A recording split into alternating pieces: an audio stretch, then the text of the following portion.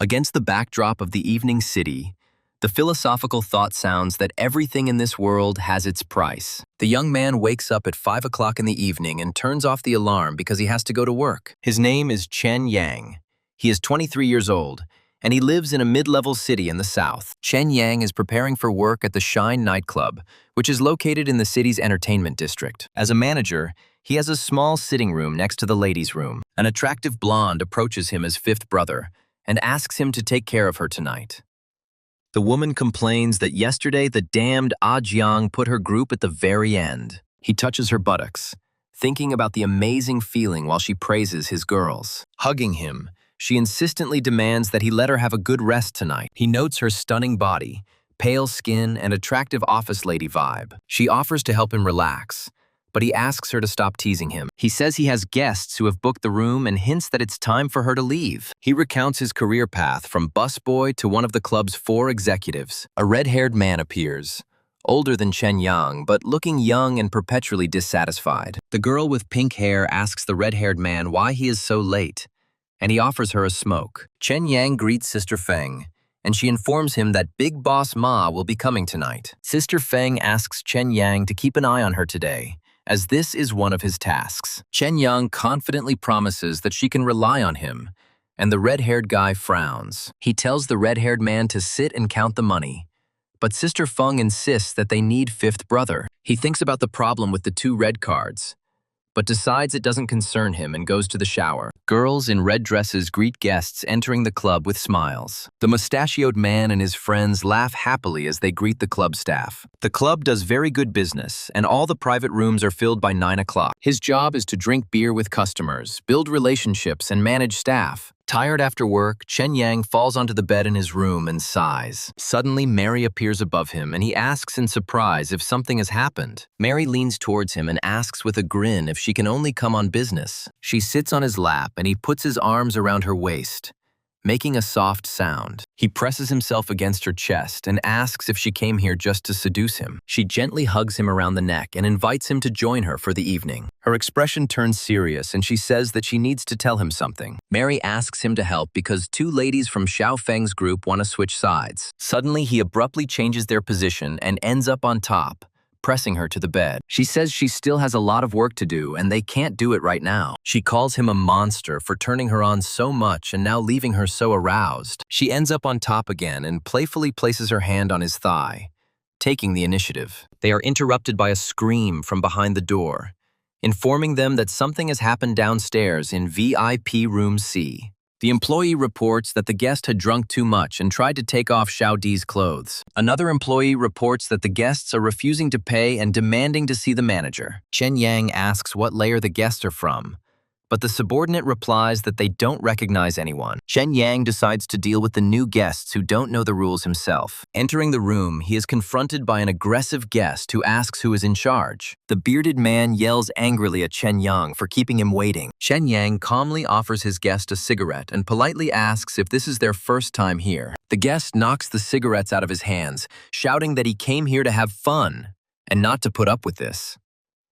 Chen Yang remains calm and promises his guest a glass of wine and a gorgeous lady for company. He orders his subordinates to bring fruit and wine, charging the expenses to his personal account. The guest agrees to the proposal, but demands that the girl who started the conflict join him. The guest's friends agree and demand that he call the girl so as not to upset their brother. Chen Yang explains with a smile that this girl is an ordinary waitress, not an escort lady. The man gets angry again and shouts that he doesn't care.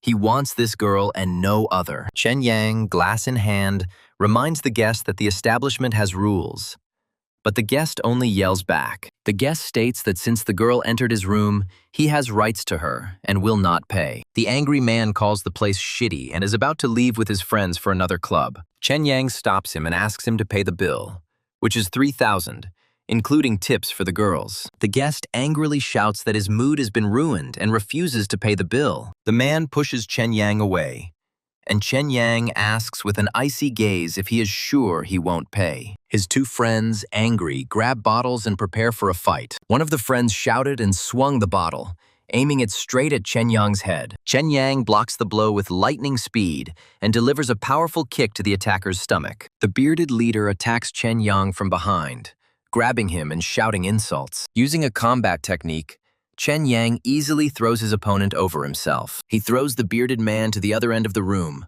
where he crashes into the furniture with a bang. The second friend runs up and smashes a bottle on Chen Yang's head. Chen Yang staggers from the blow, blood streaming down his face and his eyes full of rage. An enraged Chen Yang delivers a crushing kick to the last attacker. He shouts at his subordinates who have run up and orders them to seize the troublemakers. He orders the beaten guests to be taken out through the back door and for the check to be collected from them.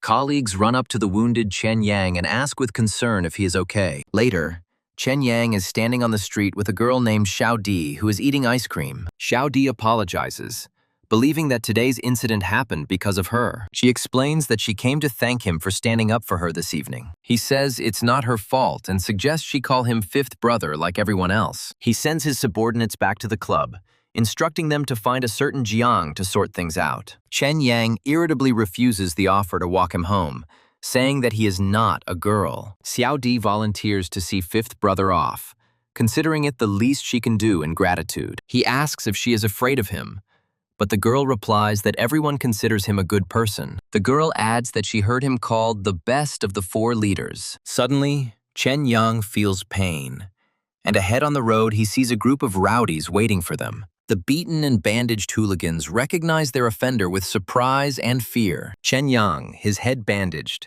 grabs the girl's hand and shouts at her to run. A crowd of hooligans chases them down a dark street, shouting threats. The pursuers trip over the bicycle and fall screaming onto the asphalt. Chen Yang and Xiao Ai run to the taxi, and he hurries her to get inside. Once in the car, he panics and shouts at the frightened driver to drive faster. He gets angry at the driver who doesn't move and warns him of the danger. The hooligans watch in rage as the taxi drives away, taking their target away. The sudden movement of the car caused Chen Yang to fall straight into the surprised Xiao Ai's lap. The girl blushes deeply and shyly asks the fifth brother to get off her. He notes to himself that this girl has a pure heart, and her innocence is real. He decides to get to know her better and asks her name and how long she has been working there. She replies that her full name is Jan Di, and she has been working for 3 years. Yan Di notices that his headband has become loose and reaches out to adjust it. He offers to take her home first, but she insists that he is more important. He says he lives in the old town, which is famous for its complex and unsafe environment. Arriving at the place, he explains that he chose this area because of the cheap rent. The girl asks the fifth brother why he decided to stand up for her this evening. He replies that she is not like other girls who work only for tips. He adds that he is obliged to look after her as an official employee of the company. He cuts her off abruptly, telling her that she is wrong and that he is not a good person at all. They approach his apartment, and the girl curiously asks if he lives here. Upon entering, he apologizes for the mess as the room is filled with boxes. He explains that he is moving soon, and she kindly offers him a rest. He agrees and lies down, tiredly closing his eyes and touching the bandage on his head. She remembers her mother's words and asks if he is hungry after drinking. He tells her to take a taxi home, promising that the company will pay for her fare. She asks him with a smile not to worry and just get some sleep. He falls asleep and dreams of his childhood, feeling that he slept very well. In his dream, he remembers the intense kung fu training and the master with the bamboo stick. But after the beatings, the master always prepared them a delicious rib soup for dinner. Waking up in the morning with a smile, he notices that the headache is almost gone. Brother Juan calls him and asks him worriedly if he was injured last night. He replies that he is fine, and Juan advises him to be careful because he values him. Brother Juan gives him a day off and advises him to shift some of his responsibilities to his subordinates. Huang asks about a certain A Jian, but fifth brother replies that he is not one of them. He says that of all the leaders, he only considers Brother Juan to be his man. He reflects on his boss, Brother Juan, the owner of the Shine Center and a legend in the city. He recalls that Juan owns restaurants and a taxi company and considers him a hero. The boss's saying that the company always takes care of its people comes to mind. Lying on the sofa, he remembers how he was born in this city, but left to find a master. He recalls that after the death of his parents, he began working at the Bless Company. Brother Juan gave him wise advice and made him a leader, for which he is grateful. At 4 o'clock in the afternoon, still with a bandage on his head, he went to the business street. The address turned out to be correct, but he was looking for a residential building, not a commercial one. Deciding that since he was here, it was worth going and seeing what was inside. The elevator failed to open on the 22nd floor and continued to rise, causing him alarm. He thinks with irritation that it is simply a shoddy foreign product. As he steps out of the elevator, he realizes that even a commercial building shouldn't look so strange. He looks around in shock and cannot understand what this strange place is. Realizing he's on the roof, he curses the realtor and looks around for the administrator. He is greeted by a smiling administrator wearing glasses who asks how he can help. He explains that he came to rent an apartment and is interested in the options on the 22nd floor. Embarrassed, he decides to leave. But the administrator asks him to wait. The administrator assures him that since he came, they really do have a rental business. He offers to sit down and promises to call a business agent to discuss the issues. The same man introduces himself as a business agent, which leaves the hero perplexed. He realizes that he is dealing with a shell corporation and some kind of deception. Sensing a catch, he says that perhaps it's time for him to leave. He tries to calm down and still asks what they can offer him for rent. The agent confirms the availability of apartments and offers to see what they have to offer. The agent says that renting is not their main business, but he has one request first. He explains that the company's main income comes from another product, the purchase of which provides membership. As a bonus for membership, rent can be waived entirely. The hero suspiciously asks whether purchasing one product will solve his housing problem. He asks what ideology they represent and whether they are terrorists. The agent assures that their business project is environmentally friendly and benefits society. Suddenly, a large box appears on the empty table, confusing the hero. A whole pile of boxes appears on the table, and he has the urge to refuse immediately. The agent shows him the ring, calling it a luck regulator for controlling life. He promises that the company's product will help make all his dreams come true. Finally convinced that it was a scammer, he decides not to waste any more time and leaves. The agent stops him by asking if his parents hadn't taught him to be respectful. The mention of his late parents offends him and he looks very upset. His face freezes in an expression of cold, controlled anger. The agent is frightened, remembering that he was testing his luck and should not have gotten into trouble. He grabs the agent by the collar, warning him not to use his hands unless he wants pain. He lifts the agent and holds him over the abyss, and he screams that he is afraid of heights. He sarcastically asks if the agent checked to make sure he wouldn't fall off the building. The agent panics that a heart attack won't leave a bloody mess, but he's afraid of heights. Throwing the agent aside, he says that he doesn't care and he's just leaving here. A man with a bandaged head vows to find a real estate agent and beat him up. The frightened agent asks if the client really doesn't want to improve his luck. The agent pathetically states that everything in life comes at a price. The client leaves, reflecting on the reasons for good events in this world. The agent stops him, asking if Mr. Chen believes in luck. Mr. Chen assumes the agent is a missionary, but claims he is an atheist. He claims that he does not follow any religion and believes only in his own strength. The agent agrees, but insists on the real existence of luck and fate. Mr. Chen doubts how something that is completely intangible can exist. In response, the agent gives the example of air, which also cannot be seen or touched. He states that many people believe in luck and is going to give an example.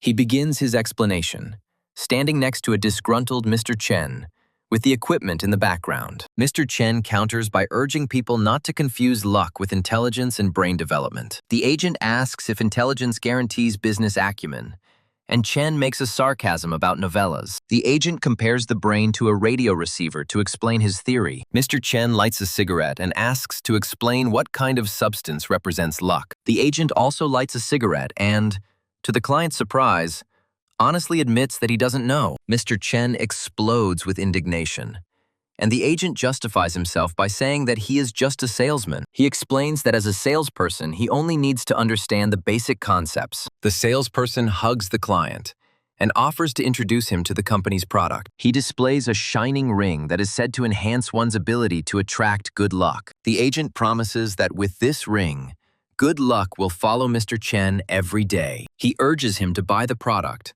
promising to make all his dreams come true. But Chen remains cold. Mr. Chen calmly asks the surprised salesman if he has a license to sell. Having received a negative answer, he inquires about the availability of a business permit. Mr. Chen concludes that they are trying to sell him a completely illegal product. The agent tries to give a scientific explanation, but admits that it will take too long. He cries out in despair why people are so stubborn and do not accept new things. The salesman grabs Mr. Chen by the collar and begs him to just try the ring. Chen calms down a little and finally asks how much this miracle product costs. The agent explains that the product has not yet gained recognition in the market, so their policy is to provide it completely free of charge. He reminds that this is a trial version and the first batch should be monitored closely. In exchange for the ring, Mr. Chen will be required to provide monthly reports. The salesman hands a surprised Mr. Chen a package containing a ring and documents. He drags Chen towards the exit, explaining along the way about the reports on the first of each month. Mr. Chen rushes into the elevator and the salesman waves goodbye. As the elevator doors close, the agent bows and rejoices at the completed sales task. He decides that upon returning to headquarters, he will propose abandoning the product. The agent recalls that in order to buy the apartment, Mr. Chen had to buy a lot of goods. A man in white informs a client with a bandage on his head that he cannot use special services. As a final thank you, he offers to give him a recommendation. As a senior salesman, he can see from the customer's face that his future is uncertain and unreliable. He predicts that after a recent misfortune, a bloody misfortune awaits the client. But this is a trifle. The seller advises to beware of betrayal on the path to fame and to remember this. In the elevator, the customer wonders whether the man was a real salesman or just a fraudulent fortune teller. He comes to the conclusion that even if he is a fraud, he did not steal anything from him. He thinks he's encountered strange things before, but this year was too much. He remembers the prophecy of a bloody misfortune, and at that moment, something falls from above. Blood and debris fly, confirming that the prophecy has come true. Bandaged again, he mutters under his breath words about a bloody misfortune. The doctor states that the young man was hit on the head both yesterday and today. The patient asks how he ended up here, and the doctor says he was lucky. He looks in the mirror and complains that he is wrapped up like a rice dumpling. The man who entered greets him, and the patient thanks him for his help. The man wonders who caused him such a severe injury that he collapsed to the ground. He screams in rage that a flower pot fell from a skyscraper and he will not let it go. The man nervously asks if Mr. Chen would like to resolve the issue confidentially. Mr. Chen agrees, and the man hands him his business card. Chen realizes that he is speaking with a representative of the management of that very building. The manager explains that an employee dropped the pot and asks that the incident be kept secret. He assures that they will not limit themselves to just paying the medical bill. He also offers to cover any salary Chen misses due to injury. The manager offers 10,000 yuan in addition to the medical fees. Chen complains about the bandages that prevent him from appearing in public. Sweating, the manager increases the compensation to 20,000 for the damaged image. Chen talks about possible complications, and the price rises to 30,000. Chen then points to his ruined uniform and demands another 5,000. The manager sighs that Chen has become 35,000 richer, and he agrees. Chen suddenly asks if their management team is responsible for more than just this building. He says with a sly smile that he was actually looking for a new place to live. The manager realizes with horror that he is faced with a real extortionist. Lying in his hospital room, Chen thinks that news of an accident would be a disaster for the new building. He is glad that the blow to the head brought him a small fortune and solved his housing problem. Later at the club, some guy with brown hair notices him and says, "Who's there?" His friends notice his bandage and ask what happened, advising him not to drink today. The brown-haired guy is introduced as Ajie, an art academy graduate. The blue-haired guy's name is Mu To. He is a surgeon with a one-track mind. The girl with pink hair is called Xiao Qiao. She is the beauty of the class. Xiao Qiao says that her heart hurts when she sees him so hurt. Xiao Qiao introduces her friends and invites the guy to play billiards to see her skills. She takes aim with confidence, preparing to deliver the decisive blow to the ball. Having won with one blow, she tells the loser that the drinks are now on him. The losing guy gives her the money with a smile and praises her for playing well. Xiao Qiao is indignant that Muto's punishment was too light. She offers Ajia a new bet. If she wins, he will strip down to his underwear. The girl confidently shakes the cup with dice, accepting his challenge. Ajie bets the ring, and Xiao Qiao makes his bet in a game of dice. She opens the cup and the dice come up with 3 sixes.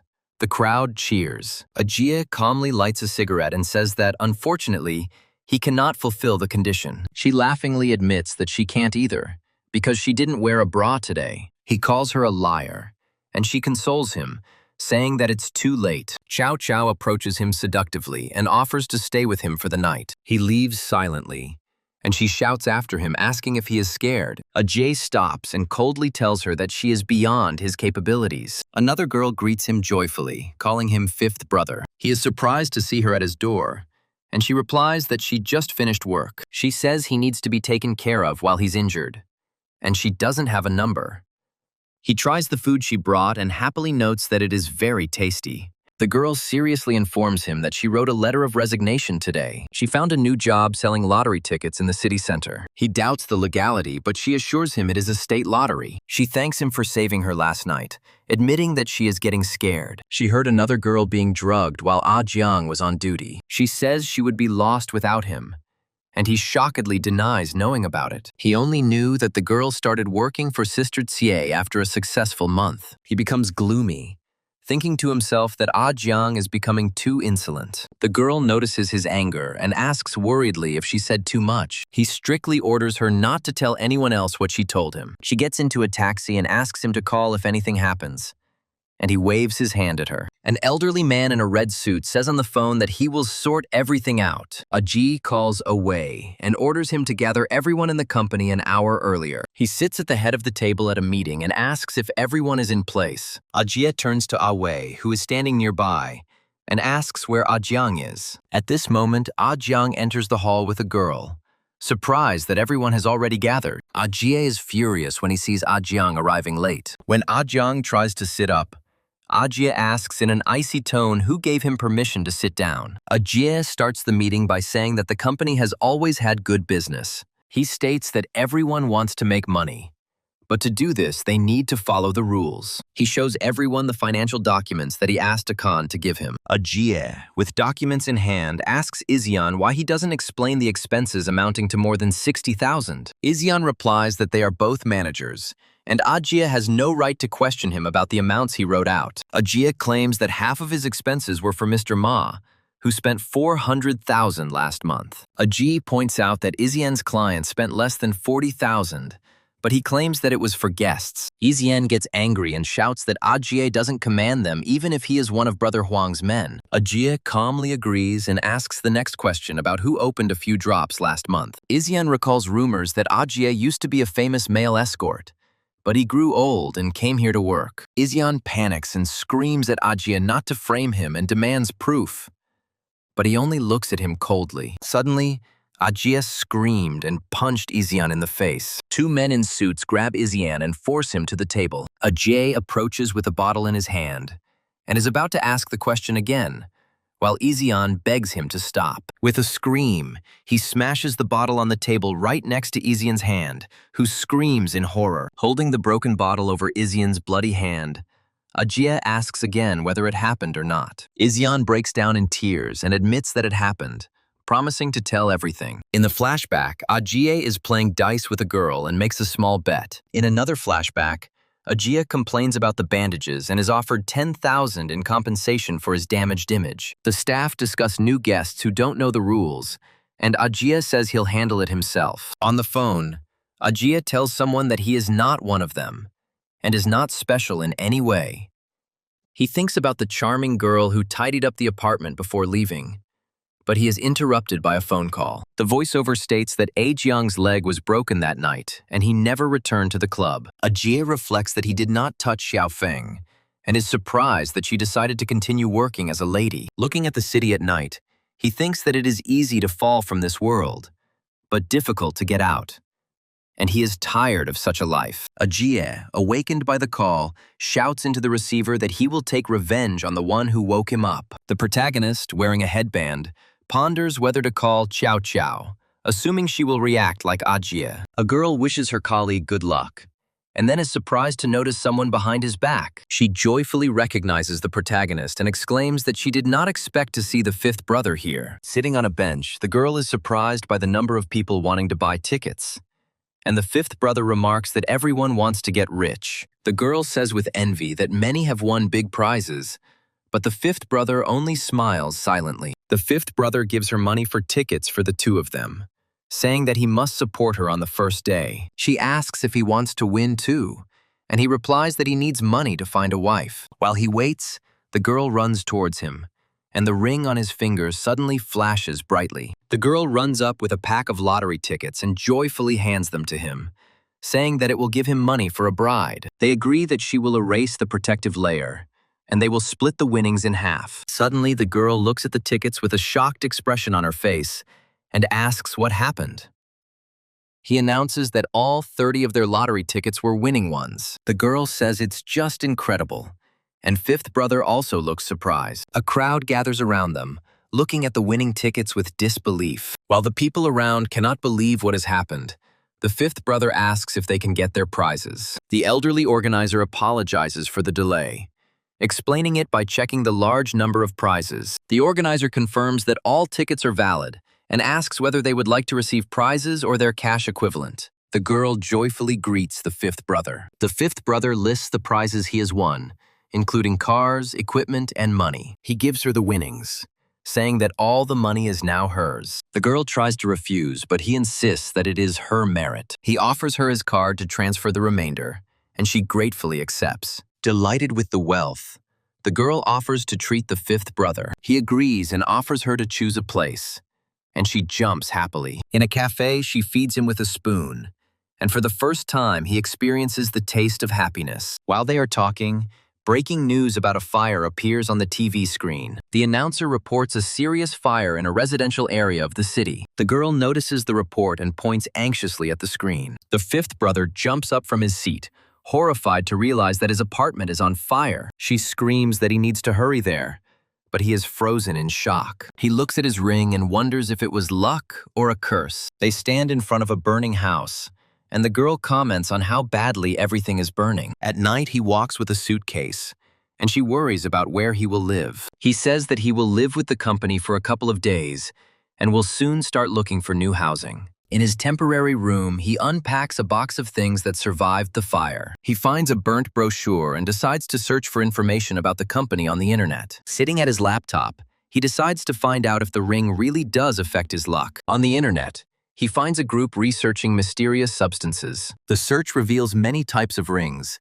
and he is amazed by their variety and high price. He reads that luck is a matter that researchers divide into 4 types. He remembers the ring flashing red when he won, and doesn't understand why disaster happened later. He comes to the conclusion that the ring operates according to rules, the violation of which leads to bad consequences. Looking at the ring, he realizes that it is essentially a time bomb. He decides to remove the dangerous ring and lock it in a box until better times. Once he changes into the suit, he feels like he is being controlled by an invisible hand, and he doesn't like it. His boss calls him and tells him to get ready for the evening trip. Downstairs, he is met by a man in a suit named Jing at a black limousine. Jing He turns out to be Brother Huang's trusted assistant, driver, and bodyguard. The car takes them to a luxurious, brightly lit estate. Jing He walks him to the door, informing him that Brother Huang is already waiting inside. Brother Huang greets Fifth from the pool in a relaxed manner. The fifth one greets politely and asks the reason for the late call. While drying himself with a towel,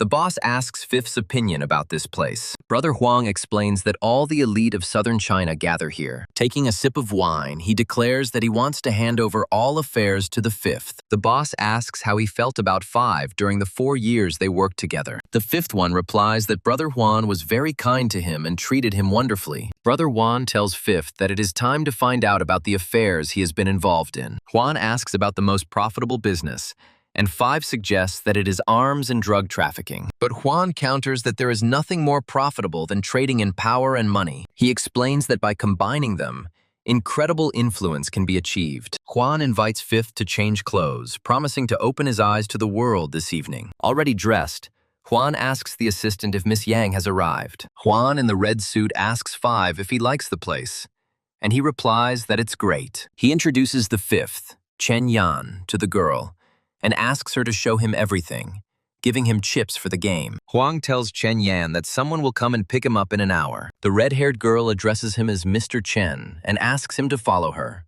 She says it's an honor to be with Brother Huan's guest, but he just wants to look around. The girl introduces herself as Sang Yue and allows others to call her simply Yue. Yue shows Chen Yan the casino, where he sits down at a card table. Another player at the table shouts that he's betting $1,000 just to see his cards. Chen Yan wonders if Brother Huang just gave him $10,000 to play with. In an hour, he tried out different games, and out of $10,000, he was left with only a few hundred. He thanks Yue for staying with him at the casino for so long. Yu replies that being by his side is already a reward, and she cannot accept his gratitude. She explains that he seems to have misunderstood her, since she works here as a manager. The girl repeats with a smile that she cannot accept anything from Brother Wan's guest. Chen Yan tries to give her chips as a tip, but she firmly refuses again. At the bar, Yu notices that he has been watching others more than playing himself. She calls him strange because people of his status usually ask for beautiful girls for company. He replies that he just asked her to accompany him,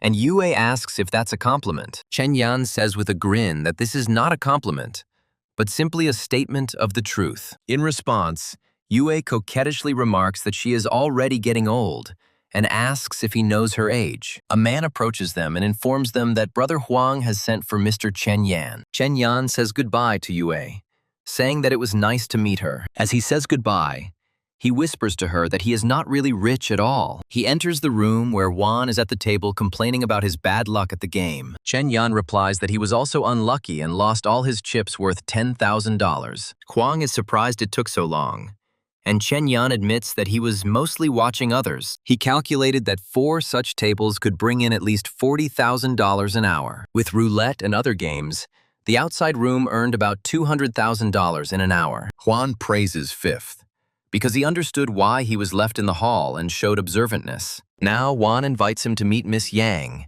his important business partner. A girl with a sweet smile greets and introduces herself as Yang Wei. Chen Yan also introduces himself to Miss Yang in response.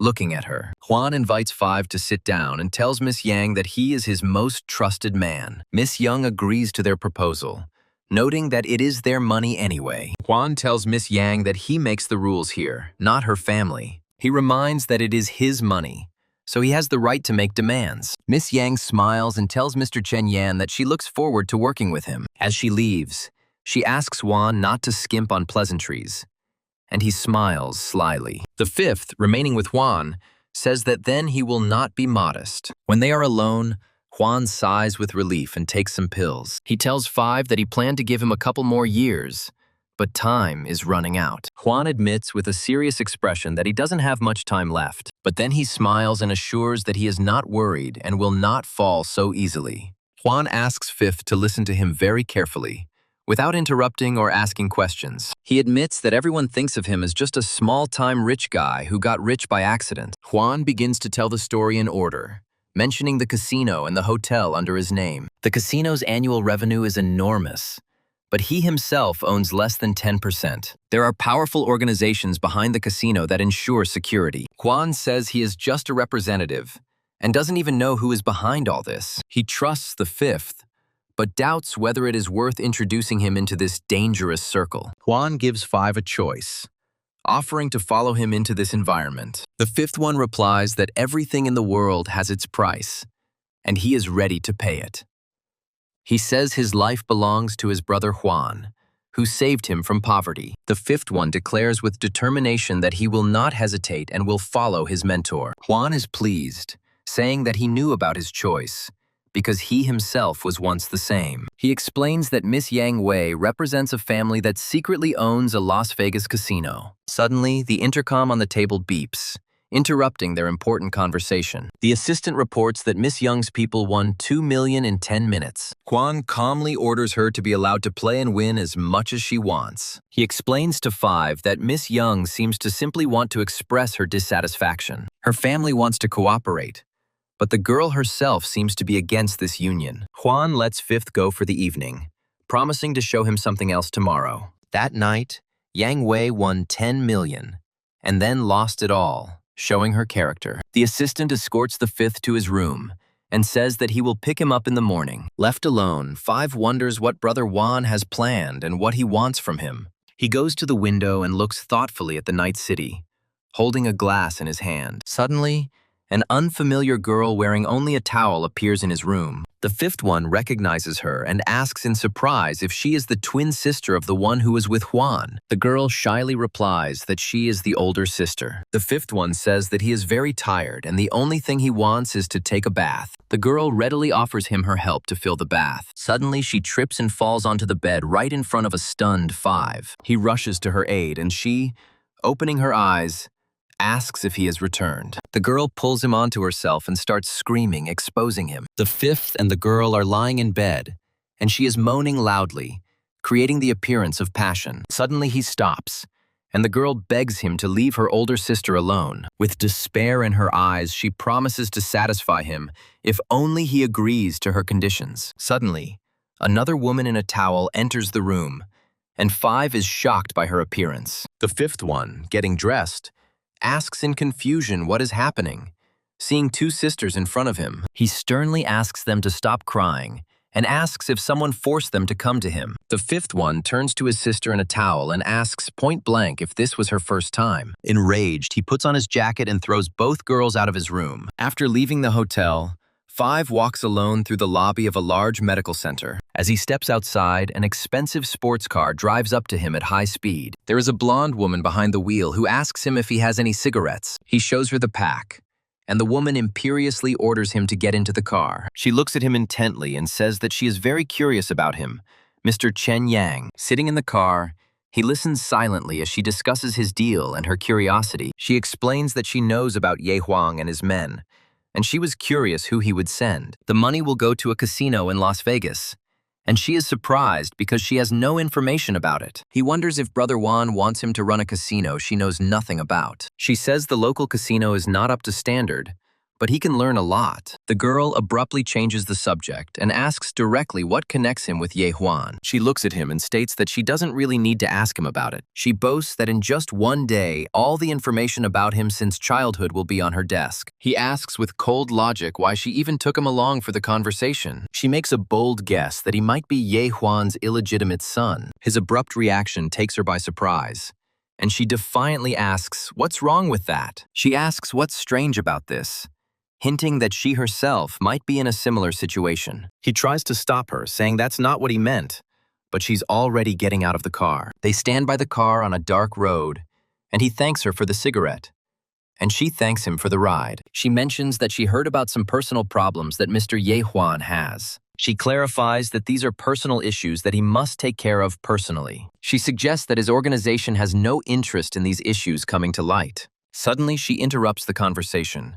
declaring that it is time to stop chatting. Suddenly, he shouts at her to watch out and pushes her sharply to the ground, saving her from something. As she falls, she notices a knife flying past, and he loudly asks who is there. Several suspicious men emerge from the darkness, surrounded by the rustling bushes. One of the attackers rushes at the fifth with a scream, while the girl screams in fear. Another bandit swings his club, but the fifth has already managed to take out his knife. The third attacker grabs the blonde, who screams in fear, attracting the attention of the fifth. While he was distracted, the first attacker with blonde hair managed to grab him from behind. The fifth one, with a deft movement, throws the opponent over himself, sending him flying. The bandit holding the girl is shocked to see the sheath of Five's knife flying towards him. The man in the white shirt acknowledges the boy's fighting skills, but the boy confidently replies that he can handle him too. The guy in black rushes into the attack, trying to strike his new opponent. However,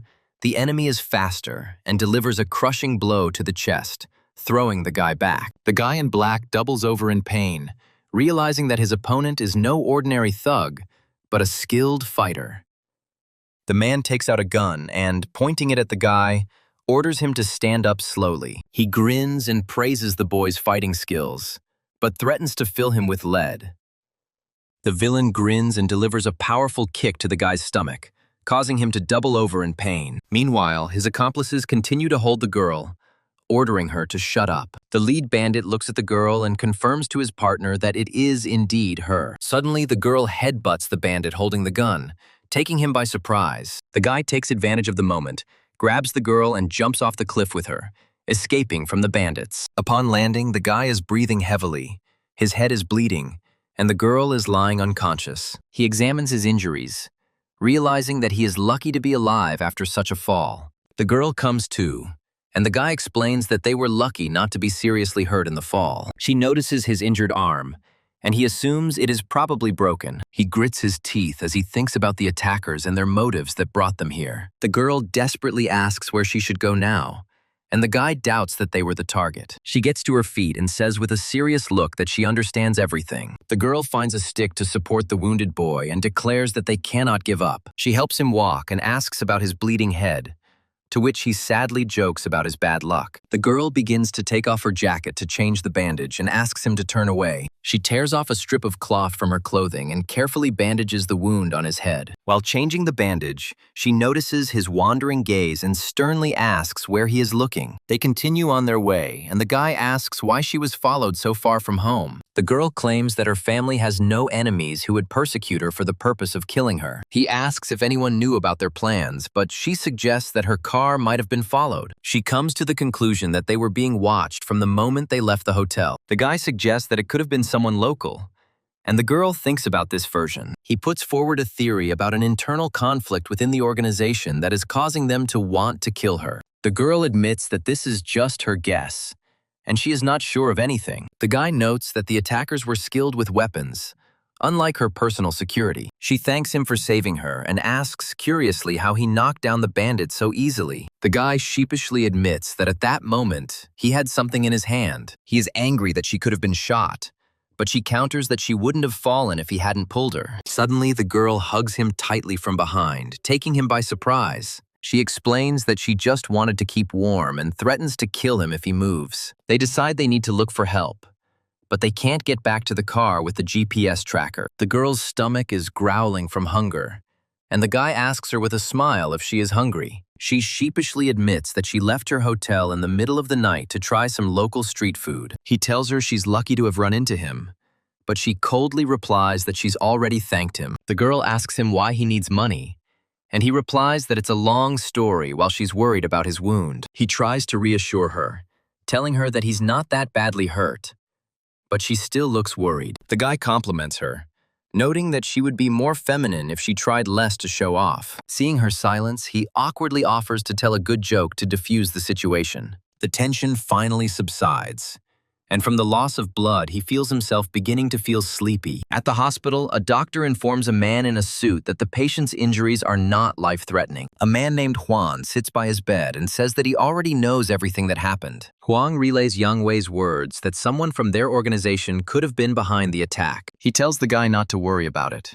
and, as he leaves, advises him to accept the situation as it is. Left alone, the guy remembers with annoyance that he forgot to ask about Yang Wei's condition. He calls the nurse for some water, and at that moment there is a knock on the door of his room. A smartly dressed and perfectly healthy Yang Wei enters the room, surrounded by flower petals. She reports that her family is furious and has put the deal on hold, and that she is returning to America tomorrow. The girl suddenly leans very close, making him feel embarrassed and confused. She whispers in his ear that his intelligence does not guarantee his survival in this circle. Yang Wei kisses his forehead tenderly, and a tear rolls down her cheek.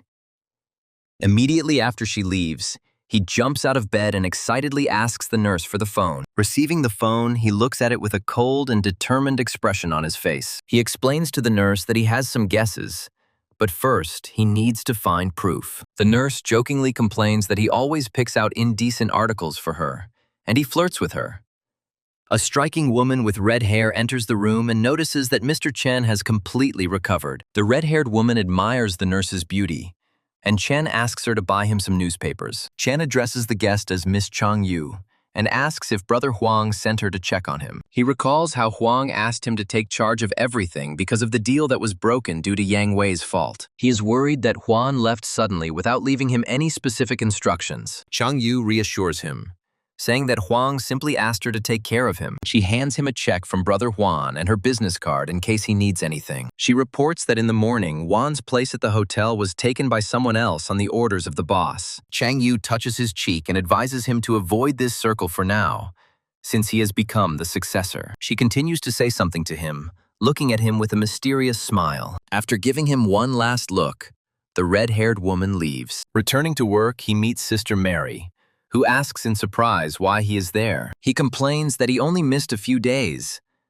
but everyone looks at him like he's a ghost. A Kang approaches him and formally calls him Chen Yang, which makes the guy suspicious. He is angry and trying to understand what could have happened during his several days of absence. A Kan informs him of his dismissal and shows him a letter signed by Brother Huan. Chen is shocked to learn that his severance pay has already been transferred to his account, and Kan coldly says that his things are in the break room and asks him to leave, citing that he is busy. Chen says goodbye to his sister Mary, and she sadly asks if he is leaving for another nightclub. He replies that he has decided not to work in this field anymore, but is ready to leave with her if she says the word. Mary sadly says that she and the girls decided to help him as a farewell gift, even though they don't have anything special. She hands him a credit card, explaining that they all chipped in together. Because of his silence, she asks with offense whether he really considers this money dirty. In anger, she waves the card and shouts that she will burn it right now if he doesn't take it. Chen reassures Mary that he didn't think anything bad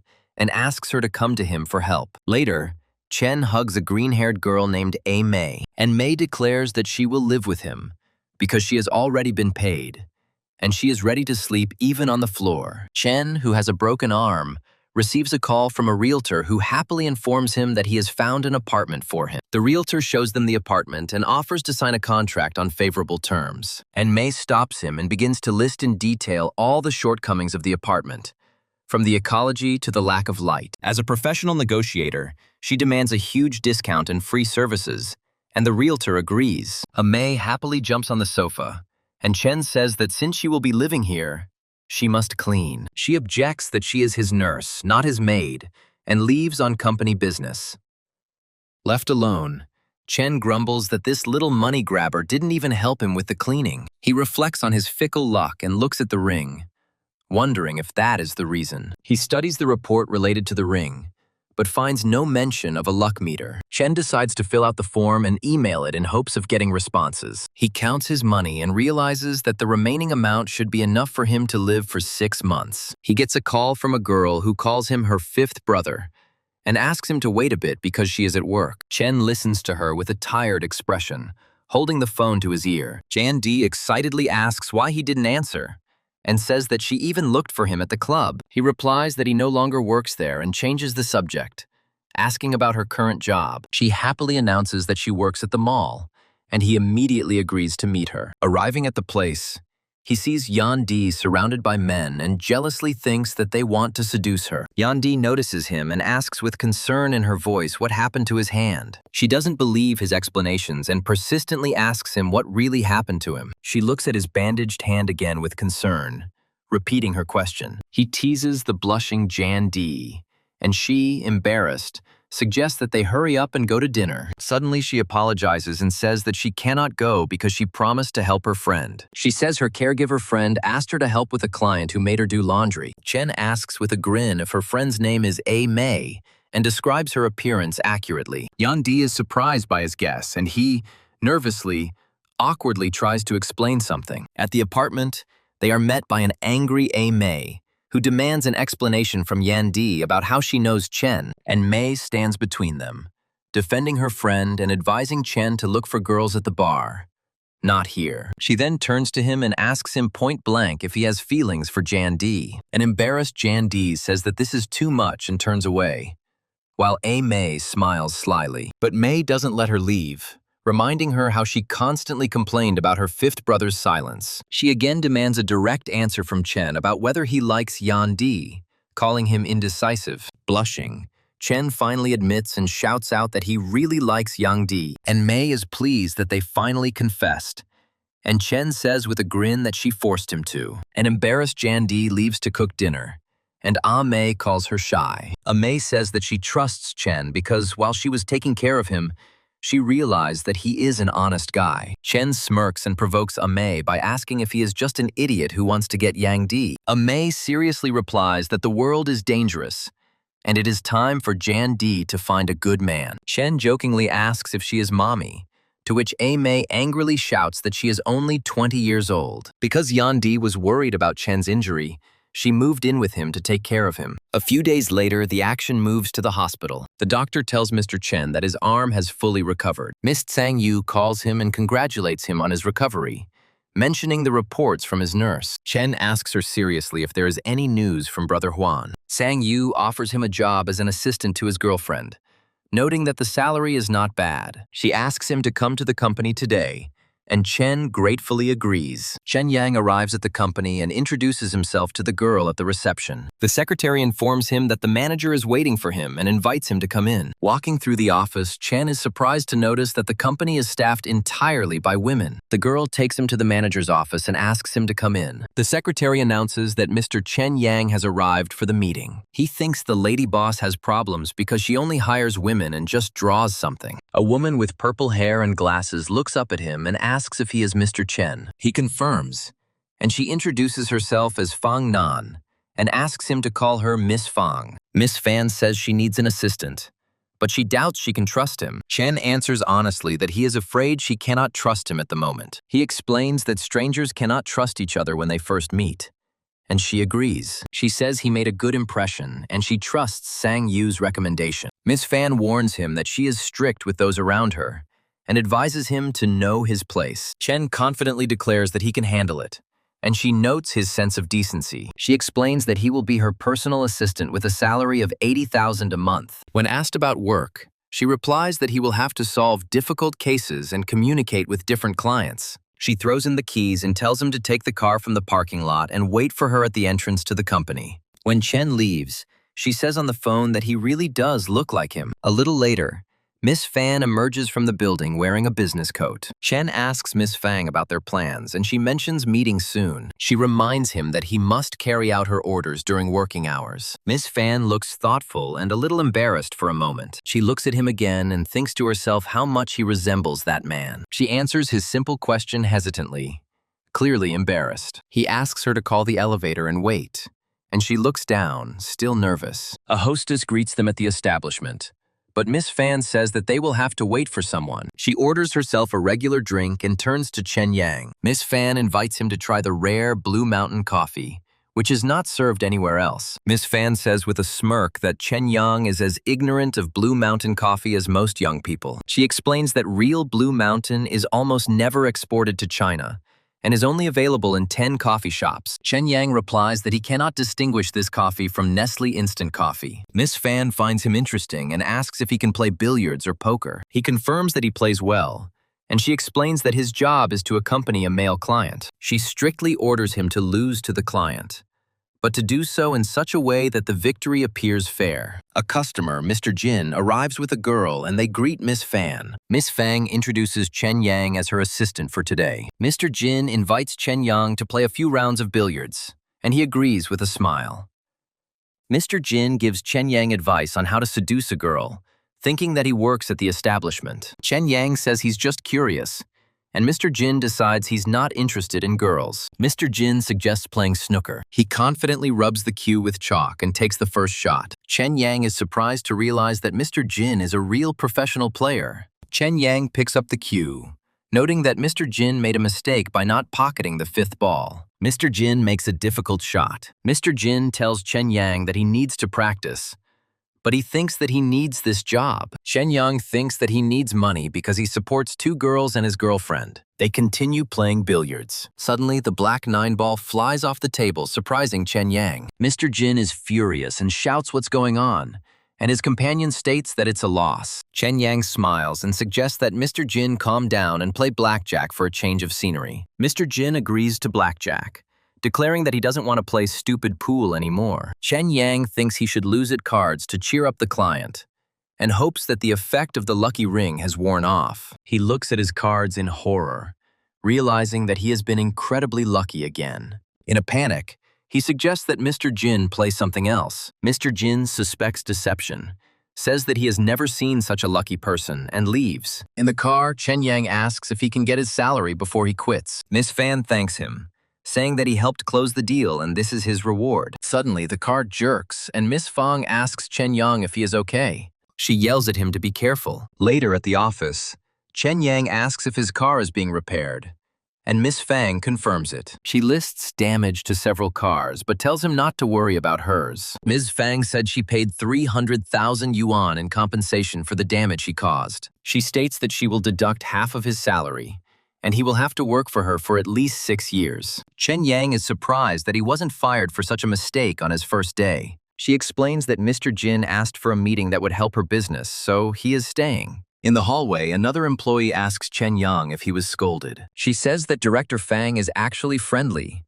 but she must be careful because of her responsibility. She introduces herself as Qian Pan, Miss Fang's secretary, and she and Chen Yang get acquainted. Chen Yang wonders why a company with only female employees hired him, a man. Returning home, he says that he has arrived, and a girl meets him with a ladle. She is happy about his new job with a salary of 8,000 yuan and a good boss. He adds with a smile that he has screwed up big time and will now have to pay off the debt from his salary. The girl encourages him, saying that everything will be fine. At night, his attention is drawn to the sound of the computer, and he notices new emails.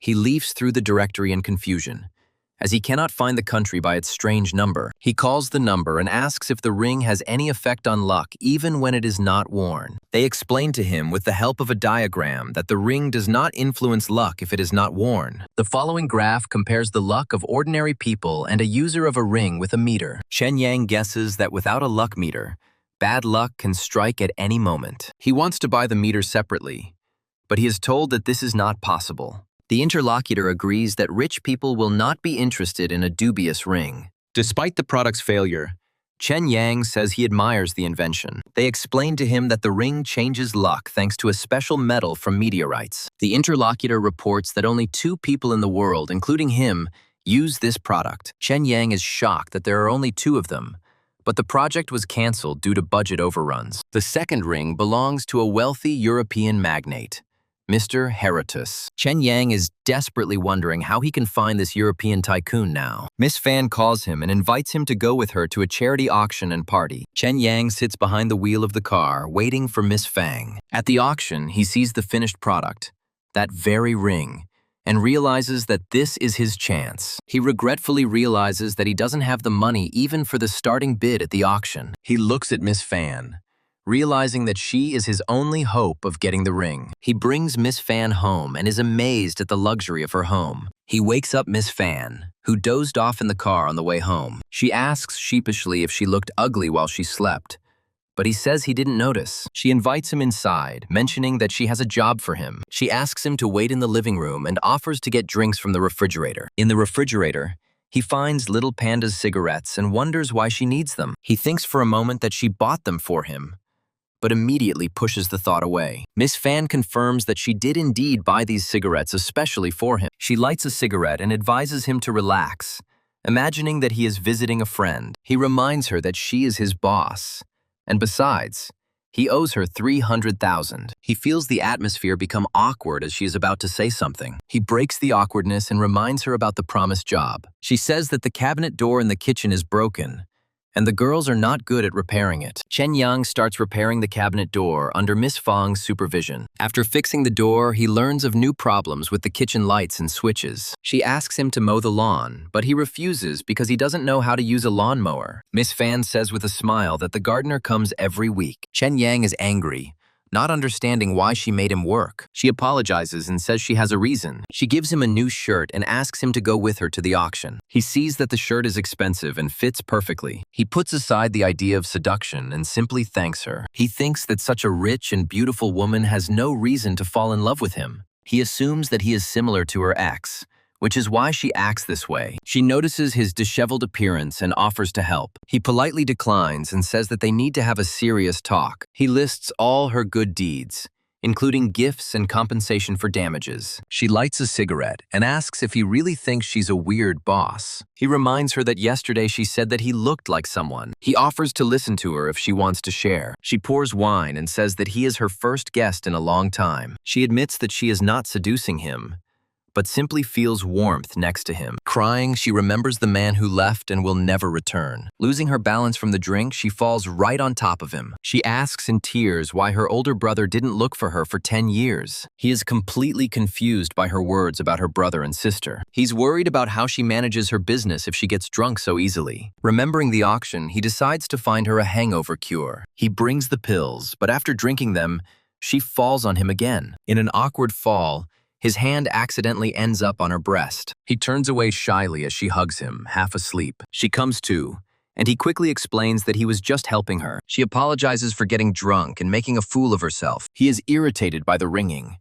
But then he notices the time on the screen. He screams in panic that it is already 7 o'clock and they are late for the auction. She is also worried and says that she urgently needs to change her clothes. As she leaves, he notices a telltale stain on her skirt. He realizes she's on her period and waits 20 minutes. She appears in a luxurious evening gown, ready to go. He kindly advises her to take a jacket so as not to catch a cold. Touched by his concern, she shyly hurries him, saying that they are late. In the car, he agrees, and she looks at him thoughtfully. At the event, they are met by another couple, and he is glad that he did not take advantage of her condition. A familiar man greets Miss Fan and is surprised by her early arrival. The girl introduces Miss Fang and Chen Yang to her boss. A boss named Juyi Jing greets Miss Fan with a smile. Chen Yang suspects that the new boss, Kang Yu, has taken his brother's place and is in love with Fang Nan. He sees the new boss flirting with Fang Nan and recognizes the familiar tricks in his gaze. Mr. Zhou tells Fang Nan that he forgot to tell her something important, and she listens with interest. He compliments her, calling her the most charming woman he has ever met. She advises him to save his compliments for his companion, but he says that Sang Yu is just a colleague. Chen Yang realizes that Zhou was subtly hinting at his bachelor status and working relationship with Kang Yu. Fang Nan interrupts their conversation and asks Chen Yang what time it is. After finding out the time, she hints to Mr. Zhou that the party is about to start, and it's time for him to go to his table. Zhu reports that he asked to be moved to her place, and Chen Yang is impressed by his persistence. Chen Yang continues to watch their long conversation, noting how skillfully Zhou conducts the conversation. Sang Yu appears and Zhou asks if she knows Fang Nan's assistant, Chen Yang. Chen Yang realizes that Sang Yu lied about how they actually met. Zhou tells Chen Yang that he envies him, and Chen Yang replies that Miss Fang is simply an excellent leader. Chen Yang thoughtfully offers Fang Nan some water, reminding her of her headache, which angers Zhuo. Fang Nan wants to rest, and Zhou immediately offers to take her.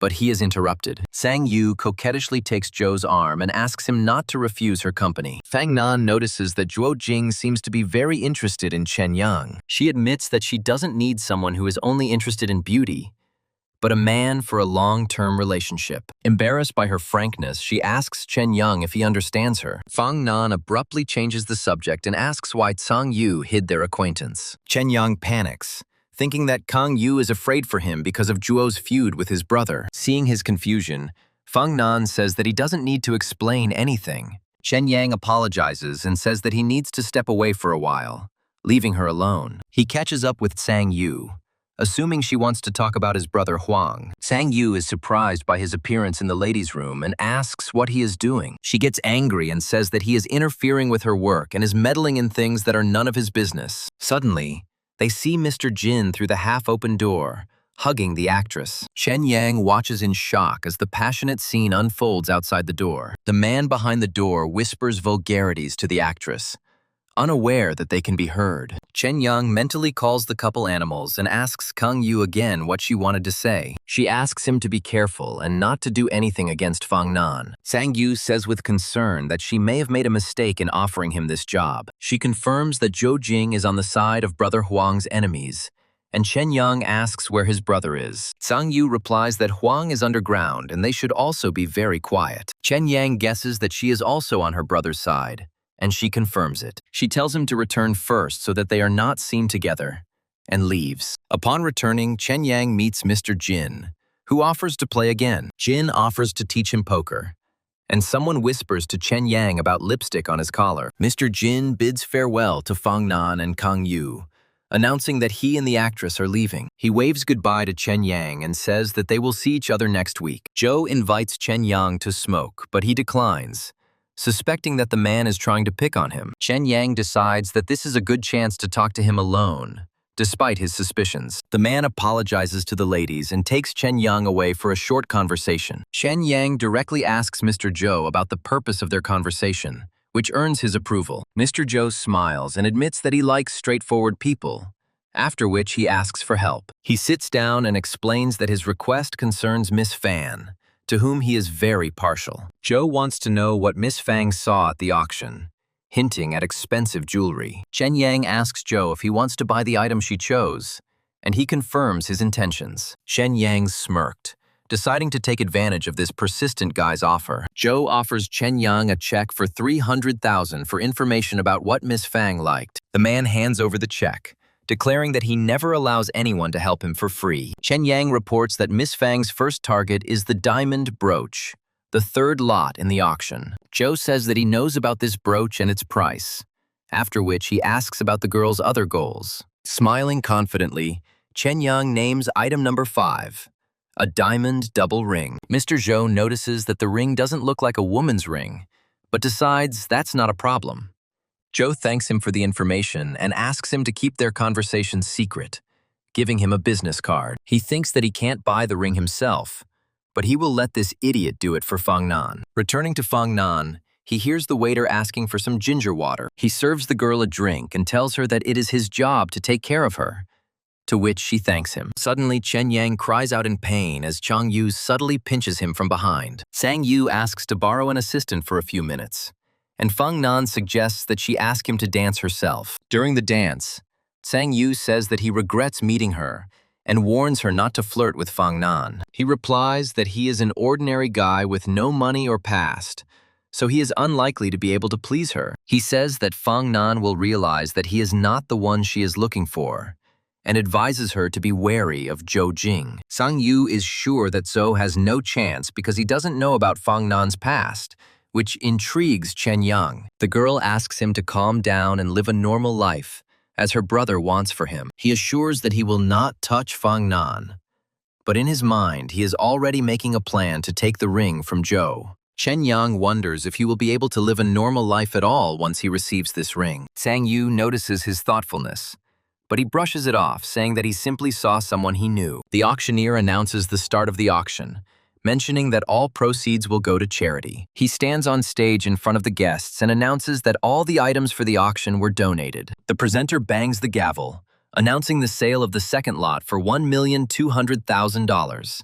The next lot is the same brooch from the French house with a starting price of $200,000. Mr. Zhou immediately raises his sign and places a bet of $1 million. The auctioneer excitedly announces a generous bid and asks if anyone is willing to bid more. Fang Nan looks dissatisfied, and Sang Yu thinks suspiciously about Chen Yang. Bidding begins for the fifth lot, a ring, with a starting price of $1 million, and the bids quickly rise. Suddenly, the man with the ponytail raises the bet to $2 million, causing Zhou's displeasure. Zhou Jing doesn't give up and confidently raises the bet to $2.2 million. Suddenly, someone in the audience outbids him, offering $3 million, shocking Zhou. Yang Wei decisively raises the sign, entering the auction. Chen Yang notices Yang Wei and realizes that his guess was correct. Zhou Jing shouts out his bet of $4 and $1 million in anger. He nervously raises the bet to $5 and $1 million under Yang Wei's cold gaze. The lot sold for $5 and $1 million,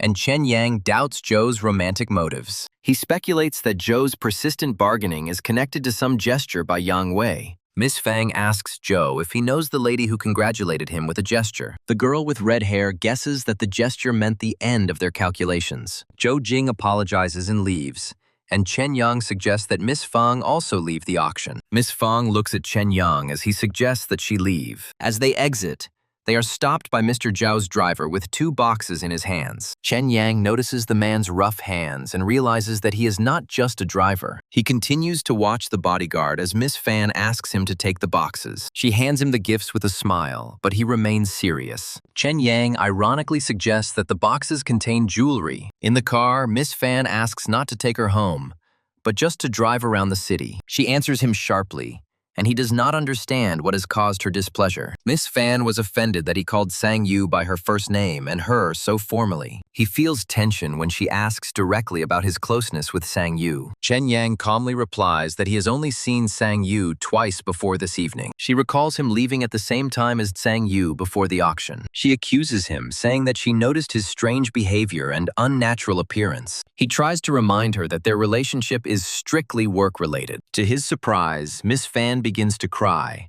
and he offers her a handkerchief. Opening the box, She is amazed to see an expensive gold brooch inside. She angrily asks if he was the one who arranged for Mr. Zhou to buy the brooch. She is sure that only he could know about her desire to buy this brooch. She directly accuses him of helping Zhou by telling her about her plans. He denies everything, but she reminds him that he saw the catalog with her notes. The thought flashes through her mind that Sang Yu might have been involved in this. Chen Yang insists that he doesn't like Zhou and has no reason to help him. Her gaze softens, and he utters an ambiguous phrase about his heart. He panics internally, realizing that his words sounded too ambiguous. She refuses the gift, but he convinces her that the jewelry will suit her very well. In the second box, she finds a ring and doesn't understand why Zhou sent it. She speaks dismissively of the ring, but he reminds her of its enormous price. She offers a beautiful ring to Chen Yang, but he refuses to accept such a valuable gift. Then Miss Fang asks him to help her return the ring to Mr. Zhou the next day. She smiles shyly and asks him to call her by her first name when they are alone. He offers to take her home, but she admits that she is hungry and wants to eat. She sheepishly admits that she is a little hungry and would like to eat something. The girl explains that she doesn't want to go back because she'll be bored and lonely at home. He takes her to the night market, admitting that he doesn't know much about fine dining. She orders fried chicken wings, fish, and 2 bottles of beer, though he's unsure if she should drink. After trying the wings, she finds them very tasty, and he admires her. He thinks she's much more charming now than she was at work when a friend calls out to him. A group of guys, led by the red-haired Wang Ajiang, approaches their table. Wang Ajiang insults his companion and makes an indecent proposal to her. Wang Ajiang continues to mock him, suggesting that he return to his old business in Guangzhou. He grabs Chen Yan by the collar, shouting about old debts and accusing him of arrogance. Wang Ajiang tries to kick him in anger, but Chen Yan calmly blocks the attack. Chen Yan grabs the chopsticks and stabs them into the attacker's hand, causing him to scream. Wang Ajiang's friends become furious and rush at Chen Yan with screams. A fight breaks out and Chen Yan dodges blows from a bottle and a stool. One of the attackers smashes a bottle on his head, causing him to wince in pain. Despite the blow, he immediately strikes back at one of the thugs. Fang Nan asks Chen Yan with concern in his voice if he is okay. Suddenly, he notices that Fang Nan has injured her leg during the scuffle. Seeing her wound, Chen Yan becomes enraged, and his appearance frightens the remaining bandits. He single-handedly quickly deals with all the attackers, leaving them lying on the ground. He approaches the defeated Wang Ajiang and reminds him that he broke his leg last time. With these words, he steps on Wang Ajiang's other leg and breaks it with a crunching sound. Leaving the bandits screaming in pain, he turns to Fang Nan and examines her wound. She insists that the wound is not serious, but his fierce gaze frightens her. He asks the waitress for iodine and gauze to treat her cut. He carefully bandages her leg and asks her to bear the burning for a little while. After finishing the bandage, he picks her up to take her to the hospital. At that moment, the police show up and announce that he is accused of inciting a fight. He explains that his friend is injured and asks permission to take her to the hospital first. She is worried and wants to go with him, but he asks her to go to the company to get his documents. He asks her to come and pick him up at the police station as soon as she receives the documents. Another policeman reports that there are seriously injured guys lying on the ground. The captain asks his subordinate Xiao Chen what's wrong, and he looks worried. Xiao Chen says that one of the guys, Wang Ajiang, is causing trouble, and the hero suspects something is wrong. He is brought to the district police station. Chen Yan is handcuffed to a radiator and does not understand what they want from him. A man enters the interrogation room and a police officer orders Chen Yan to behave himself. A policeman with a folder in his hands sternly reminds him where he is. He understands that they are trying to play games with him, but he remains calm. When asked about his name, he calmly and clearly dictates all his personal information. The policeman yells at Chen Yang, demanding that he answer only his questions. Chen Yang yawns and claims it was self-defense, but the officer has his doubts. He gets angry and asks why they put handcuffs on him since he is under arrest. Another officer asks if he had a bad relationship with one of the beaten men. The officer threatens him, seeing his stubbornness, and orders Xiao Wang to put him away. The captain enters the room and suggests using force since Chen Yang remains silent. The captain says the man he beat was his brother-in-law and lists his injuries. Chen Yang mocks the captain by insulting his wife, and he becomes furious. The captain orders water to be brought. holding a stun gun in his hand. Xiao Wang forcefully pushes Chen Yang's hands into the basin of water. The captain uses a stun gun and Chen Yang screams in unbearable pain. He threatens to keep him here for 48 hours if he doesn't confess. A policeman enters with a message about an urgent visit, but the captain drives him away. Suddenly, a lawyer appears and introduces himself as Mr. Chen Yang's defense attorney. The lawyer reports that all procedures have been completed and invites Jan to go with him. Fang Nan runs up to him and asks why only he was arrested. A military man bursts in and angrily asks who dared to hurt Xiao Nan. The soldier, without hesitation, delivers a crushing blow to Wu Gong's face. The police understand that they cannot control him because he is a high-ranking soldier. He ignores the police and kindly offers to take Xiao Nan home. The girl coldly asks why he is here and who gave him permission to come. He explains that CEO Zhou told him about looking for her. Yan notices the military insignia and wonders about Fang Nan's origins. Fang Nan wants to sue,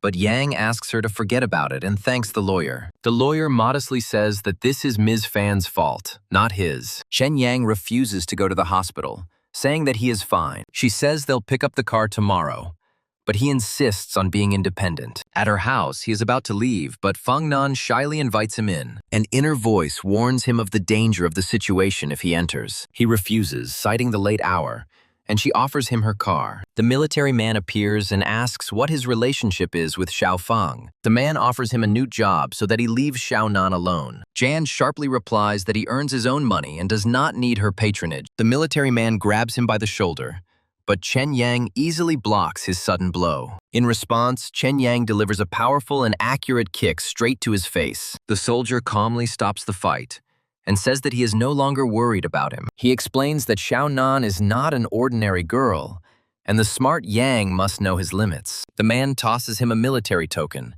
and Yan realizes that Fang Nan is from an elite family. As he leaves, he reproaches himself for babysitting others while having a girlfriend at home. He remembers how generously Fang Nan threw him $1 million, as if it was nothing. Chen Yang screams in horror as he falls down the collapsed elevator along with the boxes. Jan Di tells him that he made the news and he complains of a headache. She explains that the elevator cables broke and he was taken to the hospital unconscious. Jan Di says he's lucky, but he immediately asks excitedly about the box. She wonders why the box is so important and says that she took it from the scene of the accident. Another girl, A. Mei, enters the room and greets him happily, and Mei trips and falls right on top of him, and he apologizes for making her worry. An embarrassed Yang Di calls them unbearable, and Chen Yang asks them to bring him the boxes. He is in a panic that Fang Nan's boss will come, but Yan Di calms him down. He thanks her with relief, jokingly calling her a money grabber. Suddenly, his boss, Fang Nan, bursts into the room and calls out to him excitedly.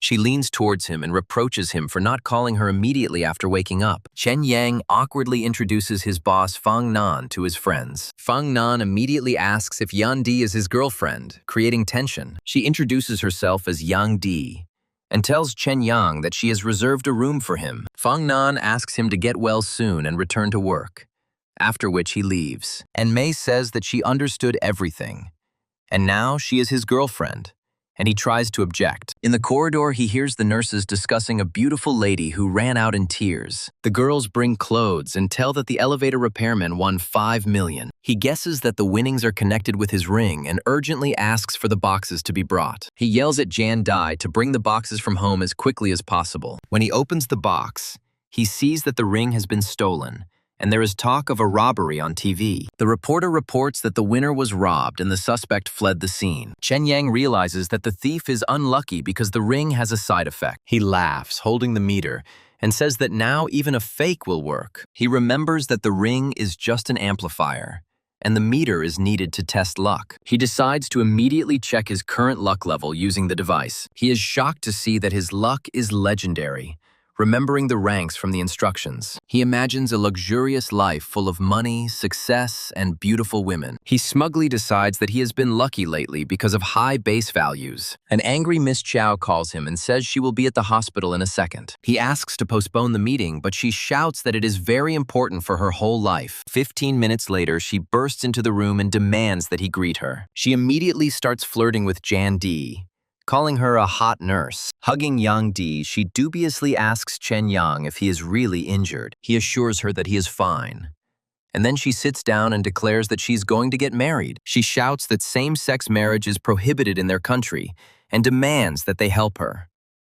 After finally leaving the hospital, he decides to immediately report to Fang Nan's company. At the office, he is informed that Miss Fan has left the country, but has arranged for him to get a new job. She congratulates him on his appointment as manager, but he refuses in shock. The employee says that Miss Fan trusts him and asks if he can let her down. He agrees to the job, determined not to let Fang Nan down, and the employee sends him off to rest. 10 minutes later, his friend Chow Chow meets him, and he is surprised by her revealing outfit. Chow Chow asks Chen Yang if he has a plan, and he briefly confirms that he does. At the restaurant, Chow Chow introduces Chen Yang to his classmate Tang Feng. Tang Feng compliments Chow Chow's appearance and suggests ordering French cuisine. Chow Chow asks for steamed egg buns, and Chen Yang tries to figure out her plan. The waiter explains that there are no Chinese dishes on the menu, but Tang Feng orders him to buy some. Chen Yang asks Tang Feng about his job, and he replies that he works in finance. Chen Yang clarifies with a grin that he is actually an underground moneylender. He deftly cuts meat with 2 knives, hinting that he usually uses them on living creatures. Tang Feng is scared, and Chen Yang is calmly eating meat when someone approaches their table. 2 of her friends, Mu Mu and Jie, appear and start complimenting her. Xiao Qiao introduces them as friends, and Jie asks who should be killed, scaring Tang Feng. Jie lunges at Tang Feng with a knife, causing him to scream in horror. Mu Mu takes Tang Feng away, calling off the marriage, and Xiao Qiao suspects that they are a couple. Xiao Qiao is considering a sham marriage, and her friends ask her to buy them dinner in exchange for her help. The next day at the office, the boss gives Chen Yang his first important assignment. He is tasked with organizing a lingerie show to promote a seasonal sale. A colleague named Ning Yan asks him how the show is going. Ning Yan says the agency's models have been hired, and she will start working on the program soon. Chen Yang thanks his colleague and says that he will help, since this is his first assignment. Ning Yan notes to himself that the seemingly shy Chen Yang has excellent leadership qualities. Suddenly, Ning Yan panics and announces that the agency models will not be able to come. Chen Yang is worried that he will fail the first task and will not be able to meet Fang Nan. Ning Yan asks him to find 10 beautiful and open-minded girls to participate in the show. She looks at him hopefully, repeating that they urgently need 10 participants. Chen Yang realizes that finding a group of girls is not a problem for him, but a real jackpot. He calls his friend Mary, and 20 minutes later she arrives with a whole group of girls. The girls claim to be the best in their field and ask what kind of clients to entertain. He asks them to become models for a lingerie show and offers to pay double the usual price. The girls are hesitant as they are not models, but one of them compares it to dancing. In the end, they decide that there is nothing to be afraid of and agree to help their friend. Ning Yan is surprised where he got the models from, but then discovers to her horror that they are barmaids. He calmly confirms that all the girls are barmaids, and Ning Yan thinks he's crazy. The host announces the exit, and Ning Yan despairs, thinking that the company's prestige will collapse. The girls take to the catwalk in their underwear, delighting the audience. The manager gets angry when she shows him a newspaper with a provocative headline about their show. She screams that the company's image will be ruined, but he interrupts her, pointing to the phone. The manufacturer calls her and tells her that sales after the show exceeded all expectations by 300%. The manager informs Chen Yang that the manufacturer has signed a 2-year contract with them and is offering him a bonus of 10,000. Chen Yang considers this an unexpected reward and decides to buy something for Yan Di later. A stranger approaches him and says that he has finally found him. At his house, he is met by a blonde he hasn't seen in a long time in a provocative pose. Chen Yang, shocked, asks why she is at his house,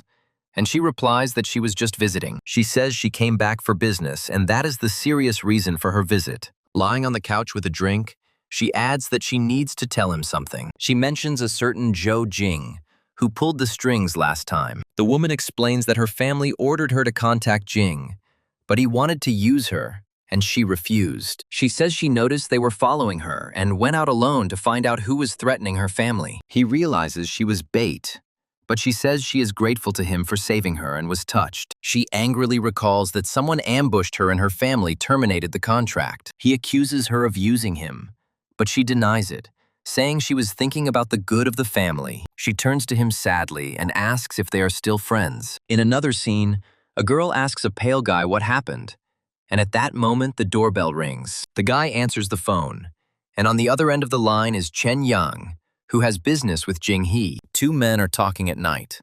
One of them is worried about a certain brother Juan. His interlocutor explains that brother Juan has gone into hiding and asks for help, handing over a sealed envelope. The camera shows a cheerful schoolgirl in uniform posing with a school bag. A female voiceover says that she thought Chen Yang had called her to catch the student. Chen Yang, in a car with a girl, denies that he is looking for a partner, and she asks about the purpose of his visit. He asks what 18-year-olds like, and she lists clothes, money, and guys. A schoolgirl named Duo rudely rejects a suitor with a bouquet, saying that she has a new husband. She pushes the guy away and notices Chen Yang, who realizes that this is the same girl. Chen Yang introduces himself as her father's envoy from America and says he has evidence. Duo is angry that her father, who abandoned her, is suddenly worried and yells at him to get out. Chen Yang's companion asks him what to do now, and he decides to follow the girl.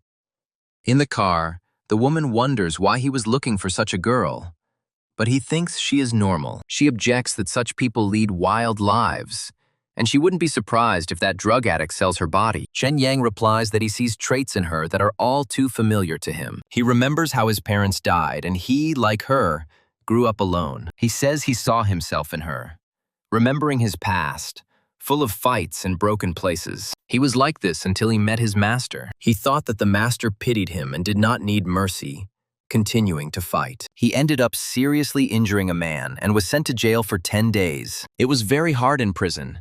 He was constantly beaten and humiliated. But the worst thing was the realization that he had disappointed his master. In a flashback, the master angrily slaps him for his misdeed. The master takes him home, and from then on, the boy never did anything bad again. The companion asks if he thinks Duo needs the same love as his master. The guy doesn't believe that the girl was born like this, and his companion agrees to help him save her. They see a girl getting into a car and decide to follow her. A girl gets out of a car on the dirtiest bar-filled street in the city. The girl and the guy seem suspicious, and the heroes decide to follow them, but quickly lose sight of them. They ask the club employee where a couple of students are, and he points to the first room on the left. The guy overhears one of the attackers advising the other to use an aphrodisiac on the girl. He understands that they want to sell the girl, and asks Chow to find her, and he approaches the guys. One of the guys angrily asks who let the uninvited guest into their room. The protagonist apologizes and says he's in the wrong room,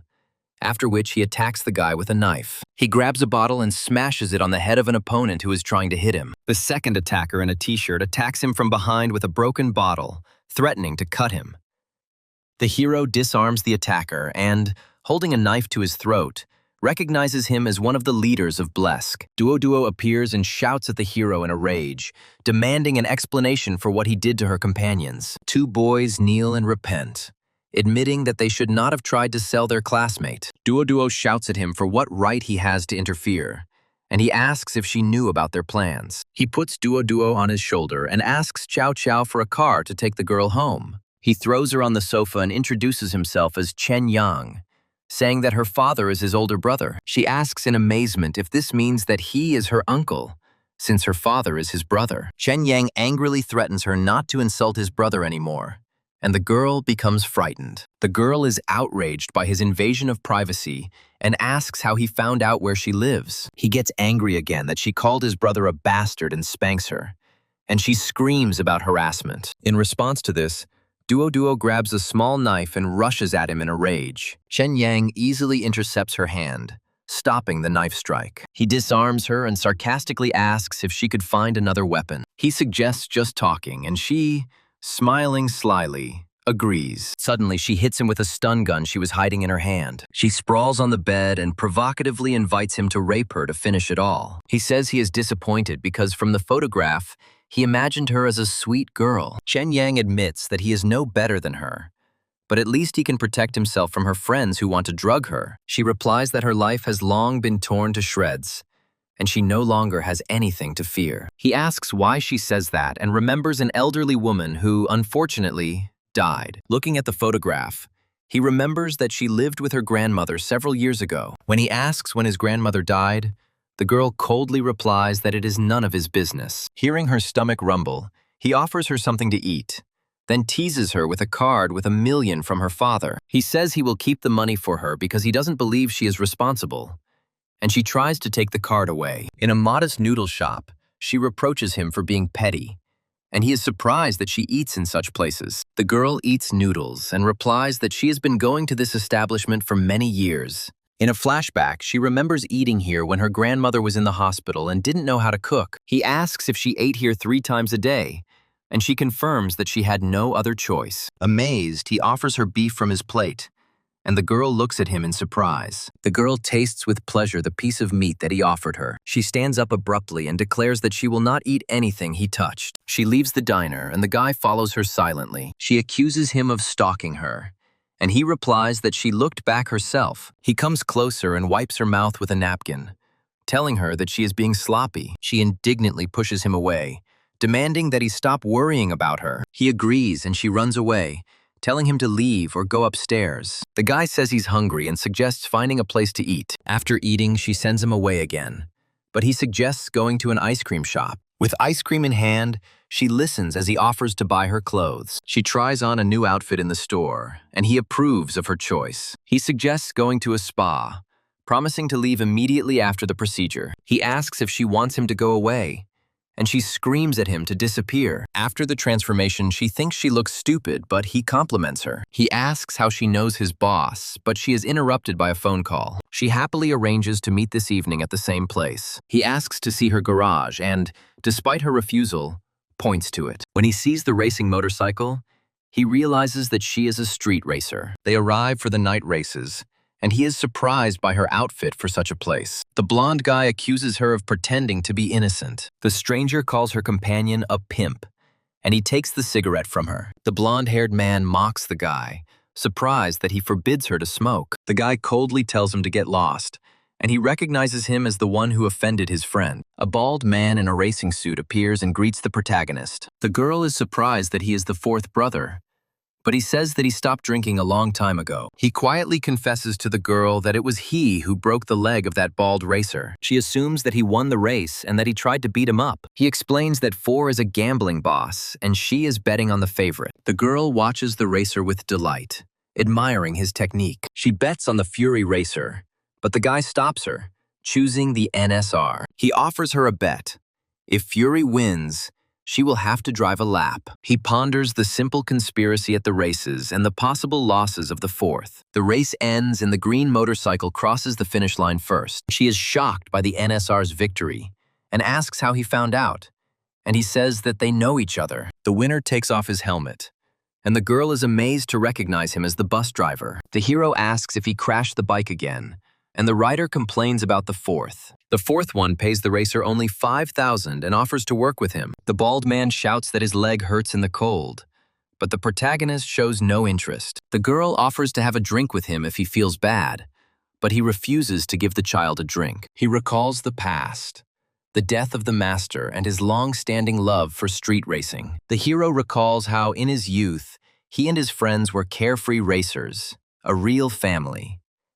Years later, the 1st, 3rd, and Fluffy quit racing and opened their own car dealership. Only the 4th continued to drive and tried to involve the brothers in his affairs, but they refused. He explains that in racing, courage alone is not enough, because an amateur cannot beat a professional. The news reported that 2 motorcycles crashed.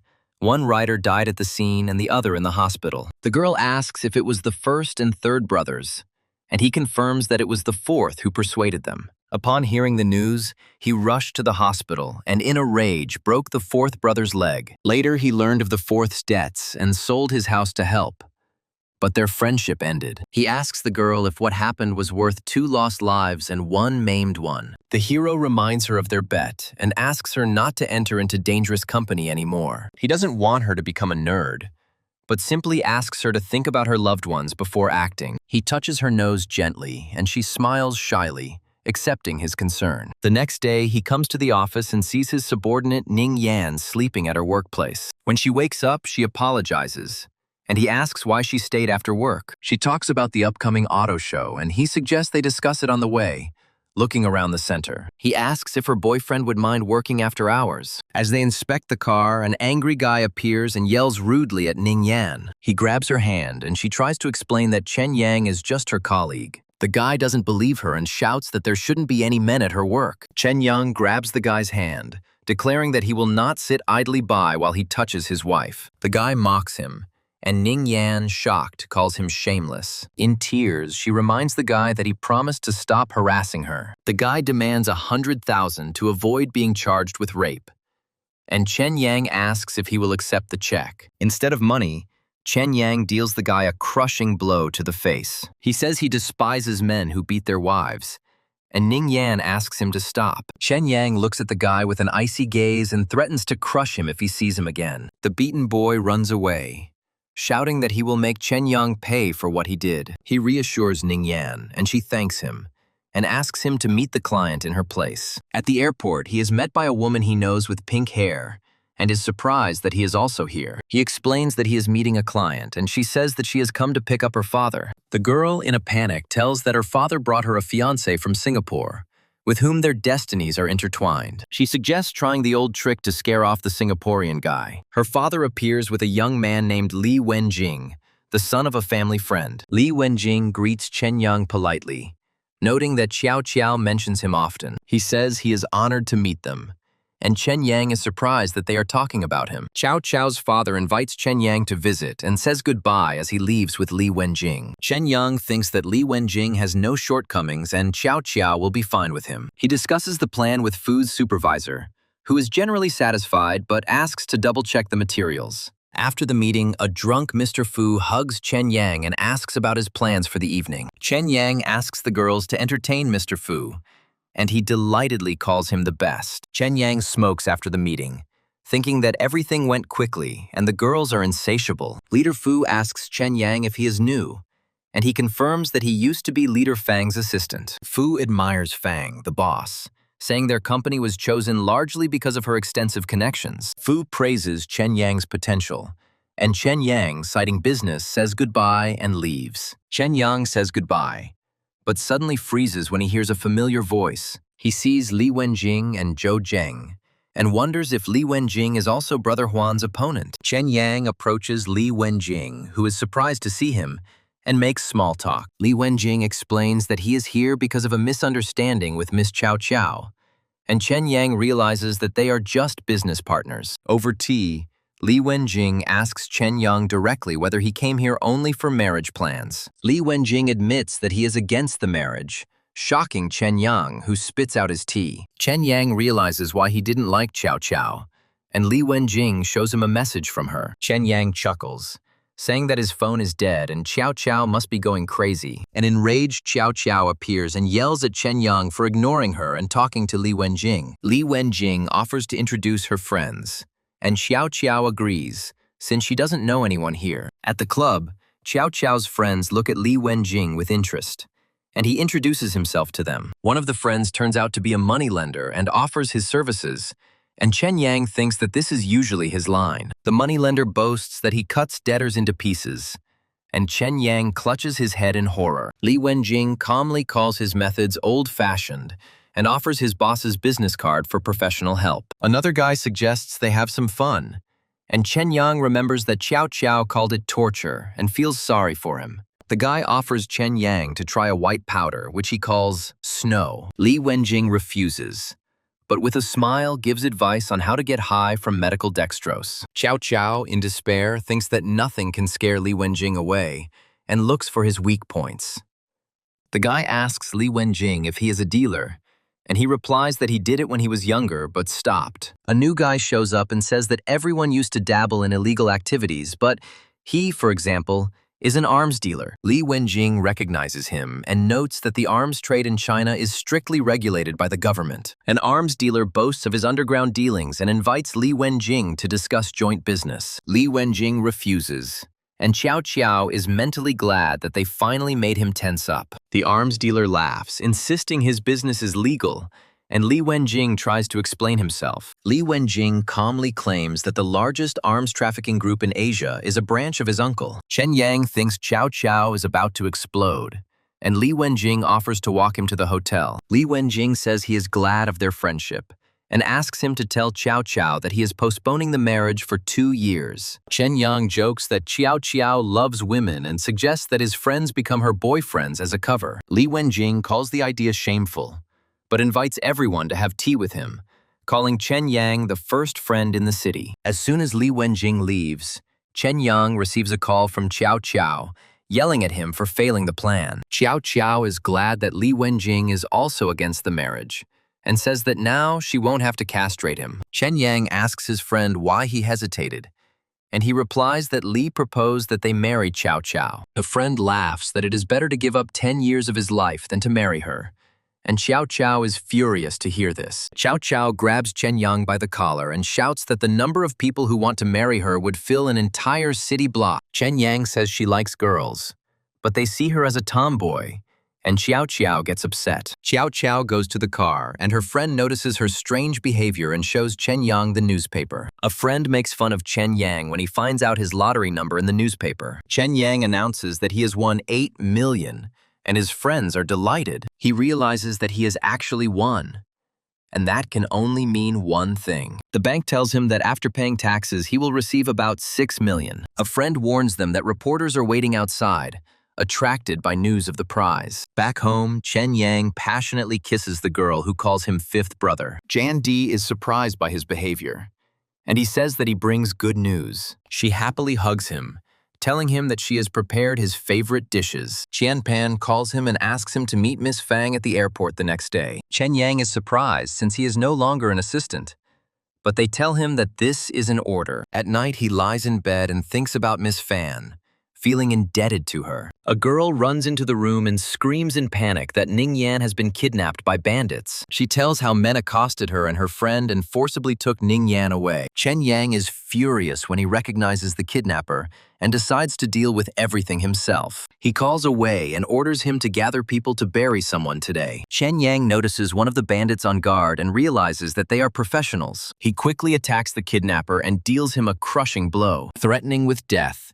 He demands that the beaten bandit tell him how many there are in total. The kidnapper, with a bloody face, admits that there are only 3 of them, including him. Wei appears with his men and urges them not to hold back for the sake of the fifth brother. One of Wei's men forcefully slams another bandit into the glass wall. In the lair, the main bandit hits Ning Yan, irritated by the knock on the door. His accomplice opens the door and immediately receives a powerful punch to the face. Chen Yang strangles the leader and asks Wei on the phone to clean up this mess. He angrily scolds the rescued Ning Yan for going with them. Wei inquires about the girl's condition, and Chen Yang says that he took her to the hospital. Chen Yang interrogates Ning Yan's attached husband, demanding that he sign divorce papers. He accuses the man of beating his wife and not giving her a divorce because of her money. Chen Yang says that he understands his pathetic nature and his intention to hold on to her. He orders Wei to bring 2 thugs hired by her husband for a conversation. Chen Yang informs the bandits that their employer is bankrupt and leaves them to deal with it. While the bandits are beating her husband, an upset Fan Nan calls him. Chen Yang yells furiously into the phone, angry that his time is being wasted. He orders his husband's leg to be broken, and he screams in horror that he will sign everything. He calls Qian Pan and finds out that Boss Fang has not returned and is upset. Chen Yang enters Fang Nan's apartment and sees a mess of empty bottles. The footage again shows the interrogation, where he demands that the tied-up man sign a divorce. The scene where he accuses his husband of gambling addiction is repeated again. Chen Yang looks for Fang Nan and is shocked to see her naked after taking a shower. She screams, slips on the wet floor, and falls right in front of him. Chen Yang catches the falling naked Fang Nan, who is crying from embarrassment. She reproaches him, and he explains that he came in because he was worried about her. He carries her in his arms, apologizing for barging in without permission. He puts her on the bed, but she angrily drives him away, not wanting to listen. He proves that he was not hiding by showing a parking receipt from the airport. Chen Yang apologizes for losing her things and offers her a 6 million card. She refuses the money, but he insists,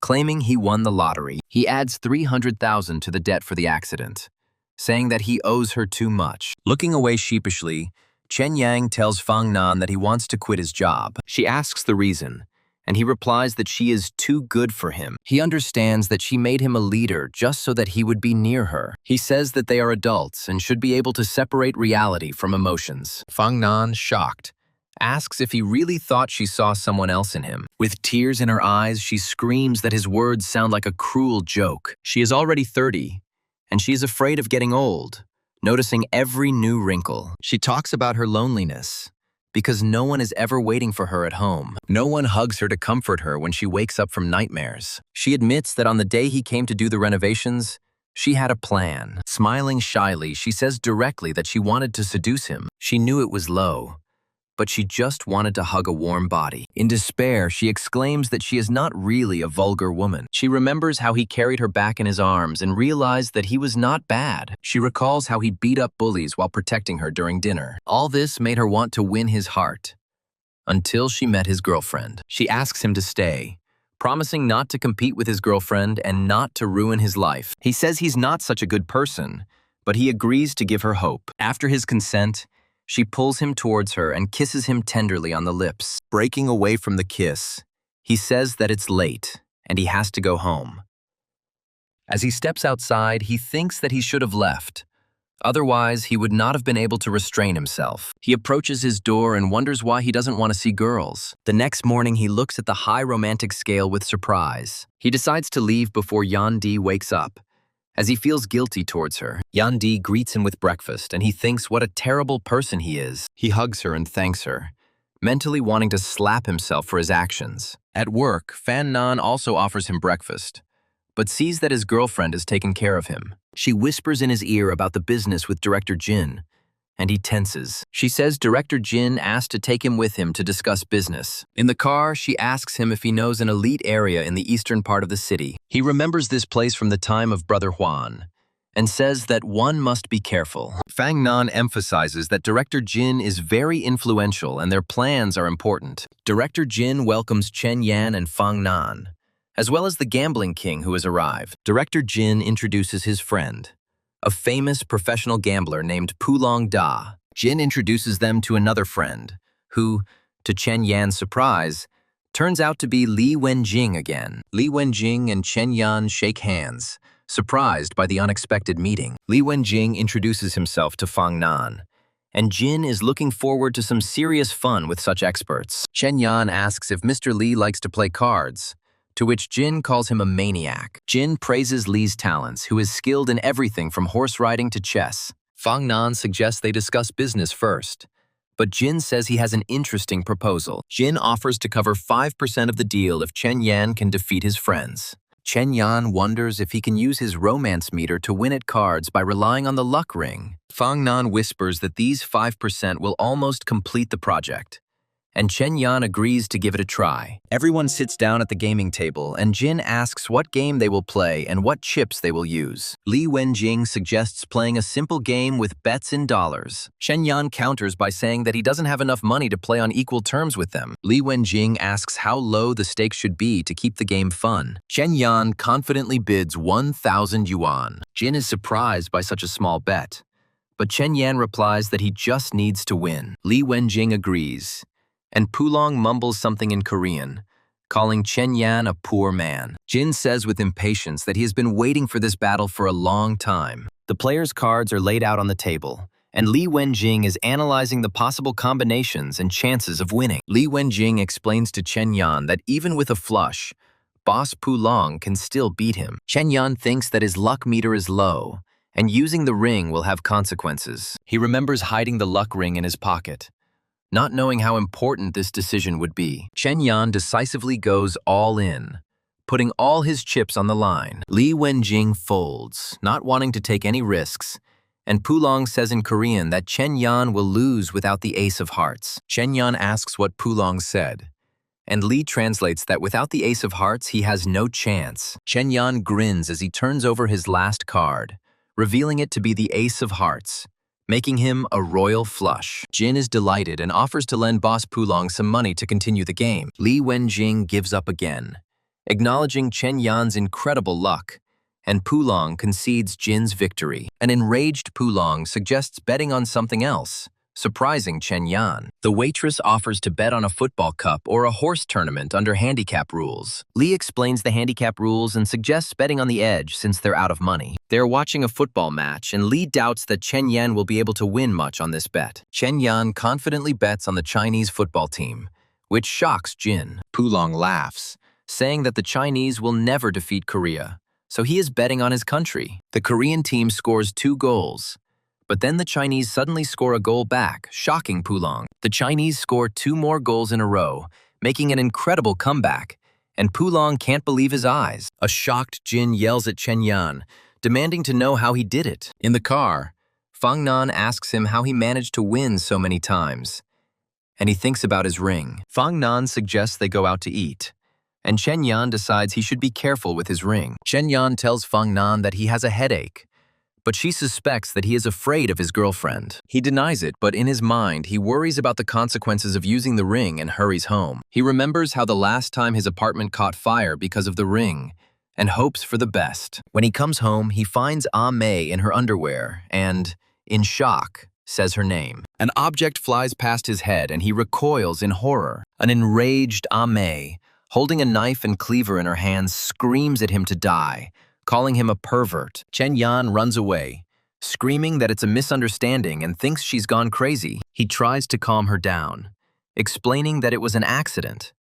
But she is still angry and holding the cleaver. She furiously suggests that he also strip naked so that they can be even. He gets angry at her violent reaction and says that if she is uncomfortable, she doesn't have to live with them. And Mei, stunned, asks if he is kicking her out, and he remains silent in response. He wonders if he was too harsh and attributes her behavior to the effects of the ring. On the phone, he discusses the quarrel and suggests that Ah Mei cannot get used to them and will move out. His girlfriend asks him to forgive Ah Mei on the phone and promises to talk to him at home, begging him not to kick her out. A flashback shows an awkward situation when Ah Mei caught him hugging his girlfriend. The girl offers to find another house themselves if Ah Mei doesn't want to move, and he agrees. Suddenly, Duo calls him in a panic, asking for help, saying that she is in trouble in the East District. The call ends, and he remembers the casino in the wealthy East End, wondering what she's doing there. He fears that her identity has been exposed and rushes to his car to go to the rescue.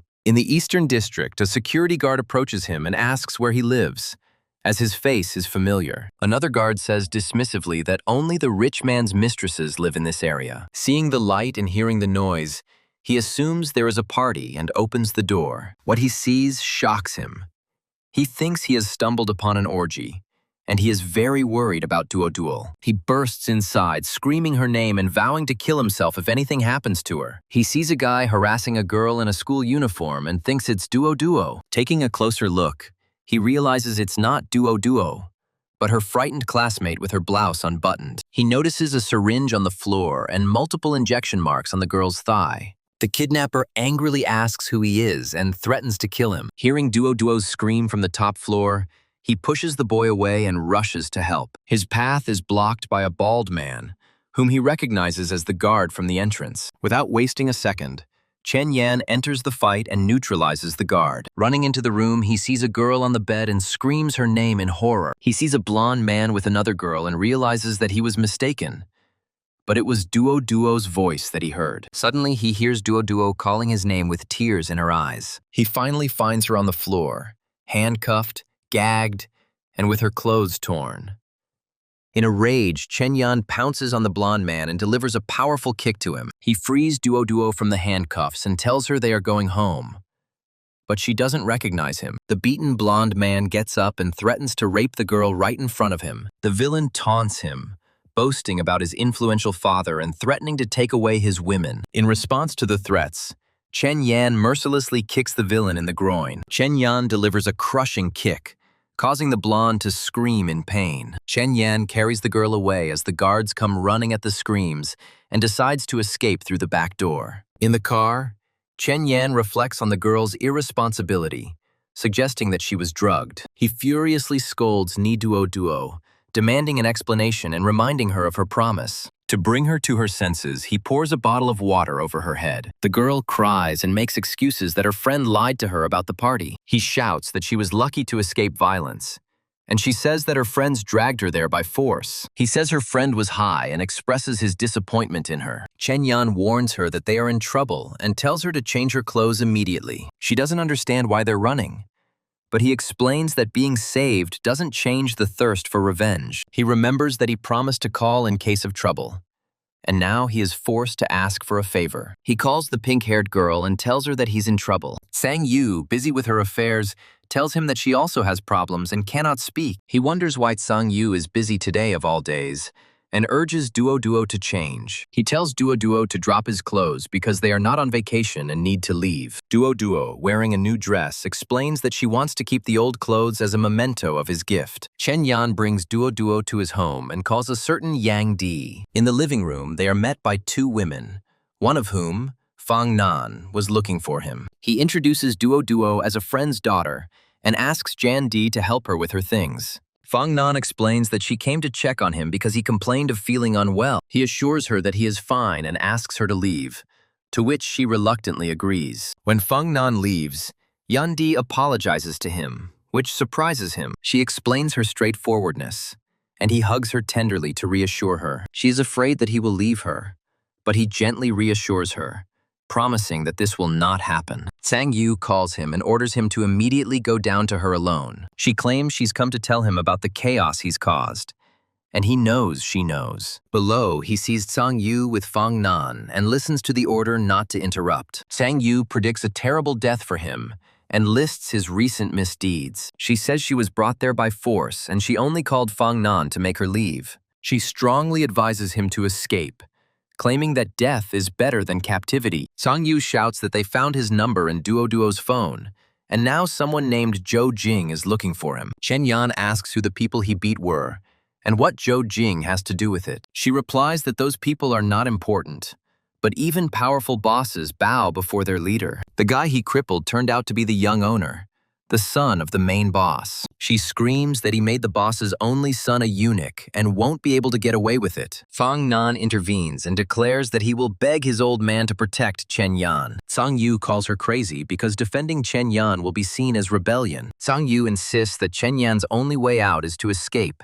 and asks Fang Nan for a favor. She tells Chen Yan, Duo and Yang Di to get ready and go with her immediately. Fang Nan, in tears, asks where he is running and whether he will return, and he asks her to take care of Yan Di. Chen Yan reassures the girl, promising to settle everything, and asks her to make a promise to him. He bursts into the house and shouts at Jan Di to pack her things and leave immediately. Jan Di is confused and asks what happened, but he only urges her on, promising to explain everything. Duo panics and asks if they have been found, and Chen Yan tells her to get dressed for the journey. Duo apologizes, but he says it's just a precaution. Jan Di asks why he is not going with them, but he again postpones the explanation. He hugs Yan Di and asks her to find a new job and stay close to Fang Nan. Chen Yan hands her an untraceable SIM card bought on the black market. Yan Di, with tears in her eyes, asks him to promise that he will definitely come back for her. He remembers with longing the happy moments in the house he is forced to leave. Duo begins to blame herself for what happened,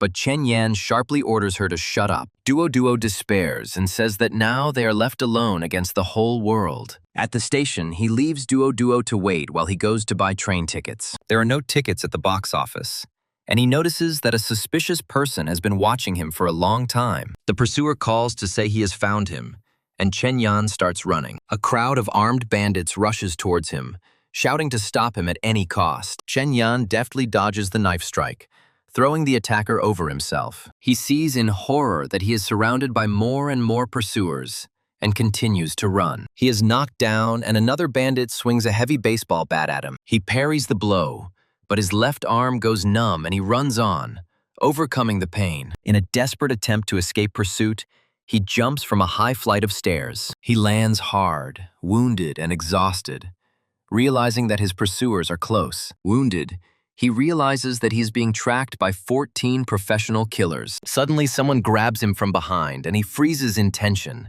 expecting a blow. The stranger turns out to be a simple robber who threatens him and demands money. Chen Yan is relieved to realize that these are not his pursuers, but a random bandit. He kicks the screwdriver away from the robber with a lightning-fast kick and disarms him. The guy begs not to beat him, explaining that he has run out of gas and no money for food. He shouts that he works for a transport company and is simply in a desperate situation. Chen Yun realizes that this is his chance and offers the guy money for a trip to Shanghai. In the car, Duo is worried about his wounds, and the driver is frightened by his appearance. He advises the driver to use local roads to avoid possible ambushes on the highway. They stop at night, and he decides to find an unregistered motel to spend the night. Duo apologizes again, but he tiredly asks her to stop and go to bed. He's about to wash the wounds, and Duo offers to help him, asking if he knows how. She wants to get some water, but he stops her, not trusting even vending machines. Duo hugs him in tears,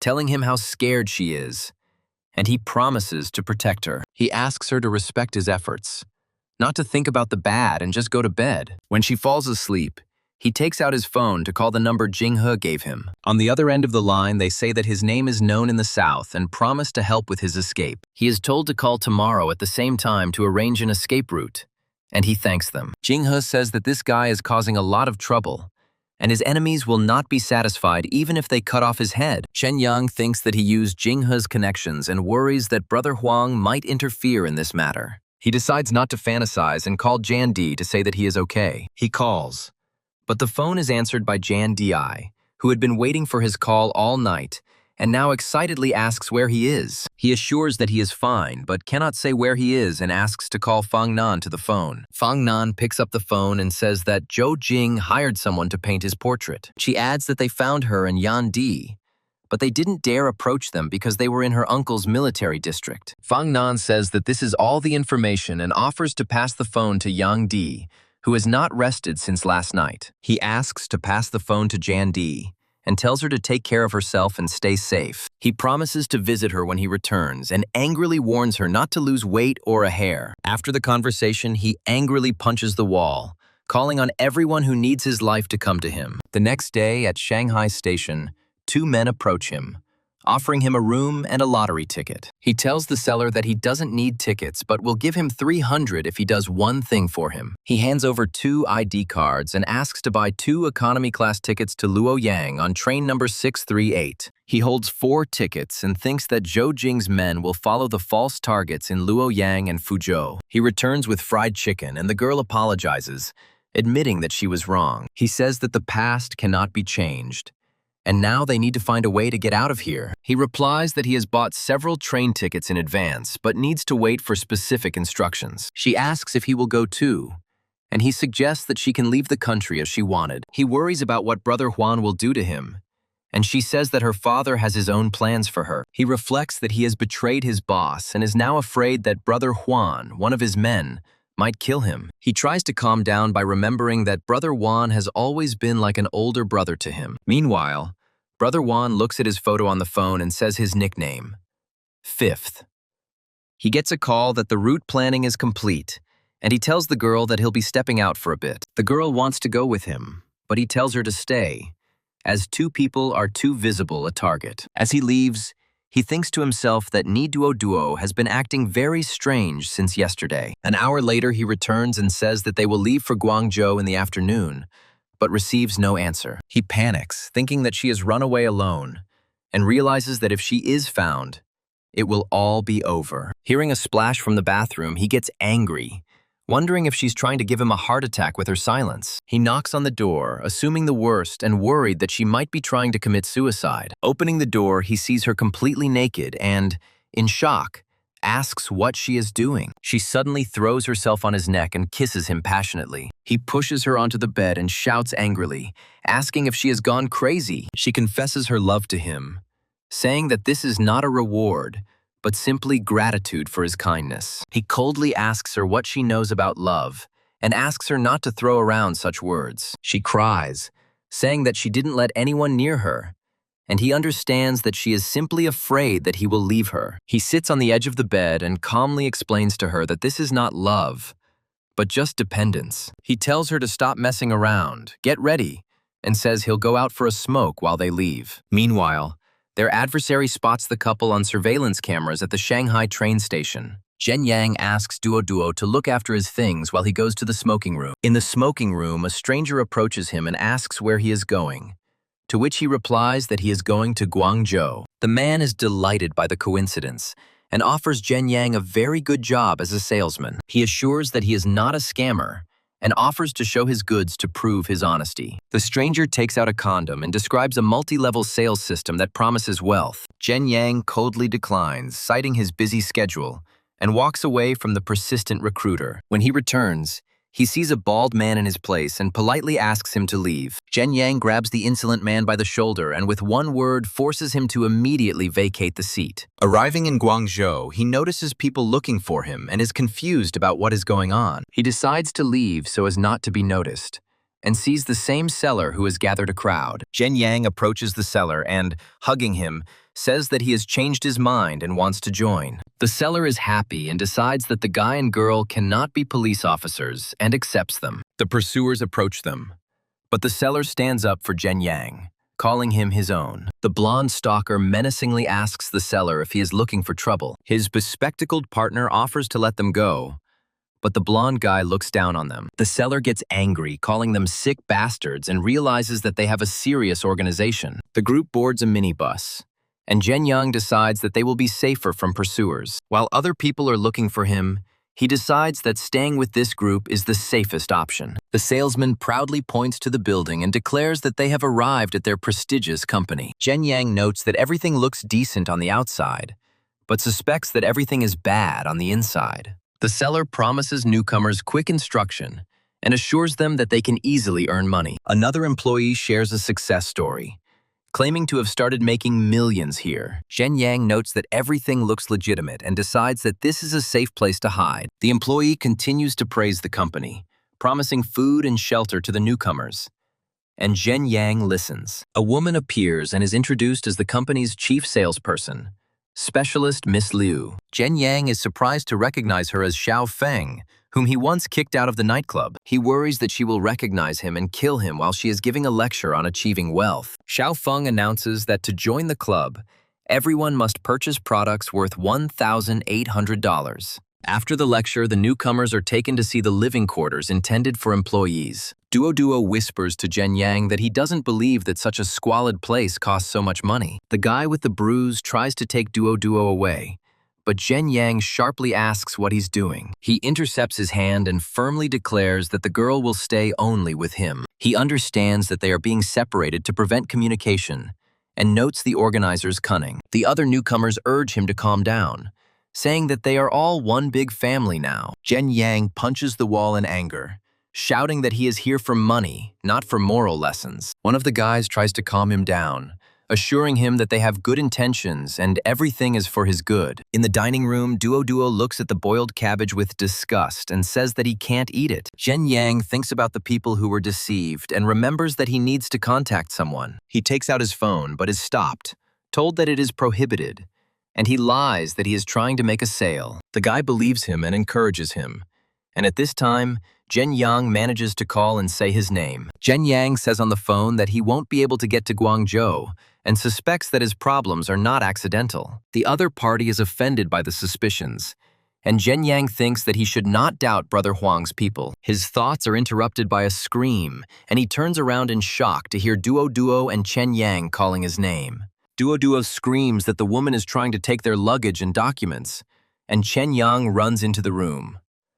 Chen Yang pulls Duo away and threatens the woman, who claims she just wanted to save their things. That night, they lie in the same bed, and Chen Yang explains that he couldn't let her sleep alone. A loud knock wakes them up, and a stranger at the door demands that Chen Yang come out. Chen Yang panics and wonders how they know his real name since he used a fake one. The guy says their boss just wants to see him, and Chen Yang is worried about Duo and the escape. He enters the room and sees a woman with a glass of wine who calls him her fifth brother. Chen Yang coldly asks what she wants from him in the middle of the night. The woman reminds him that he is on the run and says that he would already be dead if she had turned him in. He can't believe they were discovered so far away and demands that she get down to business. She chuckles, saying he still acts like the big brother everyone looks up to. She offers to help him, mentioning an escape route, but sets some conditions. She says she admires his courage, but he thinks he doesn't want to earn dirty money. He wants to build an honest business and asks her point blank if she is trying to recruit him. The woman asks if he thinks this place is too small for him and says that she has changed. He asks about her team and accuses her of cheating,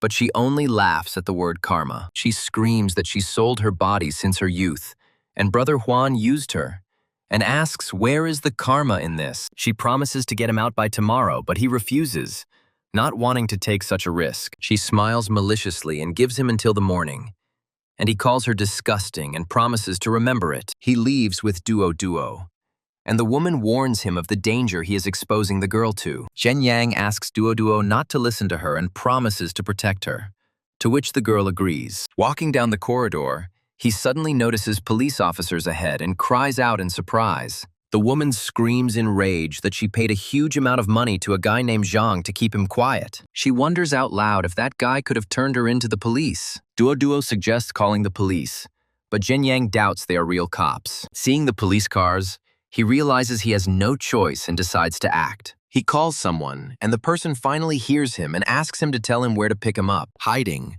Duo asks why he didn't accept the offer, and he replies that he doesn't sacrifice the future. He says that otherwise he would be no different from a scumbag, and he is confident that he will be able to understand what Da knows. An hour later, someone calls him and he tells Duo to hide and run if anything goes wrong. Jen Yang approaches the man in camouflage, hiding a knife behind his back. The man introduces himself as Fang Dahai, or Big C, and suggests calling him Pang. Pang gives him a friendly hug, and Jen Yang notices that he has military brand cigarettes. The man named Pang smiles kindly as Jen Yang looks at him with a cigarette in his mouth. Pang says he needs to go to the market to buy vegetables and laughs at Jen Yang's caution. Pang assures him that no one will catch him at the farmer's market, but Jen Yang remains wary. Pang explains that he likes the atmosphere of this place, because he himself once got out of here. Jen Yang thinks that Pang might be a comrade of Jing He, a war veteran. An acquaintance of Pang's notes that Jen Yang has no bloodlust and appears to be a normal, good guy. Pang places his hand on Jen Yang's shoulder, telling him that they should go, and he hesitantly agrees. In the car, Pang says they are going to the safest place in Guangzhou. Jen Yang is shocked to realize that they have been taken to the police station. Pang explains that he runs the precinct cafeteria, so no psychos can break in. Pang leads them to his room and invites them to settle in, noting that it is too big for one. Pang gives Jen Yang a rare medicine for his knees that can't be found even in the hospital. Pang offers the girl to rest, saying that he himself will help Jen Yang with his wounds. Left alone, Jen Yang asks about Brother Huang's plans, and Pang offers to discuss everything. Pang admits that he helped because of Jing He, but he doesn't know Ye Huang's plans and doubts his strength. Jen Yang asks when he will meet with Brother Huang, since Pang promised this on the phone. Pang lights a cigarette and notes with respect that Jen Yang has managed to anger many gods. Pang talks about the boss of the Qing Hong Group, an organization that has been around for hundreds of years. Jen Yang is surprised,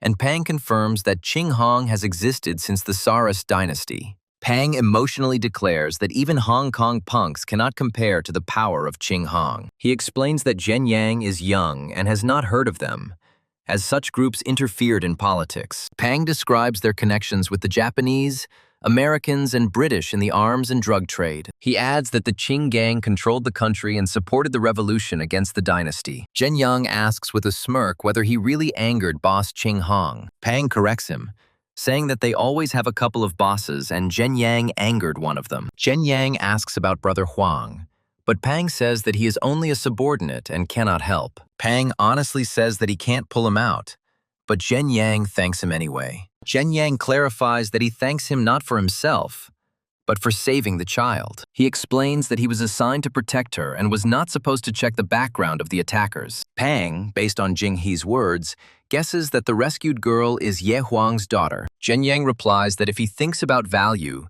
he will not have time to act. Pang laughs, saying that if Jen Yang dies, then she will die too, and that would be a shame.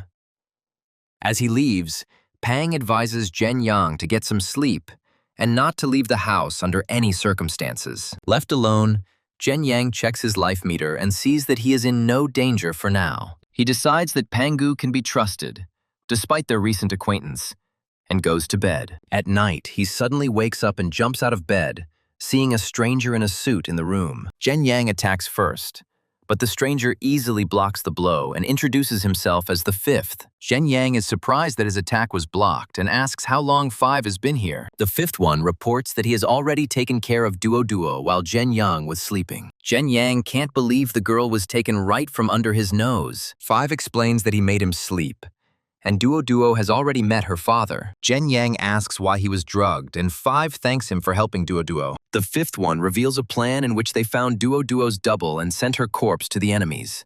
Zhen Yang understands that the hunt for his head will continue, and his enemies will not rest until he dies. Zhen Yang laughs hysterically when he realizes they are trying to kill him, and asks if he really has to die. The fifth one says that Zhen Yang is too kind and innocent, so his early death in this circle would be inevitable. The fifth concludes that Zhen Yang must die before it is too late, and he listens to him in a daze. Jing He says with tears in his eyes that he thought about death, but he never imagined that he would die at the hands of Brother Huan. He shouts that he trusted Brother Huang more than anyone in the world, and now he is going to sell him out. Jing He wearily says that fifth has nothing more to say, and suggests that they just get it over with. The fifth one reports that there is a $1 million bounty on Jing He's head, and advises him to run while he can't do anything. He promises to wait an hour, and then find Jing He and give him a painless death if he survives. As fifth leaves, Jing He reflects that he always looked at Brother Huan as his own. He lived like a dog, but retained his will. And now his brother Huan, who abandoned him for his daughter, wants to kill him. As he leaves, he cries out in despair, asking if he was just a stepping stone and why he must die after fulfilling his destiny. Clutching a knife, he screams that he will not accept such a fate and intends to continue living no matter what. He decides that he must stay alive, and the first thing he needs to do is leave Guangzhou, but not by public transport. In an alley, he is met by bandits, one of whom orders him to be cut into pieces. A brutal fight ensues, and one of the attackers swings a bat at him. He dodges the blow and in response plunges a knife into his opponent's throat. In the heat of battle, he stabs another, bald bandit in the side with a knife. The wounded enemy falls down with a scream, while the other two continue to attack Jing He. He blocks the opponent's knife-wielding hand, but his own weapon gets stuck. Taking advantage of the moment, another bandit stabs him deeply in the back with a knife. Despite the pain, he pulls out a knife and plunges it into the stomach of the bandit who attacked him. Covered in blood and wounds, he furiously screams at the remaining enemies to come to him. With 2 knives in his hands, he prepares to fight against the 3 remaining bandits. He screams furiously as he fights off 2 opponents and strikes one of them. Surrounded by a red aura, he looks forward with determination, holding bloody knives in his hands. In close combat, he stabs another attacker in the stomach. The last opponent cuts him deeply on the arm with his cleaver. Despite the wound, he strikes back and cuts off the arm of his last enemy. The stranger finds a badly wounded Jing He and tells him to hold on, as it's time for them to leave. The man tries to calm him down, but Jing He is moaning in pain, his body covered in wounds and bandages. The savior shouts to the doctor that the boy won't survive if he doesn't come, and Jing He continues to moan. The doctor asks about his blood type, and Jing He replies that he has type A. So the doctor decides to use 2 bags. The doctor grins as he remarks on the boy's courage, and his savior explains that the doctor will simply wash the wounds. Gritting her teeth in pain, Jing He says that she remembers everything and intends to repay her offenders. The doctor calls him a cockroach and says he was shot with steel balls from a homemade gun. The doctor removes the pellets from his back with forceps, saying he will need more morphine and money. The savior asks him to calm down so that the bandits don't find them, while he moans from unbearable pain. 2 days later, the doctor tells Jing He, who is lying in bandages, that he looked like a training dummy. The savior asks how he feels, and he replies that he is better, because yesterday he wanted to die from pain. The savior asks whether it was worth helping Ye Huan, to which Jing He, lying on the bed, replies that he does not know. The savior says that in this world, except for parents, nothing is worth as much as his own life. Jing He can't believe he risked his life for Ye Huan's daughter, who now wants to kill him. She reassures him, saying that the place is safe, because the doctor is his comrade in arms, and the house is difficult to find. Hearing the knock, Chi thinks that he forgot his keys and notes Jing-he's iron will. Suddenly, the wounded Jing-he appeared behind him with a determined and angry expression on his face. Chi orders him to lie down and not move, and then finally allows the newcomer to enter. A man in a suit named Five bursts into the room and aims a gun at the doctor. The fifth points his gun at Jing-he, stating that he has no choice but to carry out his orders. Chi angrily asks Fifth if he really believes Ye Huan's words. The fifth one talks about hopeless situations, but Jing-he jumps out of bed and shouts that there is no way out. He angrily yells at Five for justifying himself when he himself almost died. The fifth coldly declares that these will be his last words and cocks his pistol. Chi sharply points his gun at Five's head, saying that he has changed. He yells at Fifth, asking why Ye Huan's daughter can't die instead of Jing-he. Chi reminds them that they have a stunt double for Duo and offers to do the same for the guy. He explains that Ye Huan does not want to leave witnesses and does not trust anyone. Chi offers to ask one question and promises not to interfere if the fifth can answer it. He asks if Ye Huan would have killed the fifth himself if he had been in Jing-he's place. The fifth one lowers his weapon, hands Chi a credit card, and says that he will consider Chen Yan dead. He leaves, promising to compensate Chi for everything, and the doctor shouts after him about additional payment. The doctor furiously yells at Chi for not firing and reveals that the gun was empty. Chi tells Jing-he to pack his things to take him to another, safer place. Supporting the weakened Jing-he, Chi says that they better get out of here quickly. Jing-he asks if they are still in danger even though the fifth has already left. Chi replies that he was simply lucky since the fifth's indecision was only momentary. He gloomily suggests that Jing-he may no longer be able to stay in this country. Chi takes him to a new shelter and says that the guy can stay here for now. Jing-he is surprised, and Chi, smiling, assures that it is safe here, and many have escaped thanks to this place. He says that many influential people used to stay in this very house. Chi adds that all these people were once the same rebels as Jing-he. He recalls how a year ago he brought here a mafia boss from Hong Kong who was on the run. Jing-he asks what Chi's job actually is, since he is not just a cook. Chi explains that he is a go-between who takes care of his brothers and is paid well for it. The mafia boss he helped fought his way back and is now in the top 3. When asked if he makes a living from this, Chi replies that money is not the main thing. He helps his brothers in need and does not refuse money if they offer it. Jing-he, lying on the bed, wonders how long Chi has been doing this. Chi replies that it has been 10 years. And Jing-he realizes that the fat man has been helping all the gangs in Hong Kong. Jing-he thinks the gangs owe a lot to the fat man, but he calls it just a hobby. Lying on the floor, Jing-he comes to the conclusion that the fat man is still quite secretive. Lying on the floor with an injured back, Jing-he is told to wait for the medicine to take effect. Jing-he replies that he doesn't care. He just wants to move and feels an itch all over his body. He finally gets out of bed and starts to stretch, and his friend notes that he still has some fire in him. Jing-he says he hasn't trained for a long time and is rusty, and his friend invites him to lunch. Over dinner, a friend warns Jing-he that despite the silence, he is still in danger. He explains that a certain Ye Huang will not let him go so easily and may kill him on the way out of this place. Jing-he remains silent, and his comrade suggests several risky routes and connections for escape. The friend suggests the first option.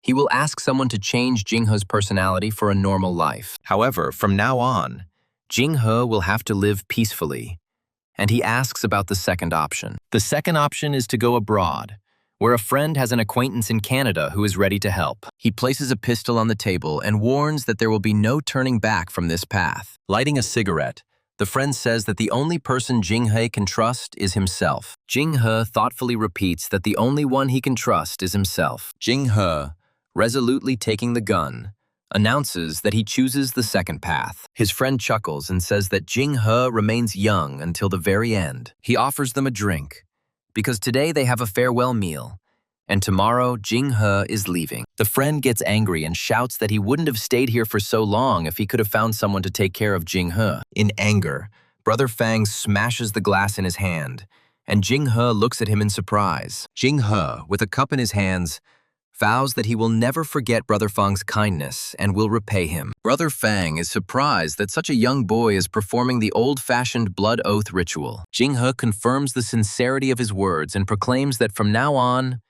They are brothers. Brother Fang laughs and says that he will wait for Jing-he to repay him this debt. Later, Fang introduces his brother, who will be driving with them today. The driver asks Jing-he not to forget about him when he grows up, and the boy promises to remember. Fang places his hand on Jing-he's shoulder and tells him to stay low when the car stops. A white van speeds along the pier towards a moored ship. Jing-he is surprised that it is a small pier and asks if they are heading to Hong Kong. Jing-he inquires about the plan, to which Fang, smoking a cigarette, replies that they will have a safe trip. Fang advises Jing-he to sleep in the car because there will be no time to rest on board. In the evening, the boat arrives, and Jing-he remarks that it seems too small to him. Fang explains that they will transfer to a normal ship on the open sea and tells them to get into the boat. As he walks, Fang says he has prepared clothes, money, and a 4-word code phrase. He gives Jing-he a code phrase, hell or high water, in case of trouble with his brother. Fang warns that their driver is from Vietnam and has a nasty personality, so it's best not to look at him. Fang shines a lantern and says that they will approach the ship only when he is sure that it is their own. The green-haired boatman puts his hand on Jing-he's shoulder and tells him to go. Jing-he thanks him, calling him brother, but he looks back silently. The boatman offers Jing-he a bottle of water, saying something in Vietnamese. Fang laughs, saying that the boatman liked Jing-he and advises him to take water. The snake appears and Fang tells him that he trusts Jing-he, then tells the guy to jump in. The snake gives Jing-he a business card with a number to meet him at upon arrival. He says that he would feel sorry if a guy like Jing-he died. Jing-he thinks that he owes a lot to the person who helped him and does not regret his decision. On the smuggler's deck,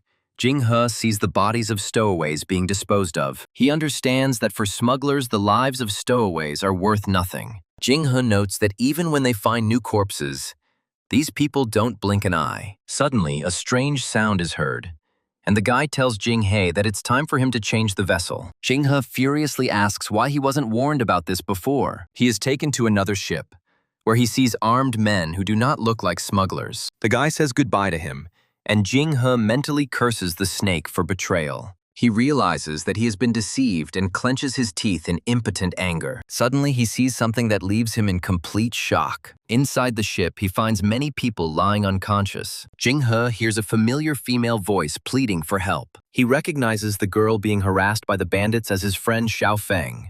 Unable to watch this, he intervenes and grabs one of the men by the arm. In response, the impudent bandit points a gun at him, demanding that he not interfere. The man kicks Jing-he hard in the stomach, sending him flying. Writhing in pain, Jing-he thinks that without a weapon, he could easily deal with the bastard. He realizes that Xiao Fei is in great danger on this ship full of men. The toilet door opens and a beaten Xiao Fei appears on the threshold. The girl sits down on the floor and says with tears that she does not believe that they will meet at such a moment. She asks him for water to wash herself, complaining of pain from the beatings. Xiao Fei bitterly says that she sold her body all her life and now nothing has changed. She screams in despair, asking what she has to fear now after everything she has been through. Jing-he silently hands her a bottle of water so she can wash her face. A few days later, the ship is rocked by an explosion and Jing-he jumps to his feet. One of the pirates drives everyone onto the deck, threatening to shoot them. On deck, everyone sees a warship approaching. The slave traders, in a panic, decide to get rid of the captives in order to cover up the traces of the crime. The leader orders everyone to jump into the ocean.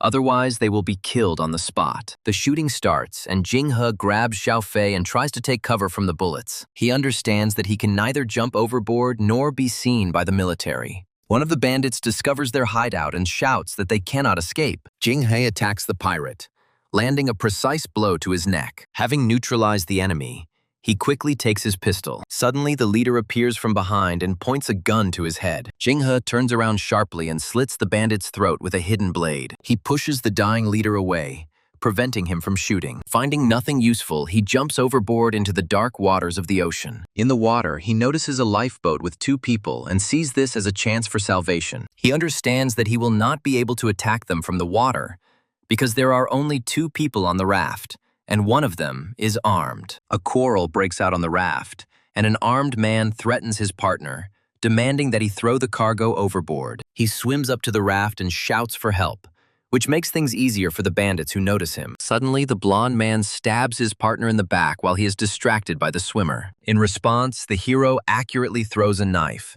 which plunges straight into the blonde man's neck. Finding himself on a life raft, he decides to check his bags first, not knowing how long he will spend at sea. To his amazement, all the bags were filled to the brim with wads of dollars, completely useless in his situation. He is complaining about the lack of food and water when he suddenly hears someone cry for help. He pulls a pink-haired girl out of the water, who immediately begins coughing up water. The exhausted girl barely raises her eyes to him and thanks him for saving her life. He grimly replies that they won't survive anyway, and suggests that she inspect the raft for supplies. The girl looks into the bags and is disappointed to discover that there is only money inside. He states that money is useless on the high seas, and the girl starts coughing heavily again. He asks if she is sick, and the girl confirms that she has a fever. She says in despair that she is only getting worse and that she will not live more than a couple of days. Hysterically, she screams at him to throw away the money she despises, but he tries to calm her down. A few days later, he is thirsty and willing to trade millions of dollars for a single bottle of Coke. He covers his face with his hand in despair, realizing that without food and water, they will both soon die. The girl smiles ominously and says that she will be much better off if he dies with her. He is surprised by her hatred because he saved her. But the girl suddenly begins to cough heavily. She tries to get up, overcoming her weakness, and he asks her not to move so as not to harm herself. The girl says that she wants to take another look at this world, and he helps her get up. There is nothing around them except a vast, empty ocean that offers no hope. Losing hope, she falls on him and whispers that there is nothing around. He looks at her motionless body and thinks with bitterness that she died, leaving him alone. Suddenly, she jumps up with a scream, frightening him, because he already thought that she was dead. The girl asks him for forgiveness, but he thinks that she is breathing heavily and will die soon anyway. She screams that he is a good man and does not deserve such a death, but must die with her. He calmly assures her that no one will die, while she begins to look behind her. She takes out a bottle of water, which he recognizes, and says she didn't use it to wash her face. The girl hands him water, saying that good people should not die like this and that he should survive. He is shocked by her self-sacrifice, because she gives him her last water so that he can live. After this, she falls down without strength, and he, checking her pulse, realizes that she has died. Looking at her body, he admits that she was not a good person, but thanks her anyway. Taking a sip, he is struck by the strange, sweet, salty taste of the liquid. He recalls the words of a subordinate who said that this water would save his life. He is left alone on the raft with her body and does not want to watch it decompose. Having said his last goodbyes, he carefully lowers her body into the water, sending her on her final journey. He decides not to give up, because a bottle of glucose can help him survive and reach Canada. He takes up the oars again, which he had previously discarded. Exhausted by thirst, he conserves water, taking only tiny sips. Soon the water in the bottle runs out, and the ground is still far away. He drinks the last drops of precious moisture in despair. He looks at the gathering clouds and realizes that a storm is coming. To make the raft heavier and prevent it from capsizing,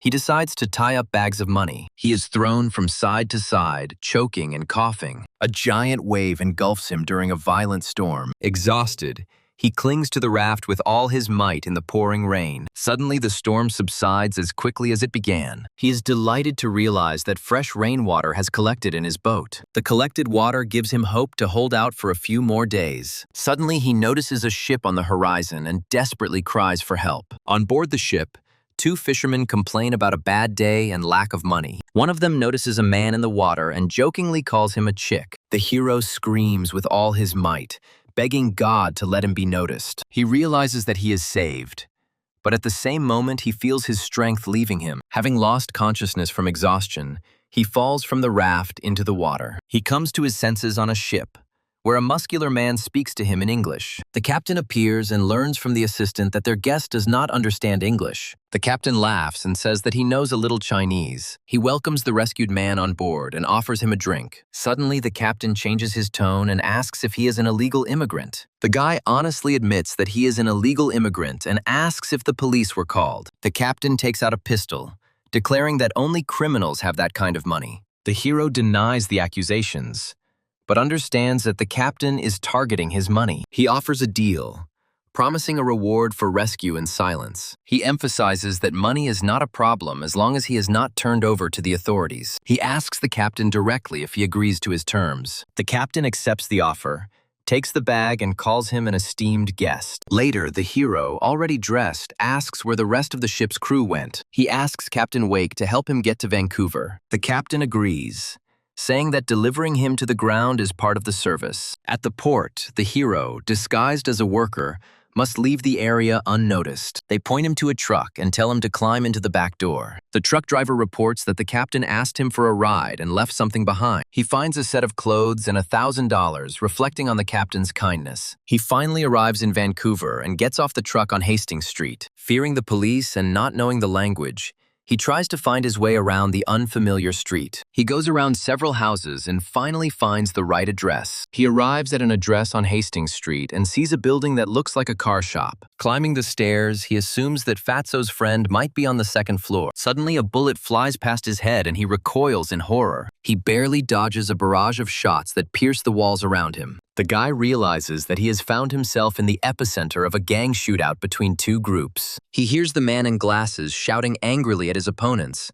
calling them Vietnamese. The hero decides to help this man and thinks about the best way to do this, holding the fragment in his hand. Hearing the incessant gunfire, he worries that the man will soon run out of ammunition. One of the attackers tells his partner that their target is almost out of ammo and suggests they go. A man in a suit notices him and asks who he is, and the hero warns him of danger. He screams, distracting the attacker, who immediately opens fire on him. The man is worried about him, but the guy gestures for him to remain silent. He jumps out of cover and grabs the shooter from behind, pointing his pistol upward. Taking possession of the weapon, he aims at another enemy and shouts that he is on their side. The rescued man doesn't understand who he is, but his companion says that this guy saved them. Suddenly, an older man grabs him and holds a knife to his throat, scolding his man. The old man explains that one cannot trust strangers, because even the Vietnamese were recently allies. He remembers Fatso giving him a code phrase in case of trouble: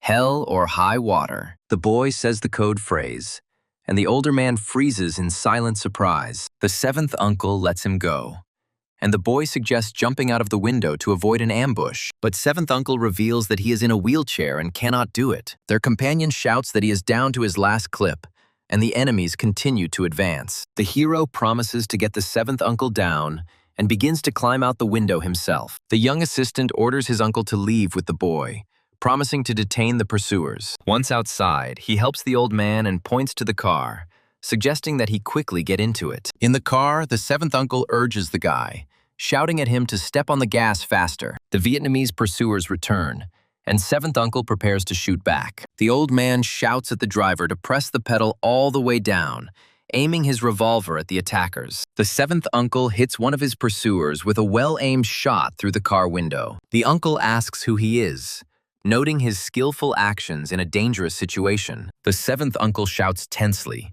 giving some instructions during the chase. The uncle asks if he knows the city, but the boy admits that he just arrived from the boat. The old man admires his shooting skills and is glad that the fat man gave him a chance to pay back. Chen Yang introduces himself and confirms that he is looking for seventh uncle, who asks about his enemies. The uncle laughs, realizing that the boy has angered the boss from Nanjing, and praises him for his courage.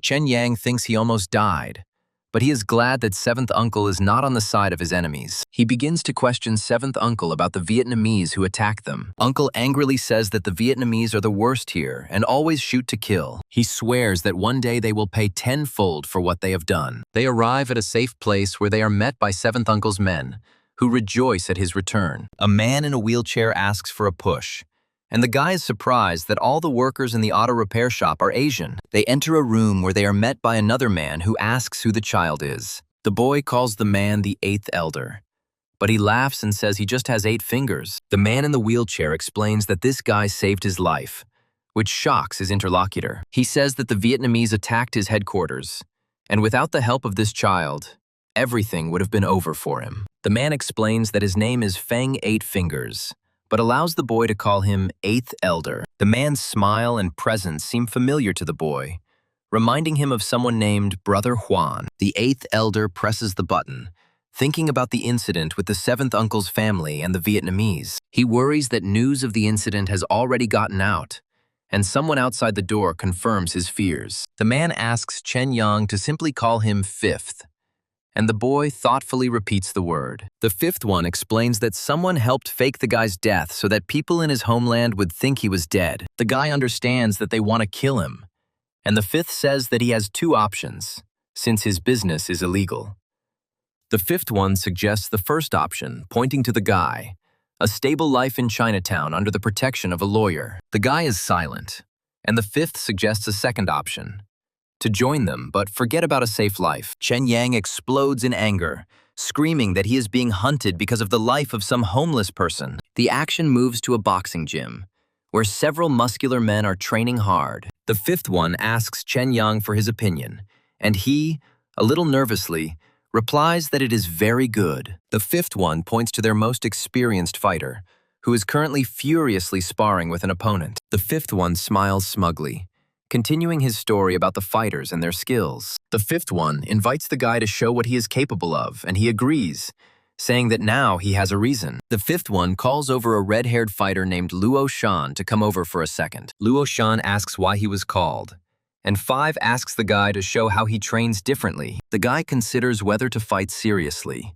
fearing that he will make enemies if he stands out too much. He decides to restrain himself a little, noticing the unfriendly look of the red-haired fighter. But then he changes his mind, realizing that this is not China and that force decides everything. In a flashback, the master teaches him a deadly technique called heavy palm. He recalls how the master refused to teach him other techniques because of his hot temper. Therefore, the master only gave him the heavy palm, which was inferior to the techniques of his older brothers. He hits the punching bag hard, thinking that at least he has a chance to show off. The fifth one looks unimpressed and says that at this level, any of his brothers could do the same. Luo Shang notices something is wrong and asks the eighth elder to look at the punching bag. The fifth one asks Chen Yang to turn the punching bag over so he can get a better look at it. The punching bag is torn, and Luo Shan is shocked and asks how the guy managed to deliver such a powerful punch without warming up. The other fighters are also shocked, and Chen Yang explains the difference between boxing and Chinese martial arts. He explains that although it looked like one blow,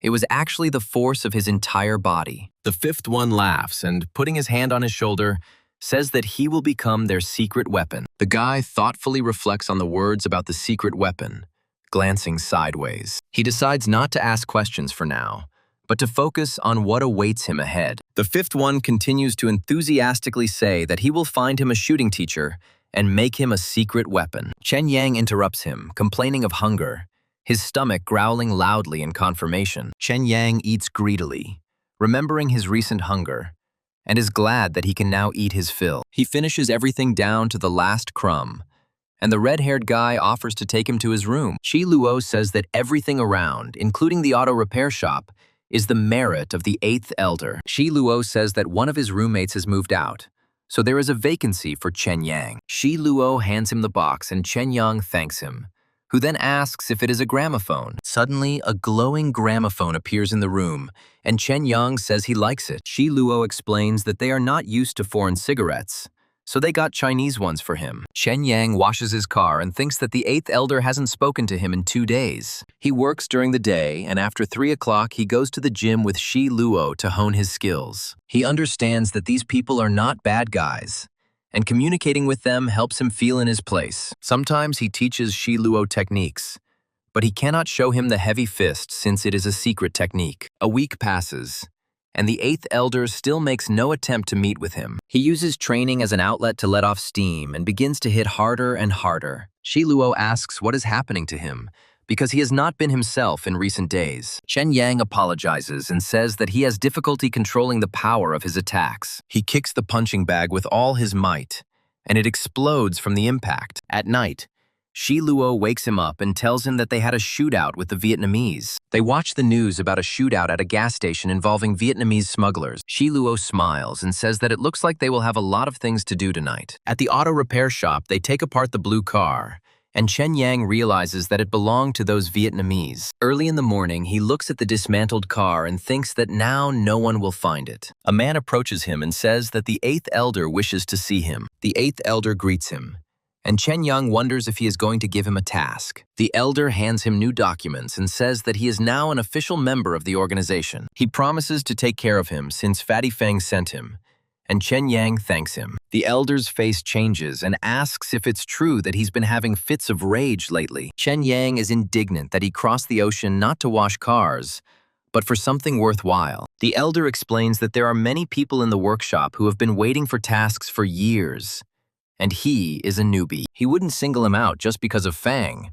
Otherwise, the other brothers wouldn't understand. The elder acknowledges his skills and says that he invited him to give him the certificate and something else. He says with a sly smile that he will give him the opportunity to do something important. Chen Yang looks both happy and embarrassed as he thanks the eighth elder. He walks with the bag and wonders what the elder meant by the words, "take care of two people." A white car pulls up to him and the driver, named Zhang Yang, tells him to get in. He sits in the car with two men and feels an overwhelming force emanating from them. One of the men gives him a phone number and says he will come every few days. They approach the farm and he realizes that his job is to live here with these people. Inside the house, he is ordered to prepare food, and he is surprised how long it has been since anyone has been there. In the attic, he finds only canned fish and wonders why there is no other food. He has prepared food from canned goods and thinks that his companions are not at all in the mood for conversation. One of the men notices that the expression in their companion's eyes speaks of indifference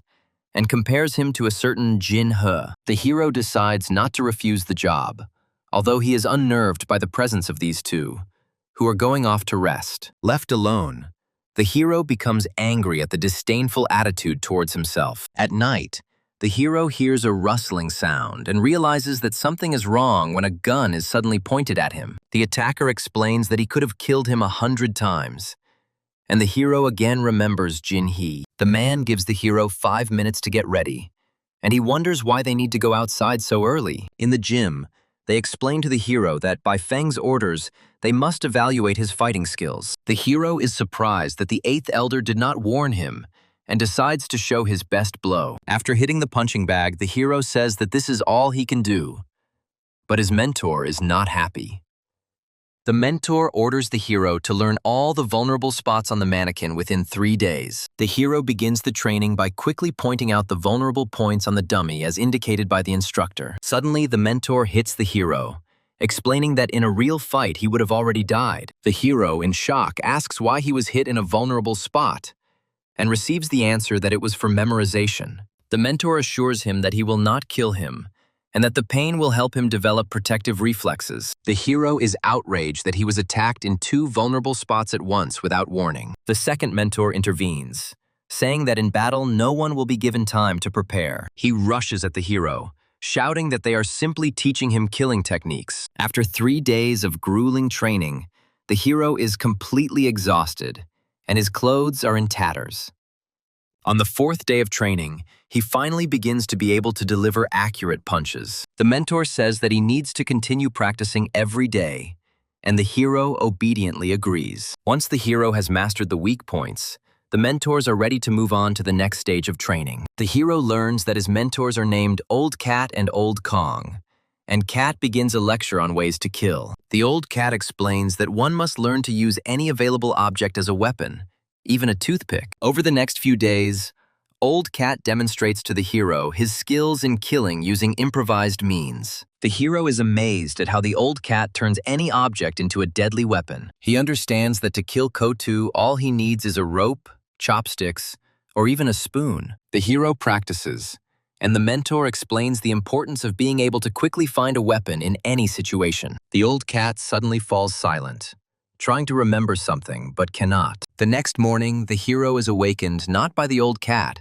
but by Old Kong. The hero curiously asks Kong what is in his big bag. Kong opens a bag filled to the brim with firearms, shocking the hero. Kong explains that marksmanship, unlike in the movies, requires a lot of preparation. For the first week, Kong forces the hero to train only the empty pistol stance. The hero feels that the mentor is constantly dissatisfied with him, judging by his suffering expression. He understands that it is impossible to master marksmanship in a short time. During a month of training, he only manages to become familiar with a few types of weapons. The hero feels a powerful recoil from the rifle shot. Kong says that the hero's level of proficiency with a pistol is now comparable to that of a police officer. The hero has been living on the farm for 2 months now, and supplies are delivered to them every week. When his subordinates arrive in 2 cars and without supplies, the hero realizes that his training is complete. Kong says goodbye to Five and wishes him a good life without dying too early. He gives Five a knife from old Kong,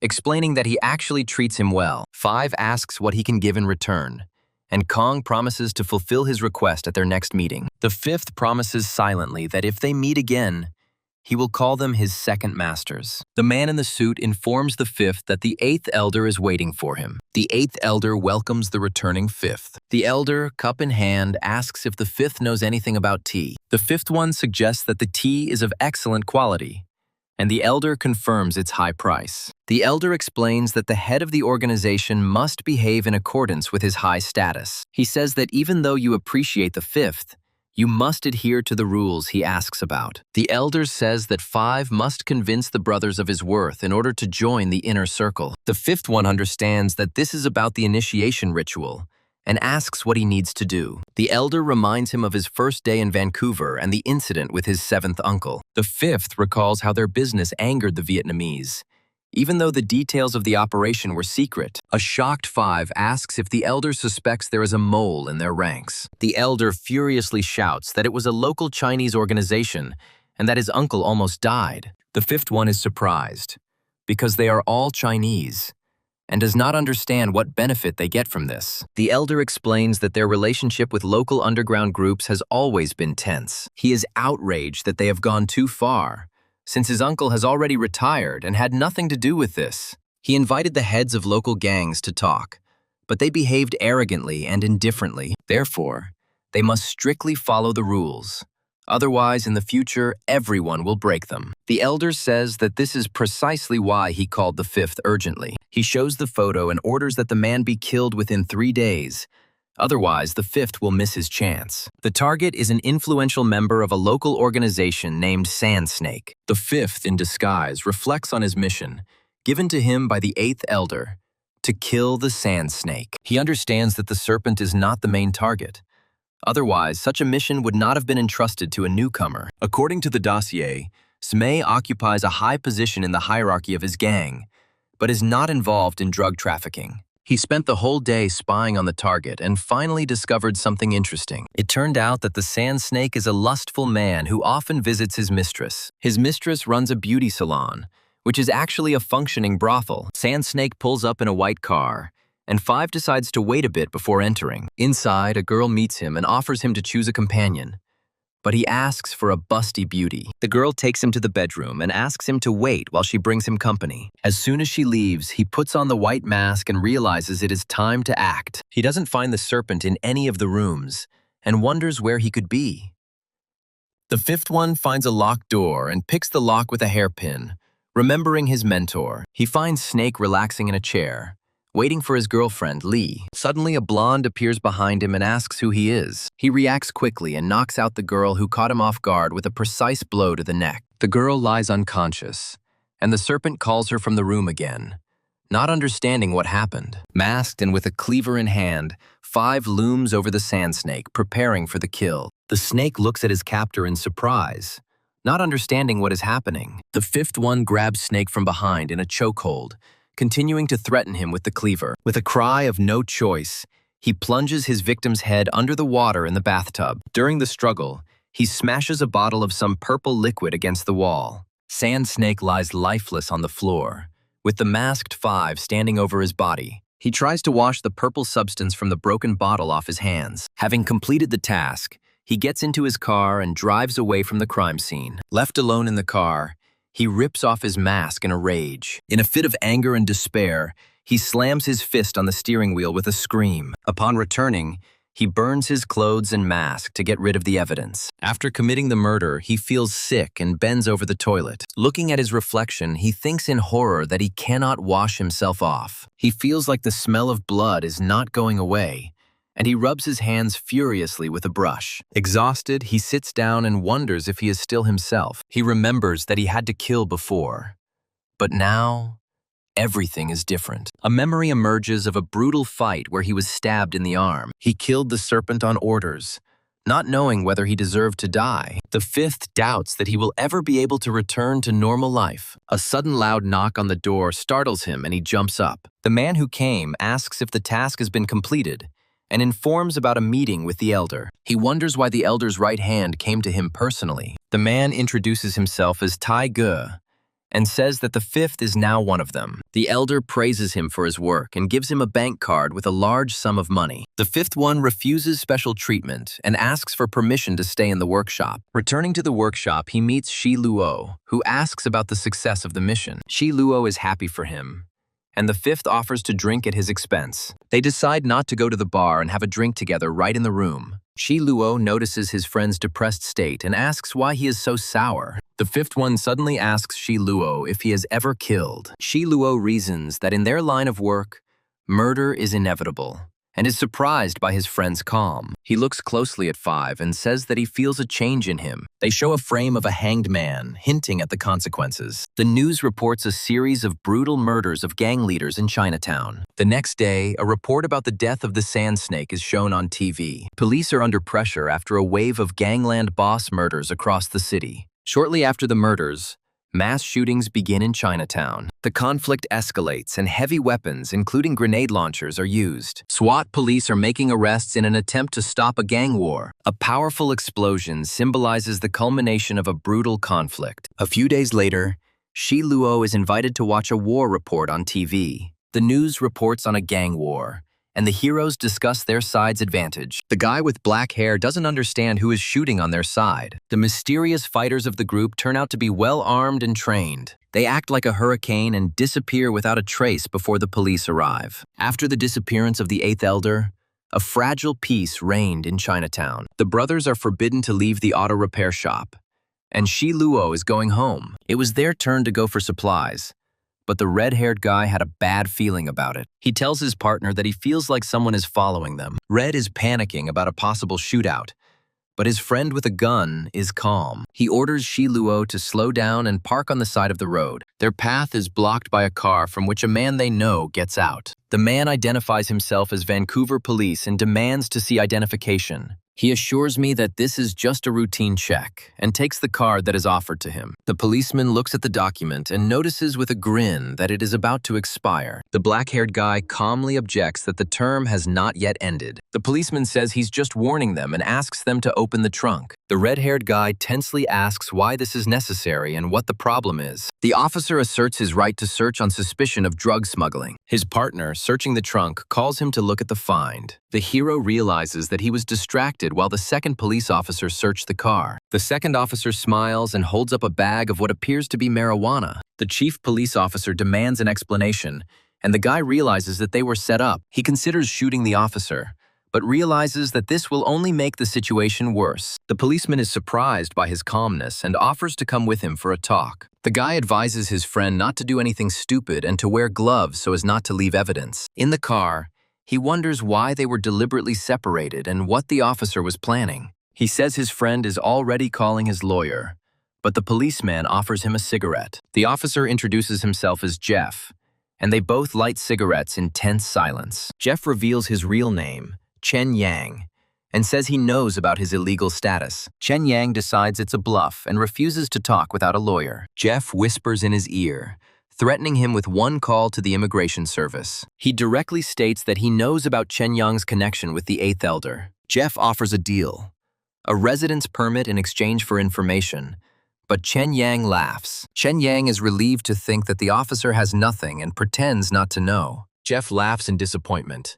admitting that he underestimated the guy's stubbornness. He explains that recent events have left him with no choice due to the elder's secret resources. Jeff is angry, saying that their group has crossed a line and will not go unpunished. He connects Chen Yang's visa receipt with the start of the gang war, not believing it to be a coincidence. Jeff concludes that the elder brought an army from outside, and Chen Yang is part of it. Chen Yang realizes that the officer is thinking along the same lines as he is. He recalls how the Eighth Elder's soldiers struck Vancouver and brought back the glory of the circle. Jeff admits that the police are willing to support the weakest in a gang war in order to suppress the rest. Suddenly, Jeff grabs him by the collar, calling on him to curb his arrogance. He whispers that he wanted to offer cooperation to their circle, since he himself has Chinese roots. Chen Yang doesn't understand the purpose of the threats, but Jeff explains that it was necessary to be on the safe side. Jeff warns that another officer who hates his gang is coming soon. He asks to convey to the Eighth Elder his desire to cooperate. An enraged, large policeman bursts into the room, shouting insults. Chen Yang calmly responds to the shouts,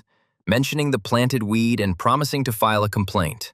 In response to the threat of deportation, Chen Yang thinks that this officer is more stupid than Jeff. He looks at the policeman with a cheeky grin. The policeman accuses him of illegally crossing the border, but Chen Yang just laughs quietly. The enraged officer grabs him by the hair and slams his head hard against the table. Chen Yang provokes him by saying that the lawyer will document the beatings and punish the culprit. The policeman smugly declares that he is not a barbarian because beatings leave marks. He returns with a bucket of ice water, anticipating torture. The officer pours ice water directly onto Chen Yang's head, who screams in shock. He mockingly asks what he will say now, since this was just a warm-up. The policeman takes out a stun gun, promising to show what happens to disobedient gangsters. He brutally uses a stun gun, and Chen Yang screams in unbearable pain. The officer boasts that the stun gun, when used in tandem with a wet towel, leaves no marks. The exhausted Chen Yang thinks he can't take it anymore,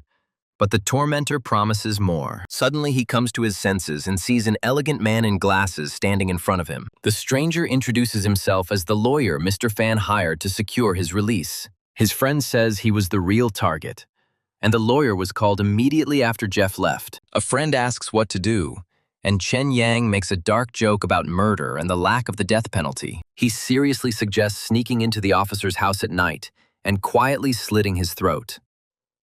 On the way out, they meet Jeff, and Shi Luo attacks him in a rage. Jeff again asks that his message be conveyed to the Eighth Elder for their own good. Shi Luo asks about the conversation, but Chen Yang waves it off and suggests going home. Suddenly, someone slaps the very policeman who tortured him. It turns out that it was a spectacular and aggressive blonde who did it. The lawyer explains that this is the daughter of the police chief, nicknamed Her Highness the Princess. In fact, she is the daughter of the head of the largest crime syndicate, the Angels of the Underworld.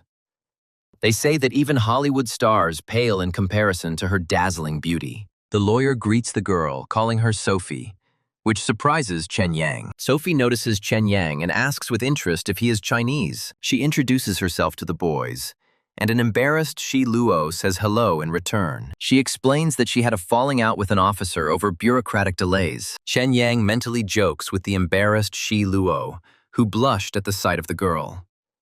Suddenly, Chen Yang feels weak, remembering how he was recently tortured with electricity. Sophie calls out to him, and Chen Yang, having come to his senses, asks what she wants. The girl reproaches him for being rude for leaving without saying goodbye, and he sheepishly apologizes. Sophie says she will accept the apology if he, like a gentleman, offers her a seat. Chen Yang reluctantly agrees and invites the young lady to sit on the bench. A man in a suit appears and informs Sophie that all formalities have been observed. Sophie happily thanks everyone and says that they are very good people and she liked them. She then points her finger at Chen Yang and states that she didn't like him at all. Mr. Chen asks what he did to offend Sophie, but he replies that he was not in the mood. Mr. Suo advises not to anger this madam, because she is a princess whom no one dares to offend. Chen Yang wonders with a grin if she's angry and suggests they go to the auto repair shop. Elsewhere, Five discusses with his boss, Officer Jeff's offer to shake hands. The boss cynically argues that the police often use criminals for their own purposes. He decides to report everything to the Eighth Elder and trust his wise judgment. During a sparring match, a guy runs up to the Fifth and shouts that the Eighth Elder has returned. The Elder asks Chen Yang if he had time to meet Sophie and upset her in any way. He says that he and her father have a joint business, and there was a misunderstanding between them. The Elder orders him to go meet the syndicate and apologize to the princess. Chen Yang replies with a sly smile that he has no objections. The Elder laughs, saying that he values him and that meeting his partners will be of benefit to him. He asks Chen Yang if he has a dress suit, to which he sheepishly replies no. Tiger gives him an expensive suit and a watch, calling it a reward for a mission accomplished. Looking in the mirror, Chen Yang thinks that the style of the suit resembles the gift from Fang Nan. He thinks about the girls left behind in Canada and wonders how they are doing. He decides not to worry about it and hopes that the meeting will go smoothly with his luck ring. The elder drives up in a luxury car and, noticing its appearance, invites him to get in. In the car, the elder orders the driver named Tiger to take them to the Hilton Hotel. Chen Yang expresses concern that traveling without an escort may be unsafe. Tiger reassures him, because at Mr. Suo Lin's party, no one will dare to carry a weapon.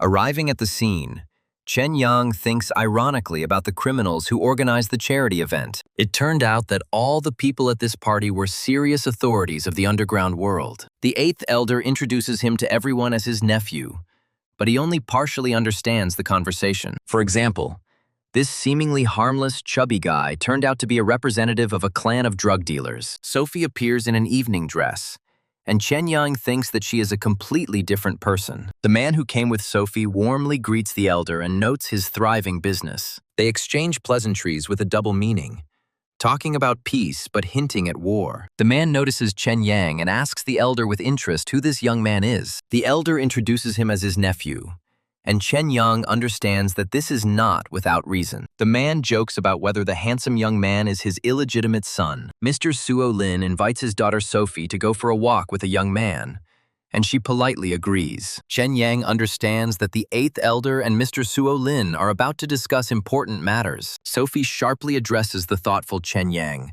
urging him to stop daydreaming. As men pass by, they admire Miss Sophie, and Chen Yang remarks on her popularity. Chen Yang tries to apologize for their last meeting, but Sophie is surprised that he is even capable of doing so. He does not understand her words about vanity, and she reproaches him for being inattentive during the conversation. Chen Yang pretends not to understand her well and refers to his terrible English. Angered, Sophie calls him a smug chauvinist, which she doesn't like at all. Chen Yang thought irritably that he had already apologized as ordered and had no intention of being liked by her. He lights a cigarette, and Sophie immediately scolds him for his impolite behavior in the presence of a lady. Sophie screams in rage, asking if cigarettes are really more important to him than talking to her. Chen Yang covers his face in annoyance, finally understanding why the elder brought him here. She continues to scold him and asks where he came from, to which he replies that he is from China. Sophie sarcastically remarks that he is very different from the more well-mannered Chinese from Hong Kong and Taiwan. Chen Yang thought darkly to himself that this woman was clearly asking for trouble. Sophie decides to introduce him to another Chinese man so that Chen Yang can learn manners from him. She introduces him to a Chinese immigrant who considers himself a true Canadian and despises his roots. Chen Yang contemptuously thinks that this Canadian is just a clown who has forgotten his homeland. He sarcastically offers to teach her the proper manner of address for such gentlemen, and she agrees. Another man notices them and thinks about how to score points by showering Princess Sophie with compliments. The man approaches to greet her, and Chen Yang asks Sophie to give him a compliment he taught her. Sophie smiles and says a Chinese word that turns out to be an insult, and the man is shocked. Realizing she's been played, Sophie puffs out her cheeks angrily, while Chen Yang smirks. She demands a proper apology, but then remembers the speech and asks to be escorted outside. She leaves hurriedly, explaining that she doesn't want to meet an acquaintance who will be arriving soon. Chen Yang asks in surprise if she really hates the girl, and Sophie admits that she dumped her. Sophie states that she likes outstanding personalities, and a person's gender does not matter to her. At the exit, Chen Yang tries to stop her, saying that he cannot leave the hotel without the elder's permission. Sophie offers him a deal, promising forgiveness if he makes her happy that evening. Chen Yang is confused and wonders if this woman is too flighty and fickle. He remembers the elder's order that he must fulfill all the wishes of the stubborn Princess Sophie. They're speeding along in the car, and he's yelling at her for not even wearing her seatbelt. Her phone rings, and she assumes with annoyance that they are already rushing her back. She throws the phone out of the car at full speed,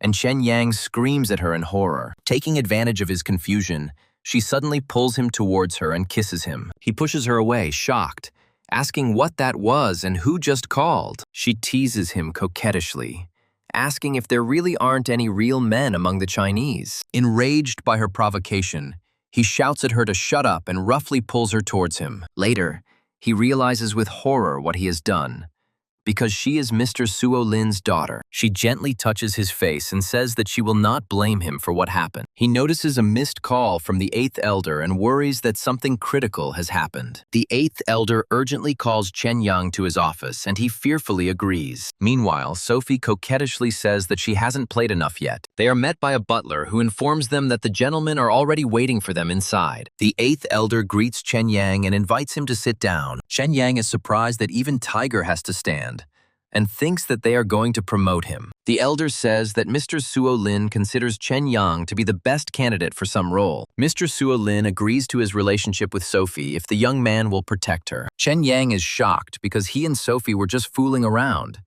and her father talks about marriage as if it was a done deal. Suo Lin asks Sophie to leave so they can move on to boring work matters. The elder praises Chen Yang to Mr. Fan, who is puzzled by what kind of work they want to entrust him with. Mr. Fan remarks with a grin that they left the young man confused. Mr. Fan explains that El Niño has caused the Angel of the Underworld to lose its supplies from South America. He says the Angel of Hell will use their Asian channels and their circle will get 5% of the profits. The 8th elder confirms the plan and appoints Chen Yang as his assistant and the person in charge of it.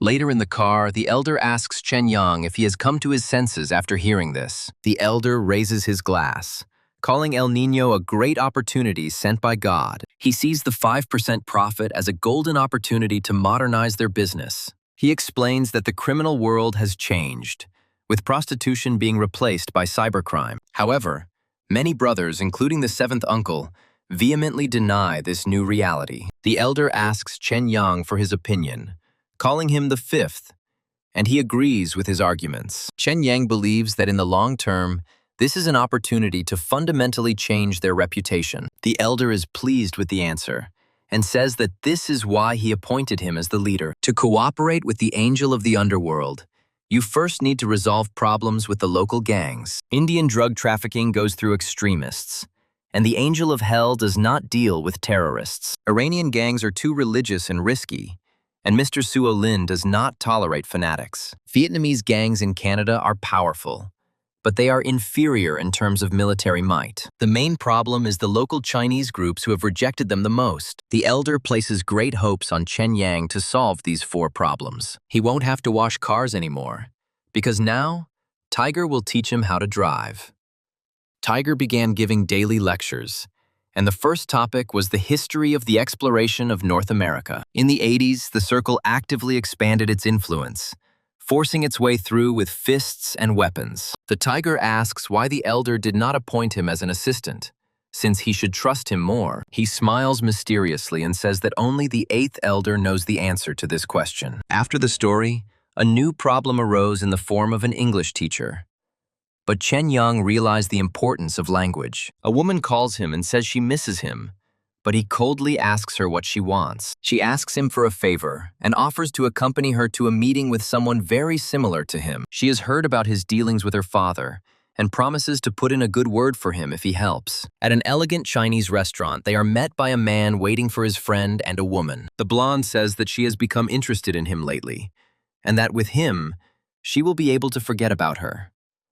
Hearing a familiar voice, the guy is shocked to realize that he has been recognized. An angry girl, Qiao Qiao, appears, accompanied by a man in a suit. Qiao Qiao hits him with her purse, screaming that she thought he was dead. She continues to beat him, screaming about how much effort they spent looking for him. The guy tries to calm her down, begging her to listen to him. With tears in her eyes, she reproaches him for not letting anyone know about himself while everyone thought he was dead. Now that she has found him, she demands an immediate explanation. The blonde offers to tell everyone that he is alive, but Qiao Qiao ignores her. The man accompanying Qiao Qiao greets the boy, calling him Mr. Li Wenjing. Mr. Li gallantly kisses the blonde's hand, calling her Your Highness. The whole company sits around the table, and Mr. Li calls it a great reunion. The blonde reflects that her plan to anger Qiao Qiao failed because she became friends with her companion. The blonde tries to ask Qiao Qiao about her acquaintance with Chen Yan, but she answers her rudely. The boy realizes that the princess is obsessed with Qiao Qiao,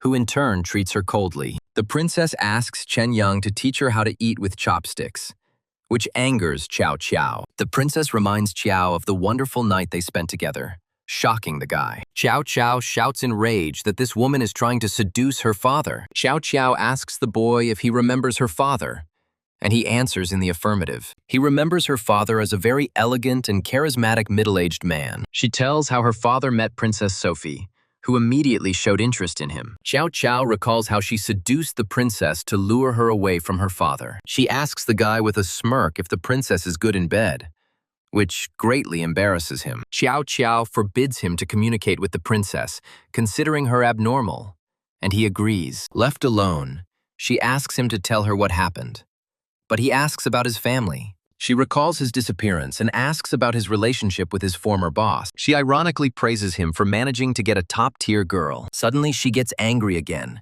grabs him by the collar, and screams that he has gone crazy. She hugs him, tearfully telling him how they worried and tried to help him. Crying, she calls him a scumbag and can't believe she was so worried about him. Her sincere words melted the ice in his hardened heart. He tells how he escaped, encountered slave traders, and miraculously survived at sea. He admits that he became a different person and killed people for his own benefit. He screams that he became a murderer and a member of the underground world, so he could not contact them. Xiao Qiao slaps him to bring him to his senses. She asks if he will still be her friend if she becomes a killer, and he screams yes. She asks him never to say such things again, but she wants to clarify something. She demands to know why he didn't tell Jan Di that he was alive, and what her current condition is. She remembers how they hid the news of his death from Jan Di, but the girl still cried every day. He explains that he will only tell everyone about himself when he gains power and is safe. After some time, he wakes up Xiao Qiao, who has fallen asleep on his shoulder,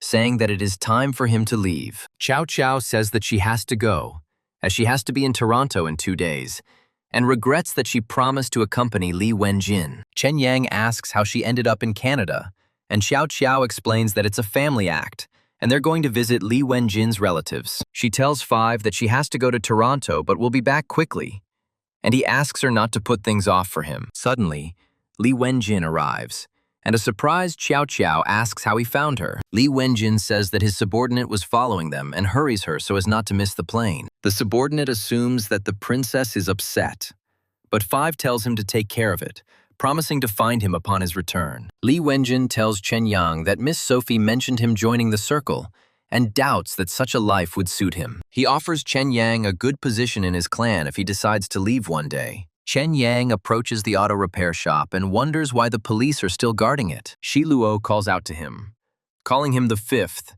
and asks what happened and where he is going in such a hurry. Shi Luo reports that the eighth elder wants to see him and suggests that something serious has happened. Tiger tells him to change into his tan suit and be in the conference room in 10 minutes. As Chen Yang puts on his suit, he wonders if this is related to negotiations with Chinese gangs. The eighth elder introduces the fifth as his assistant and asks him to greet the guests. Elder speaks of recent differences but calls for cooperation for the sake of common origin. He explains that the angels of hell are in need of drugs and offers the guests 30% of the profits. One of the guests slams the table in anger, asking why the elder is now proposing negotiations. The elder replies that the dead shed their blood in vain, because the survivors still hope to get rich. The guest shouts that he can't stand this because his brother's throat was cut open, and now they have to make peace. The man demands an explanation, and Chen Yang realizes that the sand snake he killed was his brother. He demands the extradition of his younger brother's killer,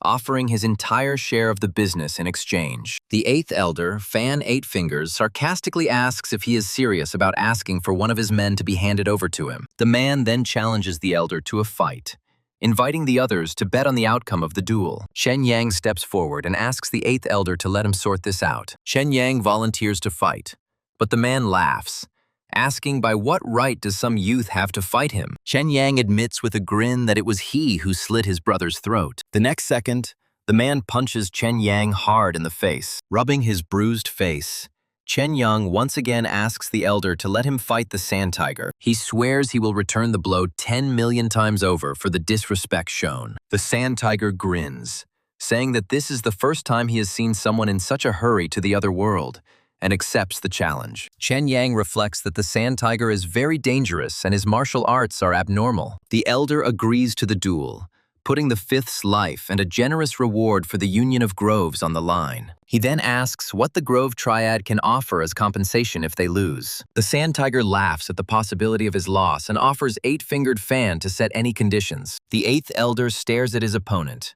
repeating the question of compensation. Those present begin to discuss a possible stake. All the stores of the Grove Association, a considerable territory. Sand Tiger agrees that if they lose, the Grove Triad will be disbanded. Later, the elder calls the fifth's actions impulsive and doubts his victory. But Chen Yang was sure that he had to accept the challenge. Otherwise, they would be looked down upon. The elder praises the fifth, saying that their circle has reached heights thanks to their fighting spirit and fearlessness. The elder says that the five's attack yesterday was beyond reason, and asks if he understands the Sand Tiger's power. He explains that Sand Tiger, formerly Scarlet Pole, is now the dragon head of the Roach Triad. The hierarchy of Chinese gangs is explained, with the Scarlet Pole being one of the highest positions after the Dragon Head and the Vanguard. Scarlet Pole is the strongest fighter among the thugs, named after the legendary weapon. In Canada's Chinatown, a duel is held annually, with the winner receiving the title of Terry Scarlet Pole. Sand Tiger won the title 4 times in a row before becoming a triad boss. The elder acknowledges Fifth's talent, but according to his calculations, the boy's probability of death is 90%. The fifth one is surprised by such a precise figure and thinks that he is being greatly underestimated. The elder shows a disc on which he recorded all of Sand Tiger's battles for analysis. The footage shows Sand Tiger kicking his opponent. The fifth one notes that Tiger's strikes are based on explosive power, but he doesn't stand out in any way in appearance. In the video, Tiger blocks a punch and his opponent is sent flying with an injury. The fifth is struck by the force of the blow, causing Tiger's opponent to cough up blood. The elder confirms that all Tiger fights end with one blow. The fifth guesses that Tiger is practicing the Iron Fist, and the elder confirms this. The elder says that many know this technique, but few practice it correctly, believing that it is enough to immerse their hands in the sand. He reveals the secret of the Iron Hand, which lies in the use of special medicinal preparations. This training method uses the power of medicine to strengthen and transform the palms. The elder is surprised that Five knows about this and assumes that he also trained Iron Fist. The fifth recalls how his master had a hard time defeating the Iron Fist expert. The elder sternly states that the fifth was sentenced to death, because Tiger is much more experienced and stronger. The fifth reflects on Tiger's skill and doubts whether he has any advantage. The elder takes out some kind of drug, saying that he prepared it for the fifth. He shows an ampule of painkiller so that Five does not suffer from his injuries. The fifth one asks to leave the drug and let him be alone, preparing for the fight. He understands that in this situation, the only thing left to rely on is the luck meter. The fifth one takes out his phone to look at the life bar. Sand Tiger meets Five in the arena with a threat to kill him today. The crowd screams for Five to be killed, and Tiger promises that he will not leave alive. The referee asks the fighters to sign a life or death contract, absolving them of any responsibility for their death. The battle in the arena of life and death begins. Five throws the first punch, but Tiger easily blocks it. The fifth is shocked by the speed of his opponent's reaction. Realizing that Tiger is stronger than he thought, Five decides to keep his distance. The Tiger closes the distance and delivers a crushing blow. The fifth one dodges and counterpunches him in the jaw. He continues the attack, striking from above to the back of the opponent's head. The Tiger withstands a series of blows and prepares to counterattack. Fifth blocks Tiger's powerful blow with his palm. Tiger breaks through the block and delivers a powerful kick to Five's body. The fifth one dodges Tiger's attack by doing a backflip. He lands right on the opponent's outstretched arm. The fifth presses on Tiger's wrist, thinking about the power of the Iron Fist technique. The observer is alarmed by the strange expression on Fifth's face. His comrade explains that the Sand Tiger wounded Fifth in the leg. The fifth one understands that with an injured leg, he has almost no chance. The enraged Tiger lets out a deafening battle cry. He delivers a crushing slap to the five. Five blocks the next blow, but Tiger calls his hand heavy. The fifth strikes back with the edge of his palm at Tiger's neck. Tiger smirks, admitting that the hit was pretty good. The fifth one is horrified, because his move did not damage his opponent's hand. He realizes that Tiger is no match for him, and can cripple him with one blow. The Tiger mocks him, asking what he will do with his sore leg. Tiger punches 5 in the chest, knocking the wind out of him. He continues the beating with a series of powerful punches to the body. The tiger ominously promises that his opponent will not die an easy death. He unleashes a barrage of blows on 5, intending to cripple him. A powerful hook lands on the 5th's jaw. Tiger delivers a knee strike to the stomach. With the last of his strength, 5 manages to hit Tiger in the back. Tiger tells the defeated 5 that his brothers are tired of waiting for death. The 5th one is lying on the floor and his head is splitting with pain. The tiger vows to avenge his brother, demanding that he bring him the sword. He raises his sword over the 5th for the killing blow. Shi Luo shouts to his brother and rushes to help, but he is stopped. He shouts that 5 has taken a lot of hits to the head and needs to be saved. His comrade warns that breaking the rules will give free rein to the enemies. Shi Luo is furious because Tiger has already broken the rules by taking the sword. The 5th one throws blades from his boot at Tiger, who hides the knife behind his back. Pain clouds 5's mind, but he takes out the syringe he had saved. Tiger continues to kick the lying 5th. He stabs 5 in the back and he screams in pain. The tiger promises to cut the tendons on his legs first. As the sword comes down, 5 turns sharply. Suddenly, there is a whistle of air and Tiger freezes in amazement. The 5th one jumps onto Tiger's back in an incredible leap. He grabs Tiger's neck and brings the syringe to her. The 5th one injects the drug and Tiger screams, writhing in agony. The 5th one falls to his knees, breathing heavily after the last jerk. The 5th one shouts furiously at the crowd, which silently watches him after the fight. He grins evilly, remembering how he was hit, and promises to take revenge 100-fold. With a loud crunch, 5 snaps his opponent's neck. The 5th stands over the fallen body of the tiger, his revenge completed. The bandaged 5th asks with annoyance whether he won't be able to wash for a whole week. The doctor reports that 5th has multiple muscle and ligament injuries and several fractures. The older man orders to use the best treatment without worrying about money. The men leave, and one of them wishes 5th a good rest. The comrades admire 5's victory and thank him for avenging their anger. Friends are curious to see how he turned everything around in the end, since all they saw was a blow to the back of the head. The 5th, with a bandaged head and arm, begins his story. He remembers how his mentor talked about a vulnerable point on the neck near the 1st vertebra. The 5th one modestly says that he was just lucky and it was just a coincidence. The 8th elder, sitting behind the wheel, tells the 5th that they are going home. The elder reassures 5, explaining that the police will not investigate Tiger's death. The 5th one notices a closed auto repair shop and anxiously thinks about a new ambush. A crowd of people runs out of the workshop and Chen Yang rushes towards the car, shouting. The elder tells the embarrassed 5th that this is his well-deserved reward for regaining his prestige. A friend explains that everyone has gathered to set a festive table in his honor. The 8th elder raises his glass and makes a toast to the 5th, his pride. Everyone clinks glasses together with a joyful cry. One of the guys turns with excitement to the elder, who is calmly drinking. He tells 5 that there is a girl waiting for him outside. Another guy excitedly asks if this is his wife and asks to bring her. The 5th one smiles shyly and suggests that she can be called his friend. An enraged Chow Chow appears, surrounded by a fiery aura. Her anger turns to concern when she sees his wounds and asks how serious it is. But the anger returns, and she slaps him, shouting that she had been looking for him all night. The 5th one tries to calm her down, calls her by name, and asks to let him explain. Chow Chow forcefully slams a plate of food into his face. She screams that if he wants to fight to the death, he should warn her. The 5th one is lying on a chair, and his friend is helping him while he mumbles that she is not his. Chow Chow is shocked that he drinks alcohol with injuries, but he says it is boiled water. The girl apologizes to the elder for the scene and offers to punish herself with a glass of liquor. The 2 boys watch in surprise as she drinks the liquor in one gulp. The elder welcomes her as a guest and asks him to bring a chair for her. One of the men praises her resistance to alcohol and offers to drink in her honor. She agrees with a smile, but sets the condition that they drink twice as much. To the guy's horror, she places a huge mug on the table and begins pouring alcohol into it. The elder tells 5 that he will ask him for help when he recovers, and he agrees. The girl tells 5th that she will personally walk him home. She helps him walk,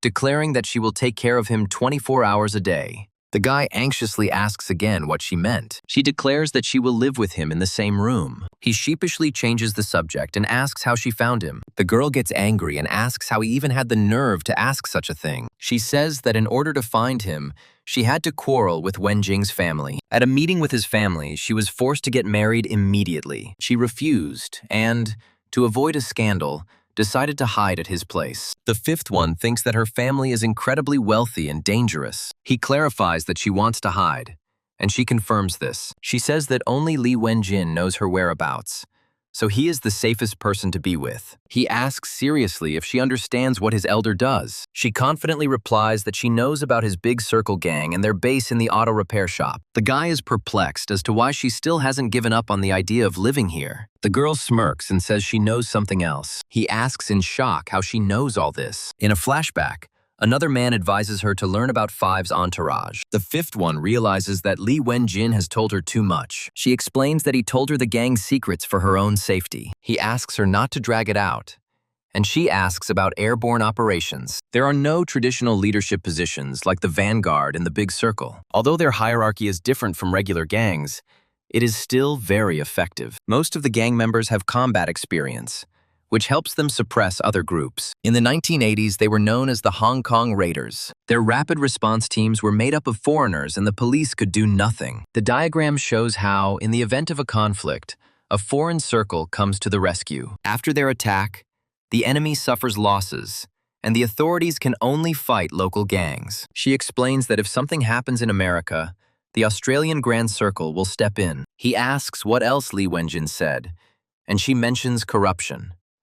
The gang's main problem is not the police, but the squads, which are the reason they don't have a solid foundation. She believes that the big circle has no future, and the gang will not last even 10 years. Suddenly, a voice is heard objecting that the gang is led by a far-sighted elder. The fifth one changes the subject again, saying that there is only one bed in the room, and offers her the sofa.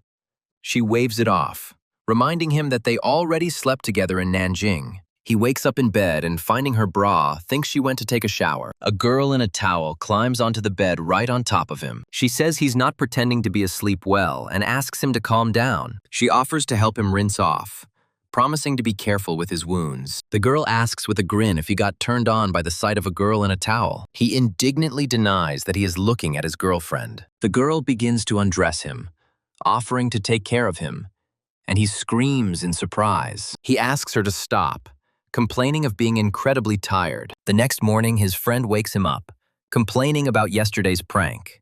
And the guy, half asleep, doesn't understand anything. Xiao Xiao brings him breakfast wearing just a shirt, and he panics and yells at her to put some clothes on. She explains that she was in a hurry and only took her panties with her, which are now in the wash. He thinks she's just kidding and suggests she clean the house out of boredom. He realizes that her real goal was his rose, and begs her to buy herself some spare underwear. He sheepishly reminds her that they are best friends and asks if she is ashamed to seduce a friend. She sarcastically praises his intelligence and suggests that he think again about how he could have offended her. He remembers her asking him if he would date her if they were alone in the world. She says his words made it sound like he wasn't interested in her at all, leaving a shitty aftertaste. Looking at his rosy cheeks, she realizes that he was not entirely sincere in his answer. When the food arrives, the girl screams that they are naked and asks them to leave everything at the door, shocking the delivery man. He covers his face with his hand in despair, thinking about excuses, and the girl just laughs cheerfully. He says tenderly that she is still as playful as ever and thanks her for being there. She gets embarrassed and then teases him with a smile, calling him a pretentious boy. After a couple of weeks, his bones had healed and he began training again, practicing his punching bag. Tiger is now in charge of the elder's affairs, but still finds time to explain the intricacies of business to him. He got rid of the scarlet pole, and now everyone treats him like a boss and respects his strength. He is informed that after the death of the Sand Tiger, his gang disintegrated, and the territories were left without an owner. Initially, they planned to divide his territory, which included a restaurant, a tea house, a hotel, and a brothel between the gangs. But now the gangs from Chinatown are afraid to touch them, unlike others, for example, the Vietnamese ones. He adds that individual Vietnamese have already begun to operate and sell drugs in their territories. The fifth one considers whether to eliminate these people, but remembers the recent truce with the Vietnamese. The tiger relays the elder's words about weeds being pulled out by the roots and notes his ruthlessness. Tiger offers him to take control of the street into his own hands, but Five remains silent in response. The fifth one, with a slight grin, clarifies whether these are really the words of the eighth elder. Tiger says it's his personal request, but Five remembers that the elder had other plans for him. Tiger replies that it is his job to propose, but the final decision on the appointment will be made by the elder himself. Later, a man comes running to the fifth with the news that the eighth elder has arrived and wants to see him. The eighth elder greets him with a question about why he rejected Tiger's offer. The fifth one reminds that the elder himself ordered him to first study all the wisdom in order to become his right hand. The elder objects that along with the territory, power will also pass to him, and this is more practical than the position of assistant. The fifth one understands that this is a test of lice, and agrees to carry out the order if it comes from the elder. The elder says that he has a different conversation, and he will hand over the territories to someone else.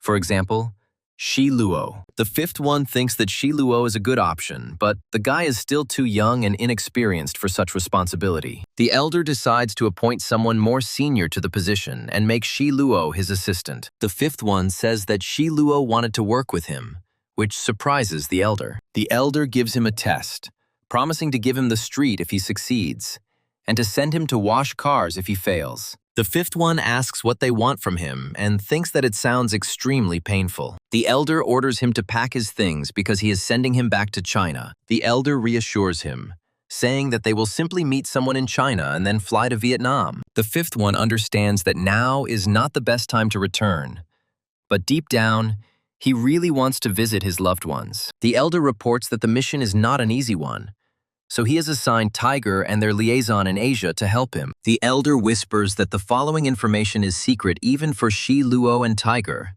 and Five understands this. The man with wavy hair says that the plane leaves tomorrow morning and that he has already sorted out the visa issue. He asks to prepare everything for Shi Luo, reminding him that he shouldn't relax even though the mission is not difficult. The man asks Five how long he has been with them, and notes that he has become more focused in 6 months. He puts his hand on Five's shoulder and promises that everything will go according to plan, and that he will look after him. The fifth one enters the room, and the girl with pink hair asks what happened because his face is gone. The girl anxiously asks if he will risk his life again, but he reassures her. At night, they lie in different beds, and it is clear that both cannot sleep. The fifth one quietly gets out of bed, takes out a package from under it, and unwraps a pistol wrapped in newspaper. The girl wakes up and asks why he jumped up, and he, hiding the gun, replies that everything is fine. She asks Fifth with a smile to come to her for a second. The girl hugs him to calm him down and says that everything will be fine now, and he thanks her. The blonde guy puts his arm around Fifth's shoulders and advises him to relax, imagining that they are on vacation. The fifth one remembers the secret assignment from the elder, who asked him to help him eliminate someone. Arriving at the place, Five happily thinks that he is finally home, among people with dark hair. His companion in dark glasses tells him to stop staring around because they need to meet their guide. A man with a tail on his head happily waves his hand at them and shouts the name, Tiger. He hugs Tiger tightly, exclaiming how many years, how many winters it has been since they saw each other. Tiger introduces his companions, saying that this is Fifth, and with him is Shi Luo, their friend. The fifth one thinks that although Shi Luo looks weak, his strong muscles reveal that he is a martial artist. Ma Wei turned out to be an open person and gave them a tour of Beihai.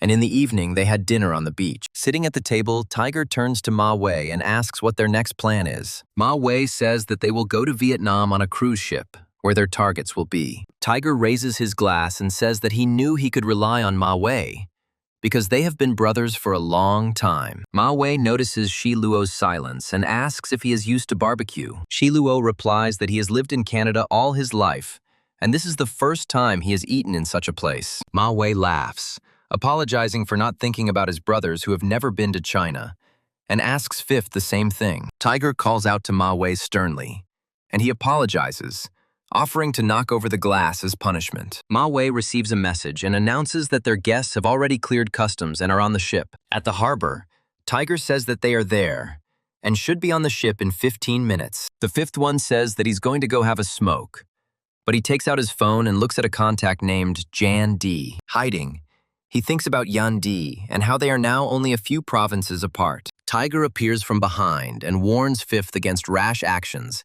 because an enemy awaits him in China. He adds that his family is probably still being followed, and one call could disrupt the entire operation. Tiger says that impatience will ruin their plans and advises them to gather strength, and Five thanks him. Five decides that he must overcome this challenge in order to return home with honor. The group is informed that their targets are staying in the next room and is ordered to be on guard.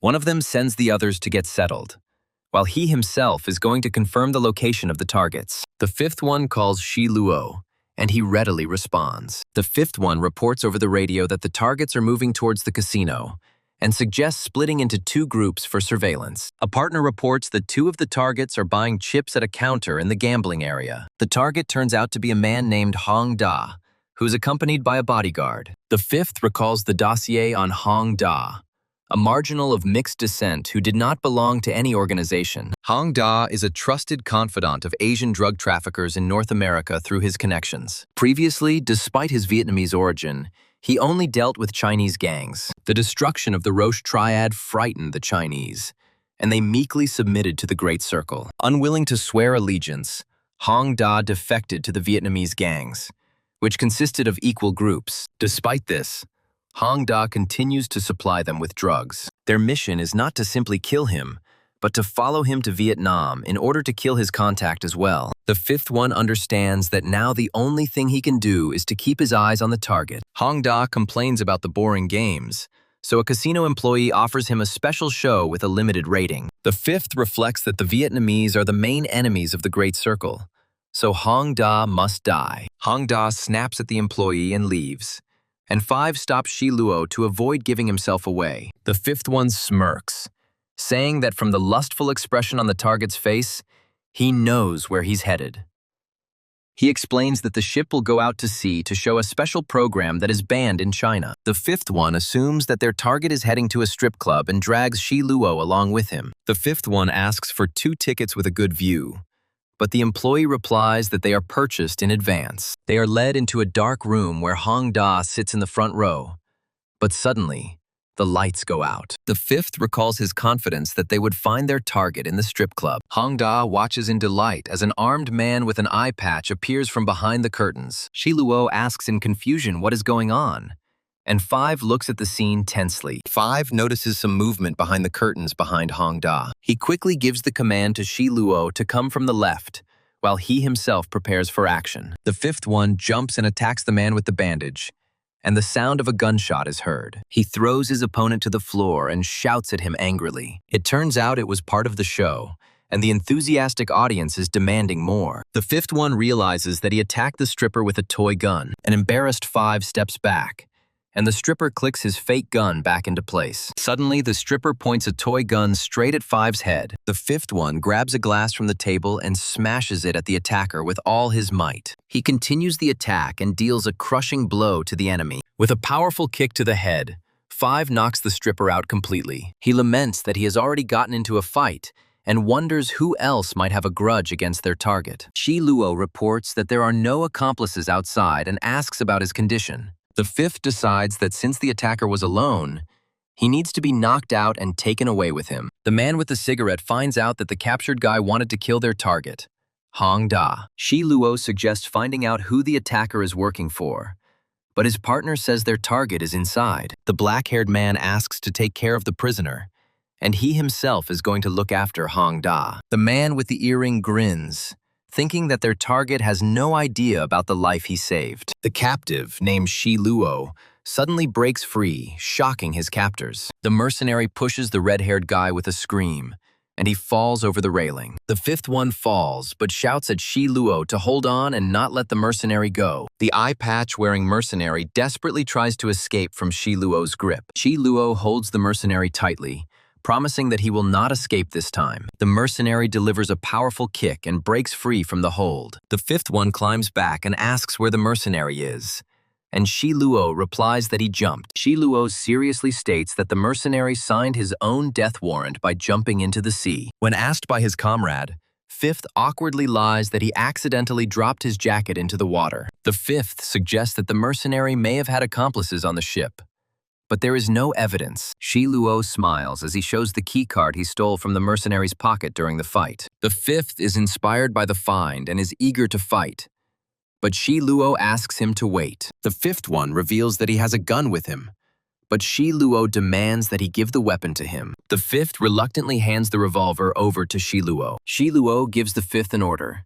He will go first, and he must catch everyone who runs outside. In the corridor, a ship's employee approaches Shi Luo and politely offers his assistance. Shi Luo tries to brush the employee off, saying that they are just going back to their cabin. The employee notices that the room is unoccupied and asks if they are lost. The staff member politely advises them to go to the front desk to confirm their cabin number. Shi Luo thanks them for their help, and the employee wishes them a pleasant journey. Shi Luo suggests that the utility room is a better hiding place than a regular room. The fifth one suggests that the mercenary could have hidden the weapon in the utility room in advance. Shi Luo agrees, since it would be difficult to carry a gun through security. Shi Luo deduces that someone very influential is hunting their target. The fifth one reminds them with a grin that their own mission is the same. Shi Luo reminds them that they cannot kill the target before meeting the contact. Otherwise, the mission will fail. Five laments that they will have to play bodyguards again, and Shi Luo confirms this. The fifth one blames himself for the fact that the mercenary pushed him, because information could have been extracted from him. Shi Luo reassures him, suggesting that the mercenary was only pretending to be unconscious. Suddenly, they hear a loud knock on the door, which takes them by surprise. A man named Tiger opens the door and asks in surprise what they are doing here. Shi Luo turns to the newcomer and asks if anything happened here. Tiger concludes that their enemy's mission is not to kill, but to protect the identity of the contact. Tiger states that their task is to complete the mission, and the eighth elder will take care of the rest. Tiger orders them to return to the target and back up Ma Wei, who is on duty alone. One of the group asks where Hong Da is, and learns that he is already at the casino with his new girlfriend. A man talks about a first-class dancer, a night with whom costs 3,000 yuan. The blonde asks Five what they should do with the gun. The fifth one takes out a pistol, and his interlocutor, in a panic, advises him to get rid of the weapon. The blonde asks to play with the gun, but Five promises to lend him his in Canada. The blonde again asks Five what they will do with the gun. Ma Wei at the casino learns via radio that his target, Hong Da, is 2 hours away. He finds Hong Da dancing with an attractive girl with silver hair. The blonde notices that Hong Da is planning a hot night with a stripper. Ma Wei assures that he has an idea, and today, the goal will not be to have fun. He explains that the best strategy is to keep the target away from his room. Ma Wei decides to play cards with Hong Da in order to detain him in the casino hall. He checks his luck level on a special device and sees that it is quite high. Ma Wei approaches Hong Da's table and invites him to play a game of cards. He thinks that Hong Da is a gambler and just needs to be beaten a couple of times. Hong Da happily agrees, complaining that he was upset because of the lack of daredevils. Hong Da screams in rage, not understanding how the guy was able to win 3 times in a row. Ma Wei calmly demands payment of the bills, boasting about past victories in Malaysia. A sweaty Hong Da excitedly demands that the cards be dealt for another round. Ma Wei realizes that he has hurt the gambler's pride and decides to take advantage of it. He notices that the girl is persuading Hong Da to return to the cabin to finish the matter. Ma Wei assumes that the defeated Hong Da will take out his disappointment on the girl. Having received a blackjack, Ma Wei unexpectedly says that he folds. Hong Da asks, surprised and mocking, why the guy is passing. Is it really because he was unlucky with the cards? Ma Wei replies with a smile that Lady Luck cannot always be on his side. Hong Da declares victory in the round without seeing what cards his opponent folded. A delighted Hong Da shouts that luck is on his side and demands more distribution. Ma Wei quips that luck is already on Hong Da's side, since the goddess of eroticism is sitting next to him. Shi Luo contacts his man on the radio and asks how Five is doing. They tell him that Five has successfully approached Hong Da at the gaming table. At 6 in the morning, Hong Da invites Ma Wei to go have breakfast since they played all night. Hong Da is amazed at how anyone can win so many rounds of blackjack in one night. Ma Wei modestly calls himself lucky and asks where Hong Da's friend disappeared to. He explains that he gave the girl money and she promised to come by later after work. At breakfast, Hong Da guesses that Ma Wei must be a big shot. Hong Da points to the bodyguard who has been standing behind them the entire time. And Ma Wei is shocked. Ma Wei quickly comes to his senses and admits with a smile that his interlocutor is clearly larger. He threateningly holds a fork to Hong Da's face and asks if he will believe the other version. Then he changes his tone and says that he is just on vacation and does not want to complicate things. Hong Da agrees, but notes that Vietnam doesn't look like a holiday paradise. After that, they started talking. And Ma Wei even began to like Hong Da for his straightforwardness. Early in the morning, Ma Wei invites Hong Da onto his rented yacht to spend the day there. Ma Wei asks if Hong Da will believe that he is being fed with a fork by an attractive bodyguard. On the deck of the yacht, Ma Wei and Hong Da are sitting at a table with other people around them. Hong Da mentally lists everyone present on the yacht and wonders if luck is on his side. Ma Wei asks why Hong Da has gone silent, and he attributes it to his impressions of Vietnam. Ma Wei promises with a sinister grin that something interesting will happen soon. Suddenly, small boats approach the yacht, causing Hong Da great surprise and suspicion. Ma Wei reassures him, explaining that it is simply local fishermen who have come to sell their fresh catch. Ma Wei says buying fresh seafood from boats has become a ritual for him. One of the fishermen offers to cook lobster for them, and Ma Wei eagerly agrees. Over food, Ma Wei invites them to get to know each other better, hinting at a possible business partnership. Suddenly, the fisherman serving the food starts to choke and falls right on top of Ma Wei. The man falls to the floor, dropping his plate,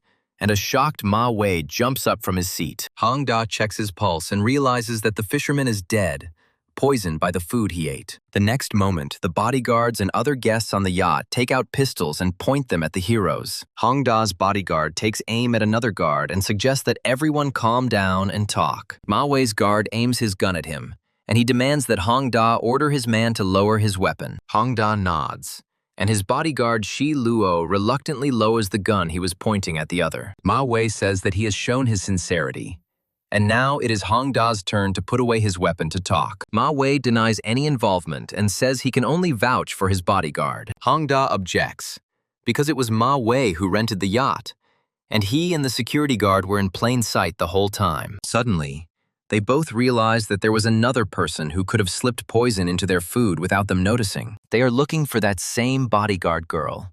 Realizing that she had nowhere to escape from the yacht, Hong Da finds several sets of scuba gear and notices that one of them is missing. He shouts to the others to stop searching, as he has figured out where she is. It becomes clear that the girl has escaped underwater while scuba diving, and Ma Wei, furious, vows to find her. Ma Wei looks closely at Hong Da and states that he believes he was the target of the poisoning. Hong Da suggests that if the killer was targeting Ma Wei, it is related to the events of last night. Ma Wei is outraged that he was almost killed for the company and calls Hong Da a dangerous person. Hong Da demands to know who he is, but Ma Wei warns him of the consequences of such knowledge. Hong Da confidently replies that no consequences could be more terrible than the death he escaped. Ma Wei objects and suggests being frank, since Hong Da also seems like a difficult person to him. He points to the calluses on Hong Da's hands that mark him as an experienced marksman. Ma Wei notices his calmness at the sight of death, and Hong Da is amazed by such observation. Hong Da admits that he is not who he says he is,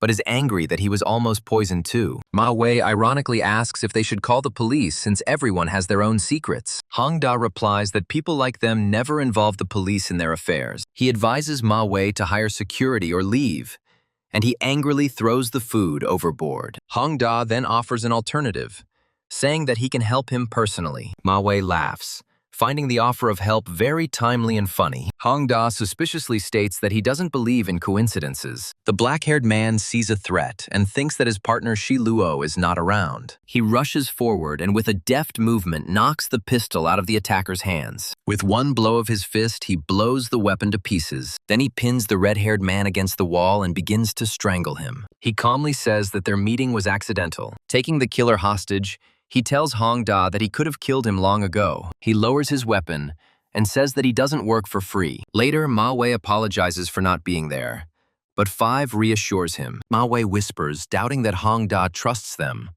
But 5 is not surprised. The 5th one explains that he put on a show to prove his usefulness. He is sure that Hong Da will ask for help, because the Vietnamese are hunting him.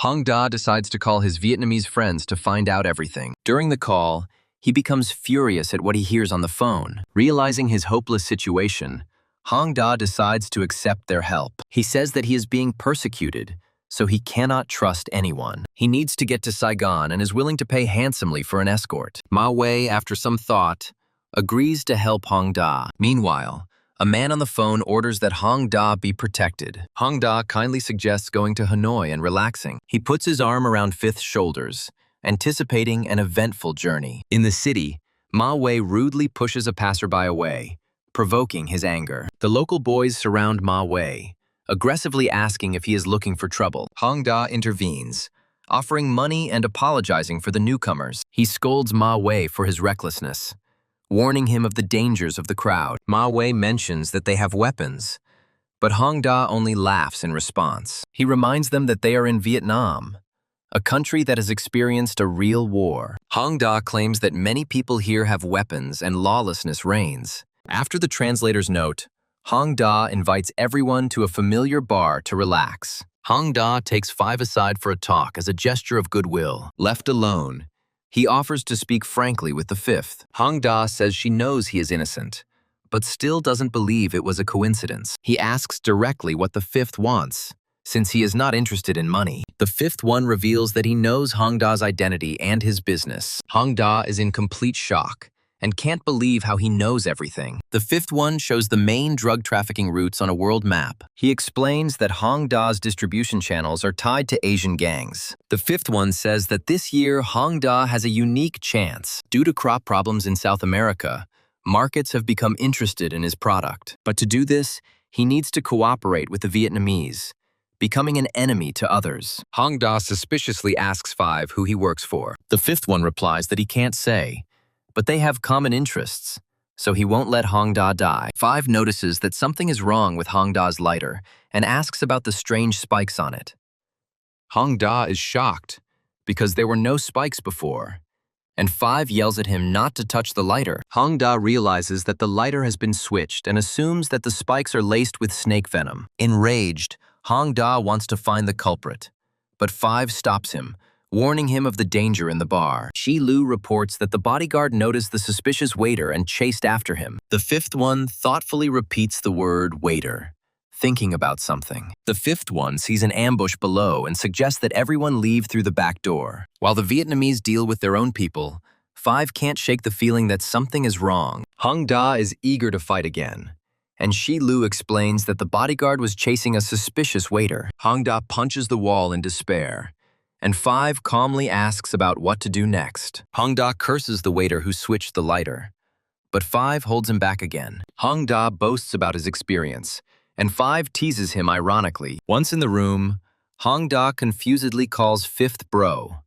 and 5th suggests that they stick together. The 5th one tells the others to sleep on the couch and to be careful, because there are potential killers lurking around. Hong Da complains of fatigue and asks if their plan is to just hide in the room. The 5th one warns that Hong Da won't be able to get a good night's sleep, which leaves him puzzled. The 5th one explains that they have been followed from the very beginning, which means their location is known to the enemy. Hong Da suspects that there is a rat among them and asks Shi Lu to give him a gun. Suddenly, the bodyguard appears and indignantly asks why he is being suspected. The 5th one takes aim at the bodyguard and orders him not to move, as he is not finished yet. Hong Da stands up for his man, wondering why only his bodyguard is suspected. The 5th one says that if the guard wanted to kill Hong Da, he would already be in the grave, and shows that the gun is loaded. The 5th one accuses the bodyguard of calling the thugs at the bar to catch Hong Da. He explains that the waiter, who was allegedly being chased by the security guard,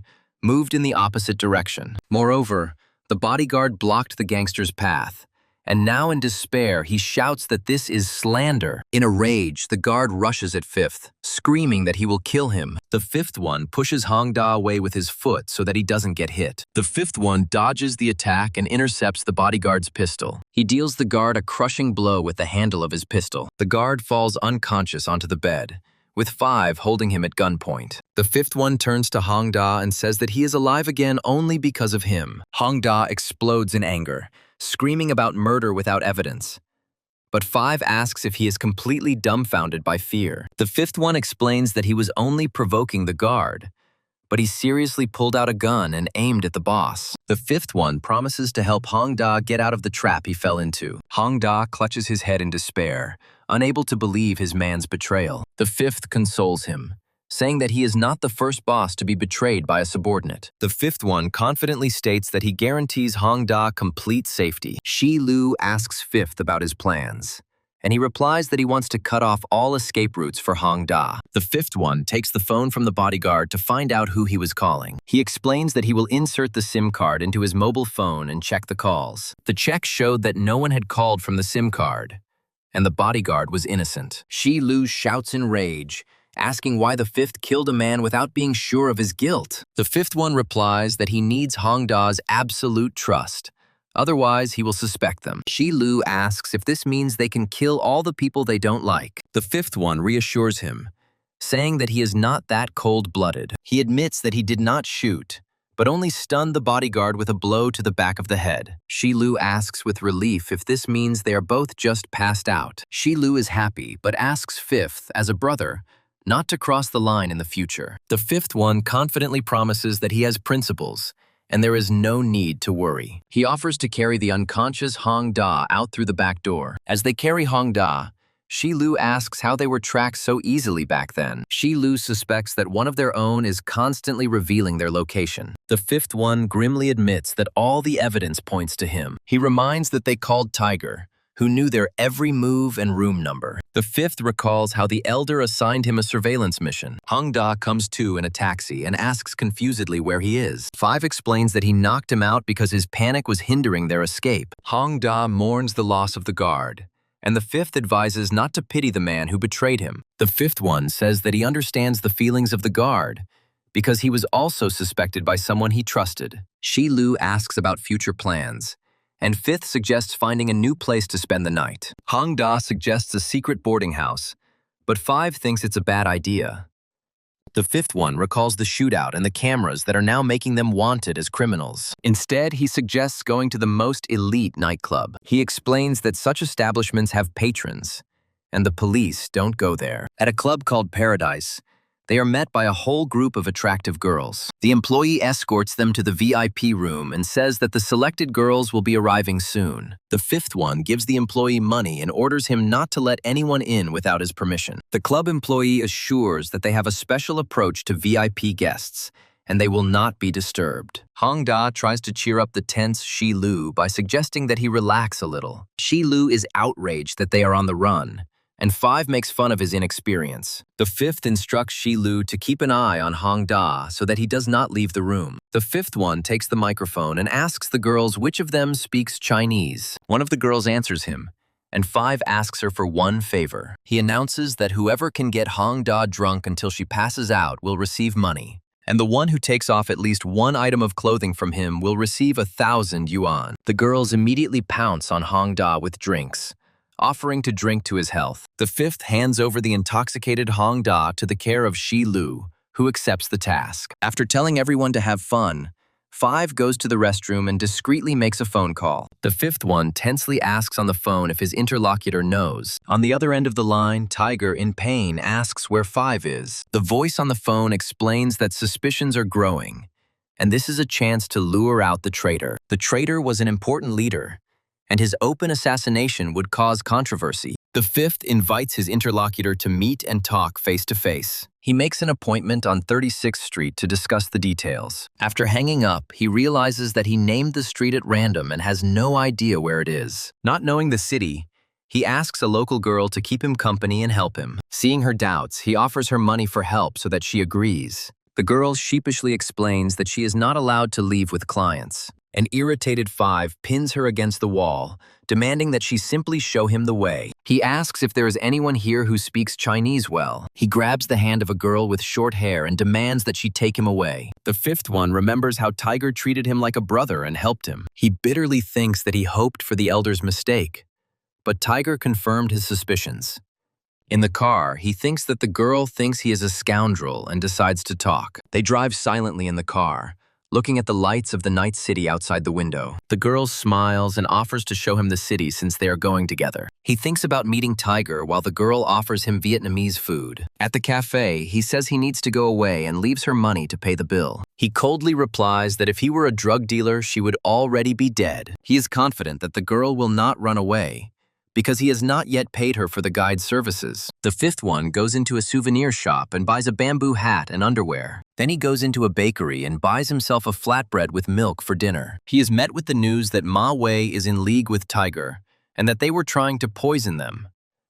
The security guard stops him at the entrance and says that he will first conduct a search. During the search, Five asks the guard to be careful with his souvenirs. He enters the room where Tiger is already waiting for him, inviting him to sit down. Tiger, without preamble, demands that Five surrender and hand over Hong Da to them. Tiger confidently declares that the eighth elder has already told him everything. The fifth does not understand why Tiger betrayed the elder he had served for so long. The Tiger says with bitterness that he gave 20 years of his only youth. He recalls how influential the eighth elder was in North America, but even having achieved a high status, he still remained an errand boy. His face is distorted by a grimace of anger and resentment from the realization of injustice. The fifth tries to get through to Tiger, saying that he doesn't know the main thing about the elder. He reminds us of the Trinity that helped the elder and how they were forgotten. The seventh uncle survived only by becoming crippled and leaving the criminal world. The Tiger shouts that for the elder they are just hired thugs. He admits that he is sick,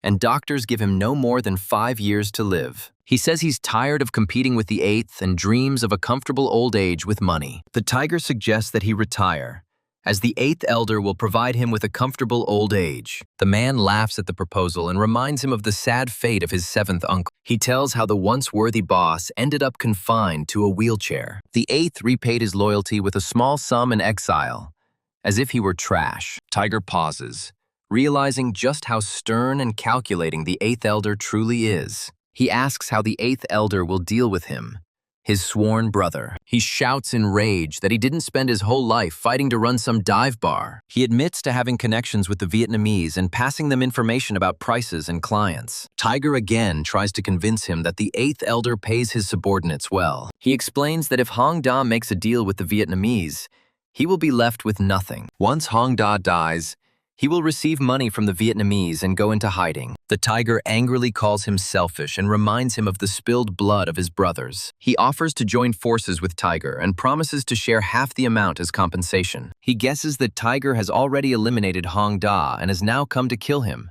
He draws his weapon, acknowledging Tiger's agility but declaring his numerical superiority. He takes aim at Tiger and says that he values him, but he has the courage to kill him. Tiger asks if he will hand over Hong Da if he is alive, but is refused. Tiger asks him to back off, but he firmly states that he is not going to do so. He suggests that Tiger leave and find a place to stay where the eighth elder won't find him. He explains that without killing Hong Da, the Vietnamese will not pay, and the island is expensive. The Tiger clenches his fist and says with cold determination that all he can do is kill him. The man asks with a grin how Tiger plans to do this and takes aim at him. The Tiger spits out the cigarette with such force that it flies like a bullet, shocking the enemy. The cigarette butt flies quickly across the room and hits right into the hand holding the gun. The man cries out in pain and realizes that he cannot move his trembling hand. Taking advantage of the moment, Tiger rushes at his opponent with incredible speed. He grabs the man by the head and plunges some sharp object into his neck. Tiger says that he returned to him the poisoned needles that he had prepared for Hong Da. After this, Tiger quickly drinks something from the bag and spits it on the floor. He explains that he took a risk by hiding the poison needles in his mouth under a piece of bread. He ate bread to absorb the poison and drank milk to buy time to get to the hospital. The Tiger listens to the sounds outside while the poisoned man lies motionless on the sofa. The weakened man, with the last of his strength, grabs Tiger from behind and screams for him to kill him. An armed man bursts into the room and, in a panic, shouts at Tiger to let his boss go. The Tiger uses the man as a human shield, snatches the gun from him and shoots. Both men, the traitor and his subordinate, lie lifeless on the floor. A girl with white hair appears, initially worried about Tiger, but then frozen in shock. Seeing what happened, the girl immediately turns around and runs away, and Tiger tries to stop her. Tiger is left alone in the room and thoughtfully notes how quickly she ran away. The killer tells his victim, lying on the floor, to rest in peace. The hero thinks that it's all over,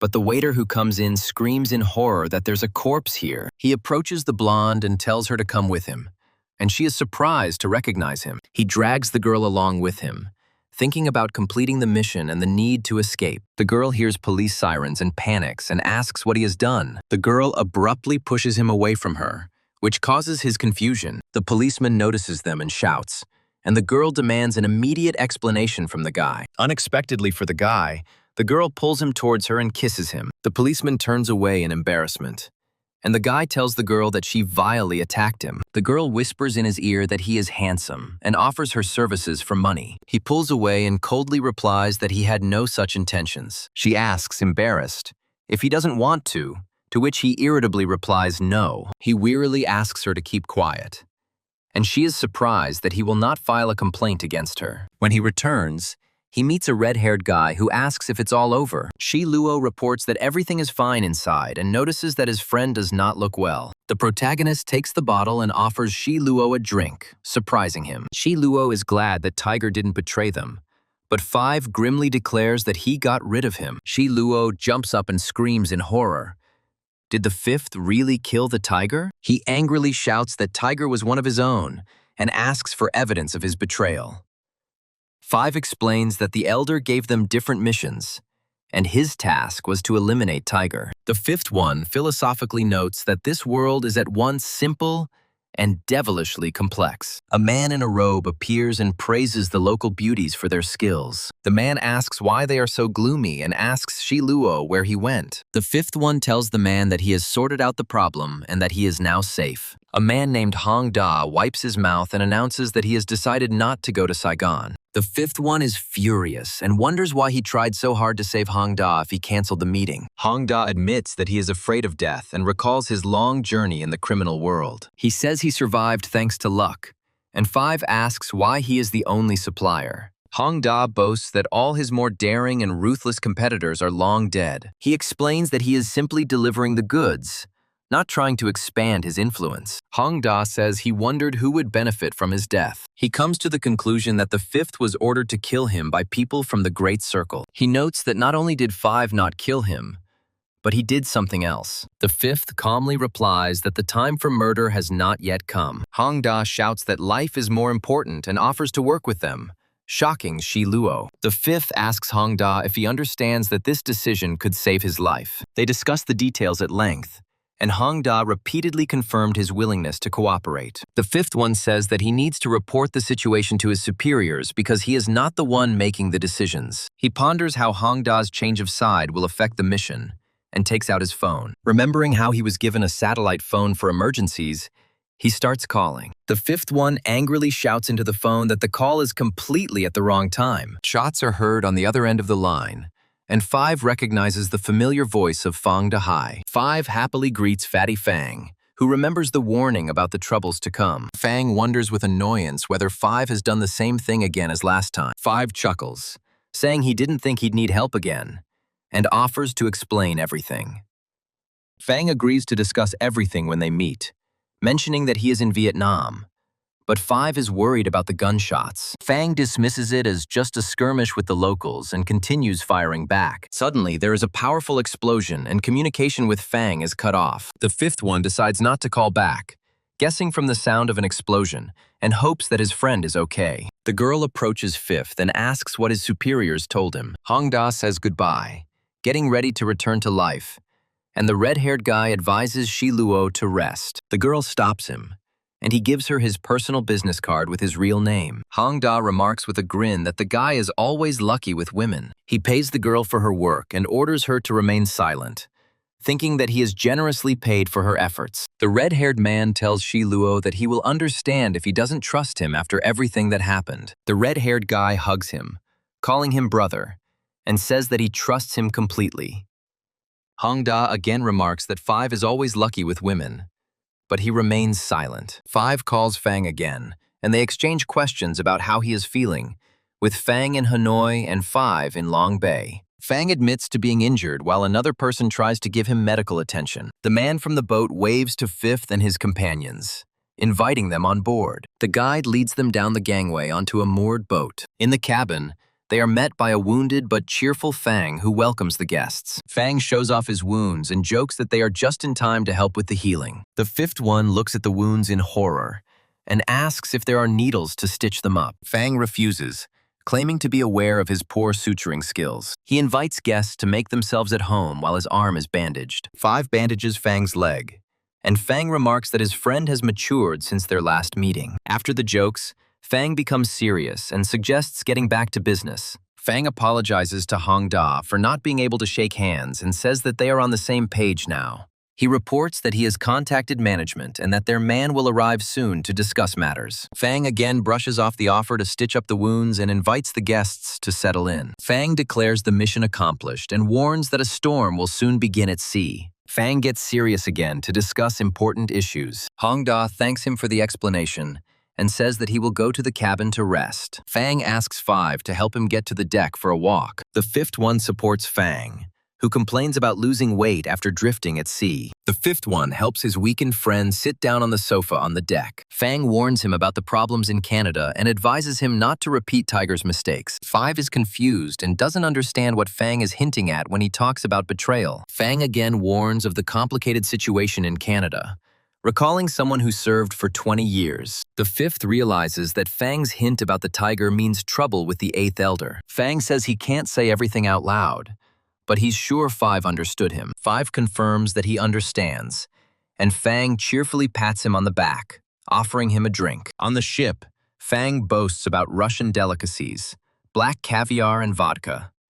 Fang sternly warns Five that he and Shi Luo need to fly out of the city immediately. Fang explains that Five is in no danger, and Five, understanding, wishes him to take care of himself. Fang hugs Five goodbye, promising that they will get drunk the next time they see each other. Shi Luo is worried that they have shifted responsibility to Hong, but Five trusts him. At the airport, the heroes learn that the flight departs at dawn, and Five suggests going for a coffee. The fifth one finds a coffee shop and asks Shi Luo to take a seat, while he himself goes off to the toilet, pretending to be going there. Left alone, Five takes out the note from Fang, realizing that the information was not for Shi Luo. In the note, Fang advises them to flee, as the Great Circle has changed, and mourns the loss of Tiger. The fifth stands in the corridor, pondering Fang's secret message, which he hid from his companion. The note contains the password to the locker, and Five goes to the storage cells to open it. Opening the cell, he is surprised to find a bag filled to the brim with bundles of dollars. Five realizes that Fang is an escape artist,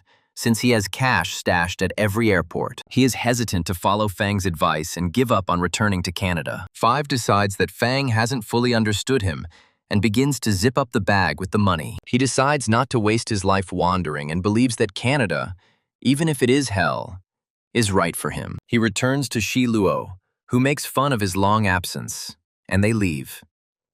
The fifth one asks Shi Luo to go ahead, saying that he wants to buy something, perhaps for Xiao Qiao. Left alone, he suddenly sees a woman with white hair and freezes in surprise. Fifth is shocked to recognize her as a hired killer known as Tiger's Mutt. He wonders what she is doing here and assumes that she has come to avenge her boss. He doubts his guesses because she would not have waited so long at the airport for the sake of reprisal. Suddenly, a girl with white hair quickly attacks him, forcing him to dodge. Seeing the broken glass behind him, he realizes that she really did want to kill him. The girl starts to run, but Five immediately begins pursuing her to prevent her from escaping. The guard tries to stop her, but she knocks him out with one blow and continues on her way. The girl runs out into the street and jumps into a taxi, and Five rushes after her, not lagging behind. The fifth one also jumps into the car and, throwing money to the driver, orders him to step on the gas. A fight breaks out in the cramped interior of the taxi,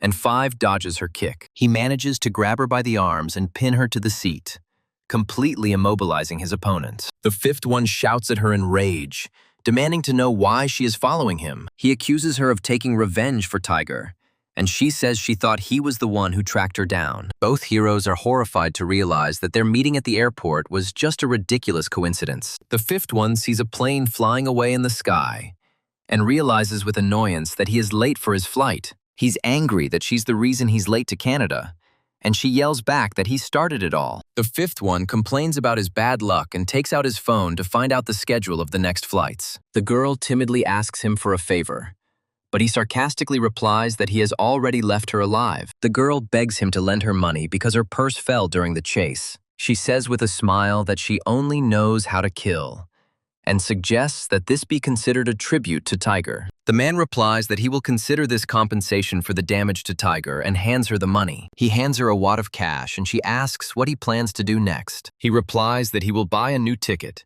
and she in turn advises him to stay away from the airport. She explains that she is wanted by the Hanoi police, and he will be noticed too since he was chasing her. He screams in shock, not understanding why they could be looking for her. The girl says that the Vietnamese are looking for clues in the case of Tiger's death, which is why she is targeted. He questions why they would go so far as to monitor the entire airport for simple leads. She sheepishly admits that she injured one police officer during the pursuit. The man grabs her in a rage, shouting that now he won't even be able to return home. She asks him to wait, and he mentally orders himself to calm down before he loses control. She asks if he's just going to leave after she shared valuable information. The girl shouts that she knows where Tiger hid the money and offers to split it if he helps. She explains that the boss had a key to the safe deposit box, and this key was in her dropped bag. She says it wasn't hard to get the key, but he remembers her running away at the sight of the corpse. She explains that she ran away, afraid of him,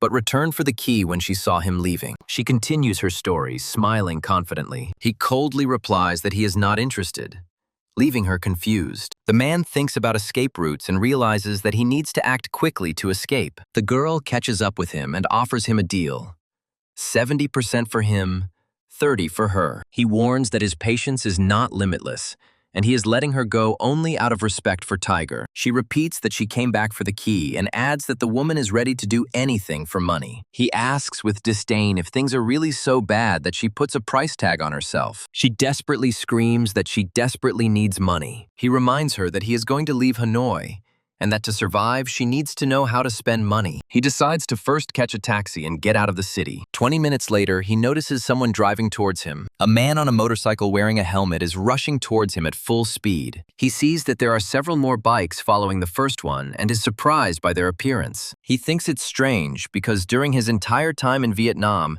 he never saw anyone wearing a helmet. The bikers open fire on him and he barely manages to dodge. He curses, realizing that he has run into a dead end. He sees the bikers again approaching him down the narrow street. One of the pursuers takes out a machine gun and aims at him. Suddenly a girl appears, saving him, and screams that he now owes her. The bikers order them not to resist in Vietnamese, and the man is surprised that they speak that language. The girl translates that they want them to come out with their hands raised. He shouts in Vietnamese for them not to shoot and asks the girl for razor blades. He understands that the bikers are not trying to kill them, but want to take them hostage. The girl proposes a plan, saying to stick with her. She will take the right one, and he will take the left one. They come out with their hands raised, and the guy sarcastically remarks that they have already reached their pursuers. The girl asks in bewilderment who's the one standing in the center is. One of the bikers replies that whoever gets shot is a loser. Suddenly, the boy and girl rush to attack the armed men. One of the bikers shoots, but the guy is shocked that it wasn't him, and the girl screams in pain. The guy takes the weapon from one of the attackers and orders the other not to move. He shoots the last enemy in the leg, immobilizing him. He runs up to the wounded girl, who asks him to hurry. They ride away on a motorcycle.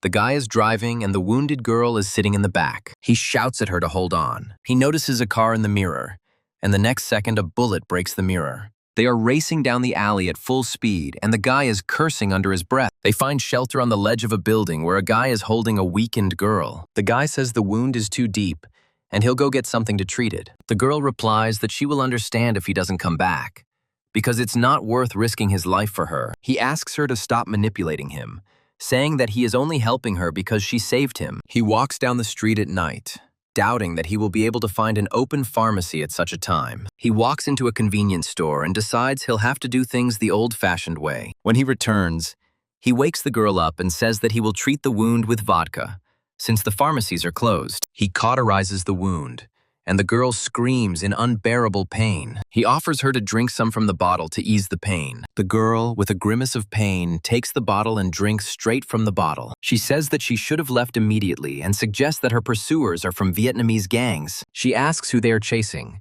and he asks where she got the information about the key to the cell. After a while, he says that the shop should open and he will go get medicine for her. As the guy leaves, he is watched by a man who reports on the phone that the target has been found. He senses something is wrong, remembering how the girl gave him a gun just in case, and runs back.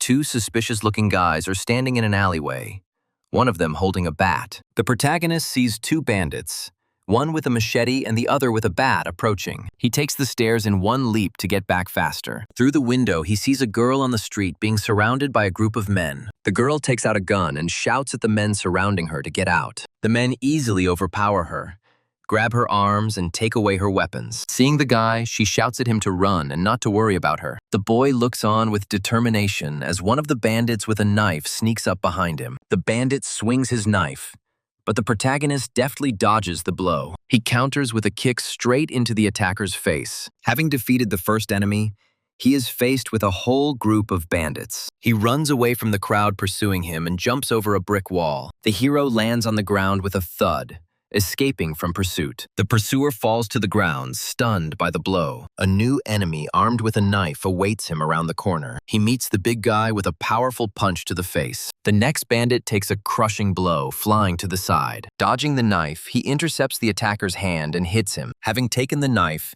he runs further and runs into an opponent with a pistol. At the last moment, he dodges a shot to the head. The order is given to seize him, and the chase resumes with renewed vigor. The bullet hits him in the arm, but he continues to run. He screams from the piercing pain in his wounded arm. Cornered on the edge of the roof, he considers whether to jump into the river. Deciding to take a risk, he jumps from the roof with a scream straight into the water. He dives deep underwater, trying to escape from his pursuers. Gasping for breath, he realizes that he cannot surface while there might be enemies above. Having reached the shore, he falls to his knees and coughs up water. Lying on the grass, he figures he has time while the gang crosses the river. He remembers with alarm the girl who warned him and understands that he will have to lie low. Fortunately, he had taken care of money in advance, which was now vitally needed while on the run. To bandage the wound, he tears off a piece of his shirt with his teeth. He decides to first find shelter, treat the wound, and call his man. He needs to lay low until the elder finds a way to get him out of Vietnam. He understands that as a foreigner, it will be difficult for him to hide from both gangs and the police. He changes his torn shirt for a whole one and asks a local resident for a phone number. To his chagrin, the old phone does not support international calls. He doubts whether it is worth the risk of going into crowded places like a post office or a hotel. On the street, an unfamiliar blonde approaches him with an unambiguous offer. It suddenly dawns on him that he has a friend in this city. He finds a business card and dials the number on the old phone. He calls her, assuming he has woken her up, and hears a sleepy female voice. The girl, half asleep, does not recognize him when he introduces himself as the fifth. Finally, she remembers him and asks in surprise why he is calling. He asks her to be his guide and offers double pay for the inconvenience. He says he is lost and asks her to pick him up, to which she agrees. An elderly man notices blood on his hand and offers to help with the bandage. While the man is treating the wound, the hero suspiciously wonders if he is connected to the bandits. The man finishes bandaging and offers him a clean shirt to replace the dirty one. He follows the man with distrust, reminding himself to always be on guard. The man leads him to the display window of a sportswear store. Having changed into new sports clothes and put on glasses, he is ready to move on. He arranges to meet the girl and says that he will wait for her in a telephone booth. The girl comes to the meeting and is surprised by his strange clothes, but he thanks her. In response to her question, he says that the sun is too bright today. The girl doesn't understand his answer and looks at him in bewilderment. He hands her a wad of money, but she gets scared, thinking that she is about to do something dangerous. He calms her down, and she takes the money and offers to treat him to lunch. The man refuses lunch, citing fatigue and an injury, and asks to come to her home. The girl misunderstands him again, and he mentally laments that he was misunderstood. With a sly smile, she suggests that he go to a hotel instead of her house. He irritably rejects her offer and insists on going to her house. The girl reluctantly agrees, but sets the condition that he must leave before 5 in the evening. In the taxi, he hides his face under the hood while she gives the driver the address. She whispers to him that it seems the driver was talking on the radio about looking for someone. To distract the driver, the girl suddenly pulls him towards her for a kiss. The driver reports on the radio that he did not see anyone suspicious, only a couple in the car. They continue to feign passion until the driver complains that they kissed the whole way. Getting out of the taxi, he asks her if everything is okay, and she nods sheepishly. He remembers her words and asks why her house would be uncomfortable, and if anyone else lives there.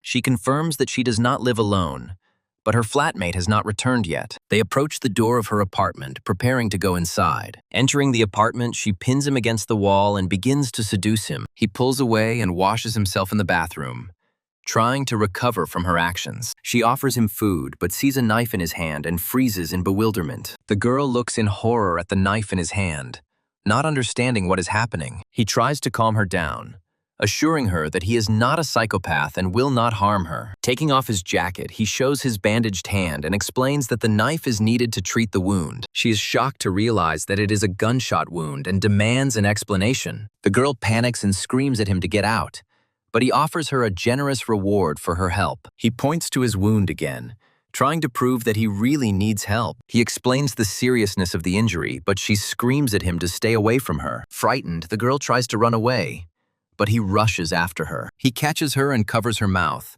assuring her that he doesn't want to hurt her. He promises to let her go if she doesn't scream and remains calm. As soon as he removes his hand, she immediately begins to loudly call for help. Irritated by her scream, he grabs her again and warns her not to force him to use force. Out of fear and hopelessness, the girl begins to cry, looking at him. The girl loses consciousness from fear, and he, having laid her down, begins to search the room. He finally finds the first aid kit, but is annoyed to discover that there is no gauze in it. In a critical situation, he decides to use a sanitary pad as the most sterile thing in the house. He prepares everything necessary to treat the wound, laying out a knife, a lighter, and a pad on the table. Gritting his teeth and biting the cloth, he prepares for the painful procedure. Holding back a scream, he begins to cut something out of his wound with a hot knife. He uses tweezers to remove cotton wool from the pad and soak it in antiseptic. With a trembling hand, he cauterizes and disinfects the deep wound on his shoulder. Breathing heavily from the pain,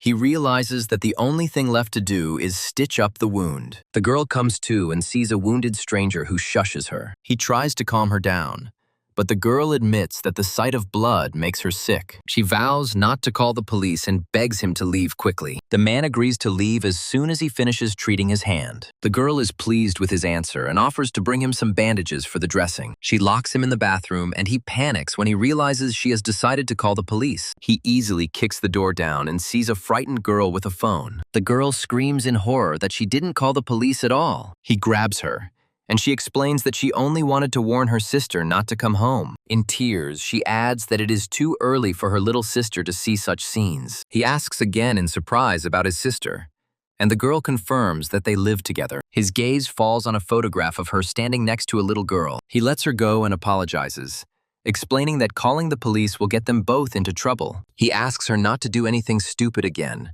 and promises to leave as soon as he bandages the wound. The girl offers her help, saying that first the blood needs to be washed off the wound. While she treats his wound with a trembling hand, he asks her to tell him about her sister. The girl replies briefly that her younger sister is currently studying at school. He asks about his sister's age and where their parents are now. With a sad look, she briefly replies that their parents died long ago. He apologizes and she explains that her sister has no one but her. After finishing stitching the wound, she receives a compliment from him for the even stitch. Now he asks her to find some clean cloth to make a bandage out of. In addition, he asks for a cigarette to dull the pain, and she agrees. She reaches for the far drawer, and he wonders why she would hide the cigarettes like that. The girl explains that she doesn't want to set a bad example for her sister. She adds that the little girl thinks all girls who smoke are bad. He praises her for caring for her sister and wanting to provide her with good conditions. She thanks him for the praise and reminds him that he promised to leave after the bandage. He agrees to leave and leaves a wad of cash on the sofa as payment. Opening the door,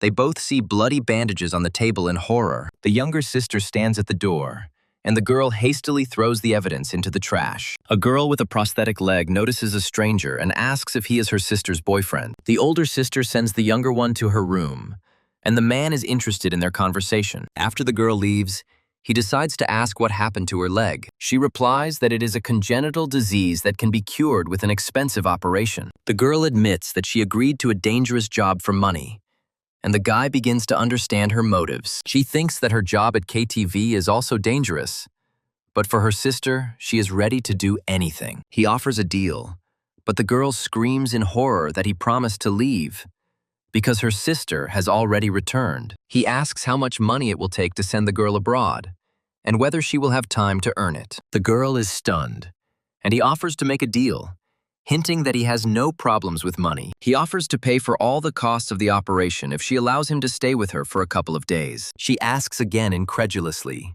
and he, pulling her towards him, assures her that he would never lie about such things. In tears, she agrees and asks him to stay if he can really save her little sister. She asks him to take the day off to help, but warns him that 2 regulars are expected to come to her. He gives her a business card with a friend's number, asks her to memorize it and destroy the card immediately. She tells him to rest and not to worry, assuring him that she and her sister will do everything themselves. Sia's younger sister complains of leg pain after physical education and wants to go for a walk. The older sister decides to go herself, but before leaving, she sternly warns the boy to take care of the girl. The girl timidly asks if she can go out, and he wonders why she is asking permission in her own home. She sheepishly explains that she is afraid to go out because her older sister might get angry. He sits down and asks her name, to which the girl replies that her name is Xia. Xia asks if he likes her name, and he replies with a smile that he does, looking at her sore leg.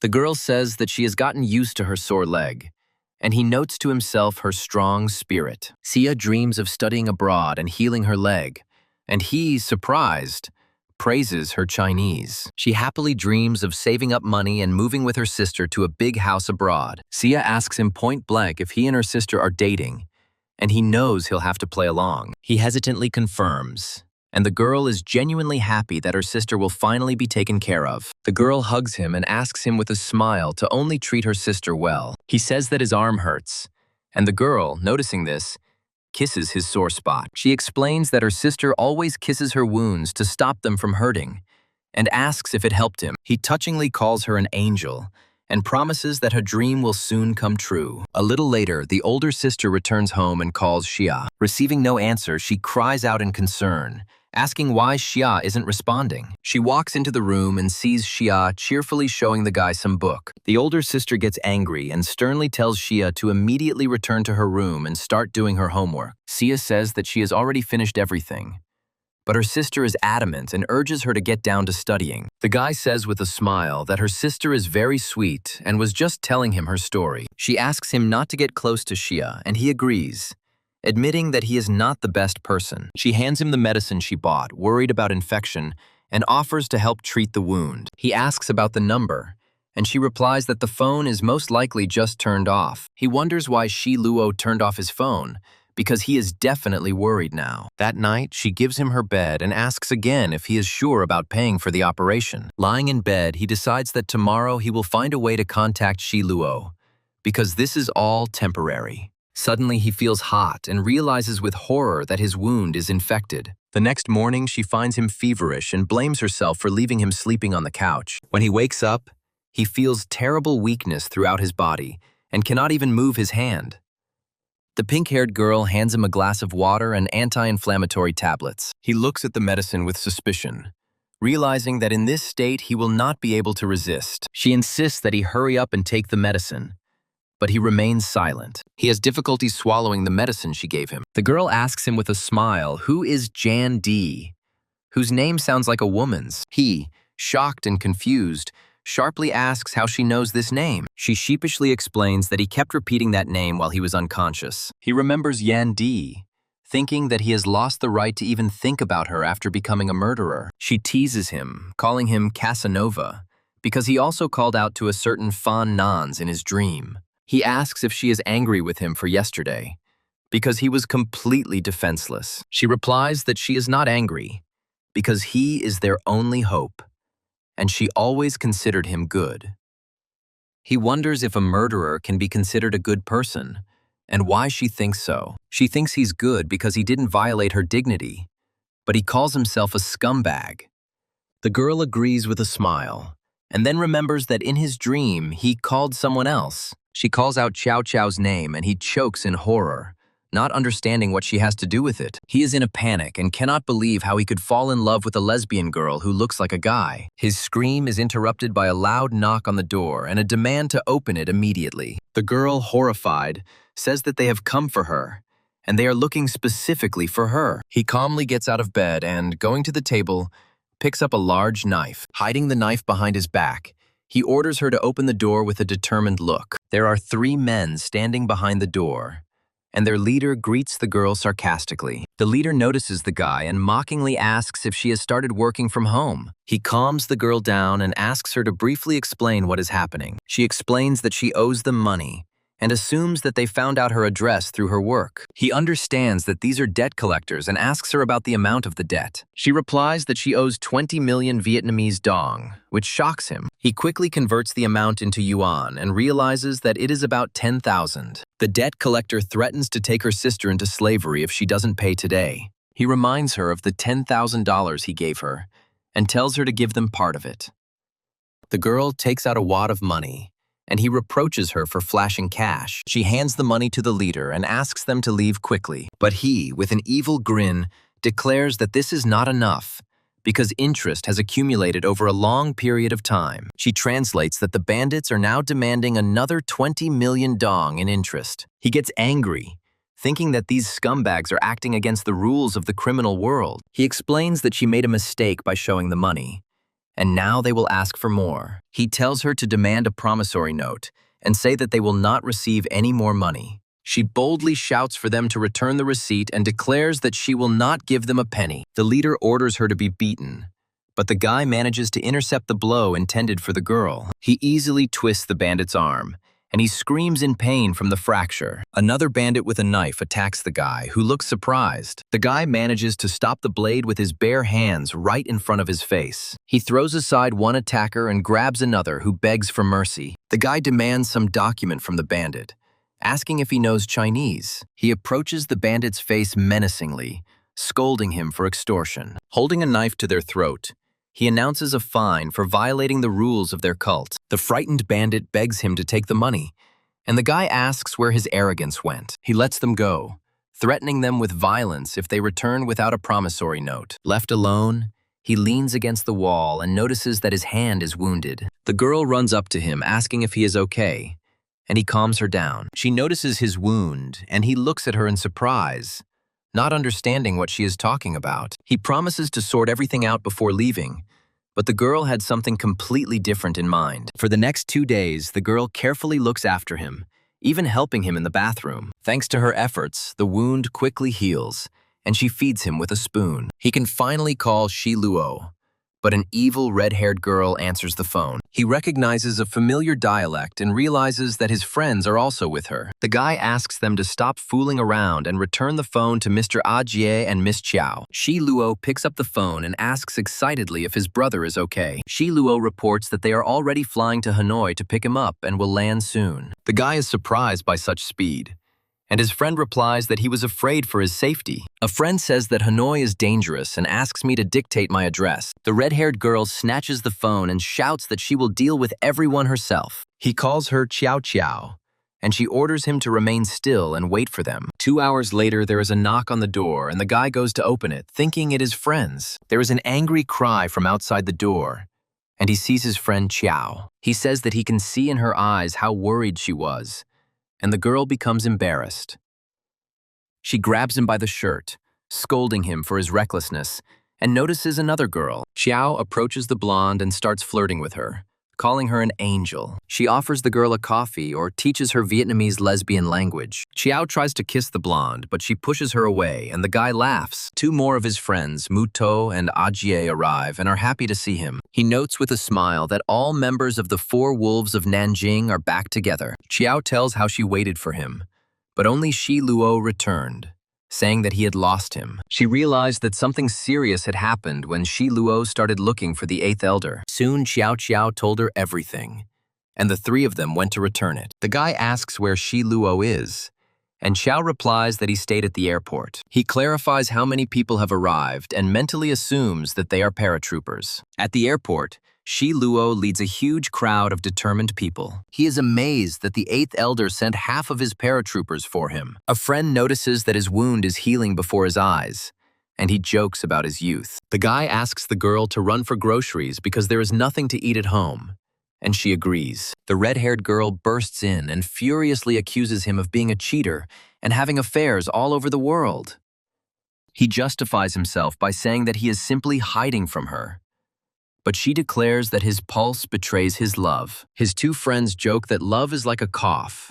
You can't hide it. Enraged, she pushes the jokers aside and asks Fifth to come over to talk. Qiao yells at him, asking why he always acts so recklessly and risks his life. She remembers how the three of them went on a mission, but only Shi Luo returned. The girl was afraid that he would bring bad news because his face was very strange. She cries in tears that she would avenge him, even if she had to marry someone she didn't love. He comforts the crying Qiao Qiao, takes her hand and allows her to lie on his shoulder. Two friends watch them from a distance, noting that they are not at home. The blonde returns with groceries and chicken, preparing to cook dinner for the hungry guests. Friends ask in surprise what they are doing here, and one of them offers his help to Miss. The guy gallantly takes the knife, not wanting the girl to get blood on her hands. He immediately cuts his finger and screams that his scalpel skills are not for birds. Qiao says that if he stopped getting involved in dangerous things, this could happen every day. He promises her to be extremely careful, and after thinking for a bit, she agrees. The redhead enthusiastically volunteers to cut up the chicken, saying that she has no equal in this. Soon, a delicious dinner appears on the table and everyone is invited to the table. One of the friends raises a glass of beer, addressing the main character with a toast. In his presence, such moments of calm and peace never last long. Suddenly, the phone rings and the blonde excuses herself to go answer it. She rushes back in a panic and screams that her little sister has been kidnapped. The girl, in tears, explains that they are loan sharks and they are demanding 10 million in compensation. One of the kidnappers says that the girl is pretty, and that in a couple of years she can be sold profitably. The head of the loan sharks, Li Wen-yen, declares that he will sell the little one in front of her sister. The girl blames herself for what happened and, in despair, thinks about whether she should call the police. He asks her to calm down, warning that calling the Vietnamese cops will only make the situation worse. The guy promises to help and assures that her sister will return home safe and sound. Xiao looks at the photo and, in a rage, vows to castrate the scum who raised their hands against Lolita. He calls Shi Luo and asks him to come over, saying that his help will be needed this evening. His friends say they are also going with him and do not intend to miss out on all the fun. He says that they will be of little use because they can neither fight nor move. Qiao counters that there will be more of them, and dealing with a couple of loan sharks is as easy as pie. He agrees and says that he will take a taxi with the beauty, and the rest should follow them. At the car dealership, Qiao bribes the clerk with a wad of cash when he refuses to give him a car without documents. The whole company travels in a van, and finally arrives at the desired building under cover of night. He asks if she is sure this is the right place and suggests that she wait for Shi Luo. A taxi pulls up and the guy who gets out of it joyfully shouts that the fifth is alive. A friend who arrived hugs him, and people get out of several taxis ready to help. The leader orders everyone to listen only to him and divides people into groups to carry out serious work. He admits that the mission is personal, because his friend's sister is being held hostage, and he is indebted to his friends. His comrades enthusiastically declare that they are ready to do anything, even rob a bank or save a person. The guy points to the building, saying that the target is on the roof, and that only 7 or 8 loan sharks are guarding it. He warns that the enemies may have weapons, and one of his men asks about a map of the area. The leader shows a plan of the building, sketched from the girl's words, noting her phenomenal memory. Red-haired Shi Luo is ordered to take someone and block 2 iron doors from the outside. Another guy suggests using nylon ropes from his car to climb onto the roof. He instructs Jia to wait in the car with the engine running, and 2 others to stay with him.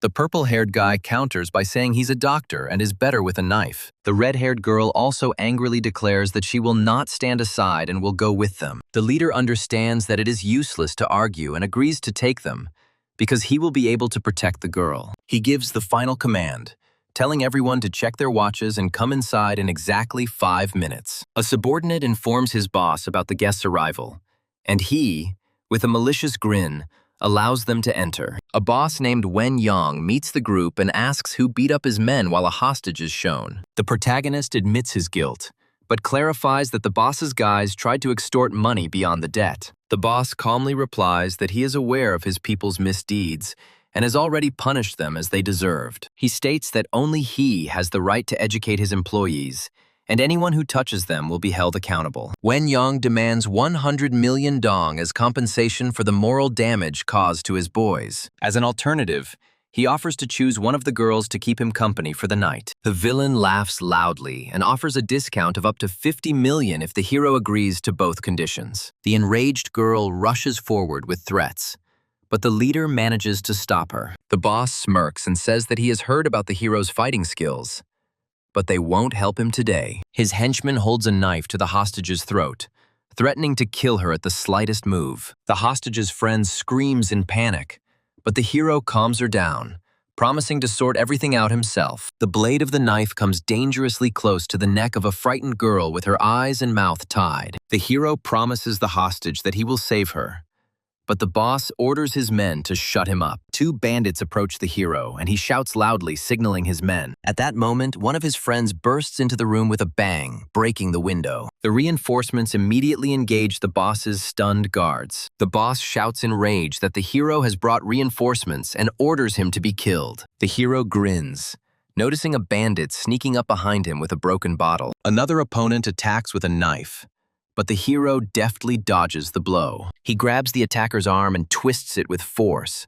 causing him to cry out in pain. Having neutralized the first one, he calmly turns to the second bandit, who has brandished a knife. The hero dodges again and with one movement brings the second opponent to his knees. He punches the enemy in the face while the third bandit prepares to attack. A powerful blow reaches its target, which is shown in close-up with a speed effect. The third bandit swings his machete, and the hero realizes that he won't have time to dodge. Suddenly, the attacker is knocked out and falls unconscious to the floor. The purple-haired man prepared a tranquilizer, and the blonde man angrily demands that the girl be brought. The black-haired hero rushes at the blonde man, who shouts at him to stop. He intercepts his opponent's hand with a loud crunch. With a sharp movement, the hero twists the blonde's arm, causing him to lose his balance. The opponent, dressed as a clown, parries the blow and taunts that the hero cannot surpass everyone. The hero winces in pain, realizing that his old wound has reopened. Dodging the blow,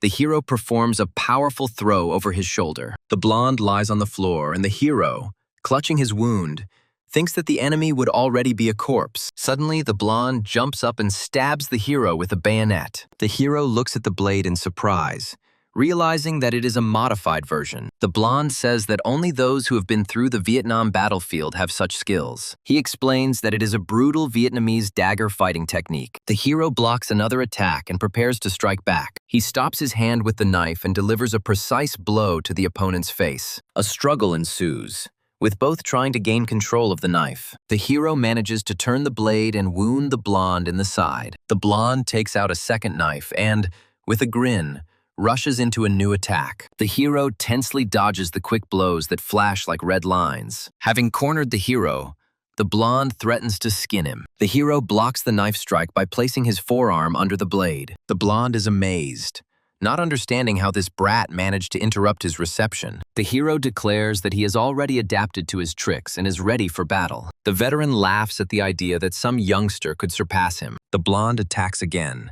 but the hero catches him by the wrist, stopping the blade. Having disarmed the enemy, he delivers a crushing kick to his face. Having defeated everyone, the hero realizes that the girl has disappeared somewhere. His comrade notices a girl being held hostage by another man. The hero screams at him not to touch her, but the kidnapper responds in Vietnamese. He realizes with annoyance that the enemy does not speak Chinese. The hero grabs the blonde man and orders him to tell his accomplice to drop the knife, but the blonde screams not to let go, for which he gets hit in the face. The hero asks his friend, hiding under the table, to become a translator. A friend translates that the kidnapper demands that his brother be released first. The hero laughs at this condition and drags the blonde to the table. He pins the blonde's hand to the table with a bayonet, causing him to scream in pain.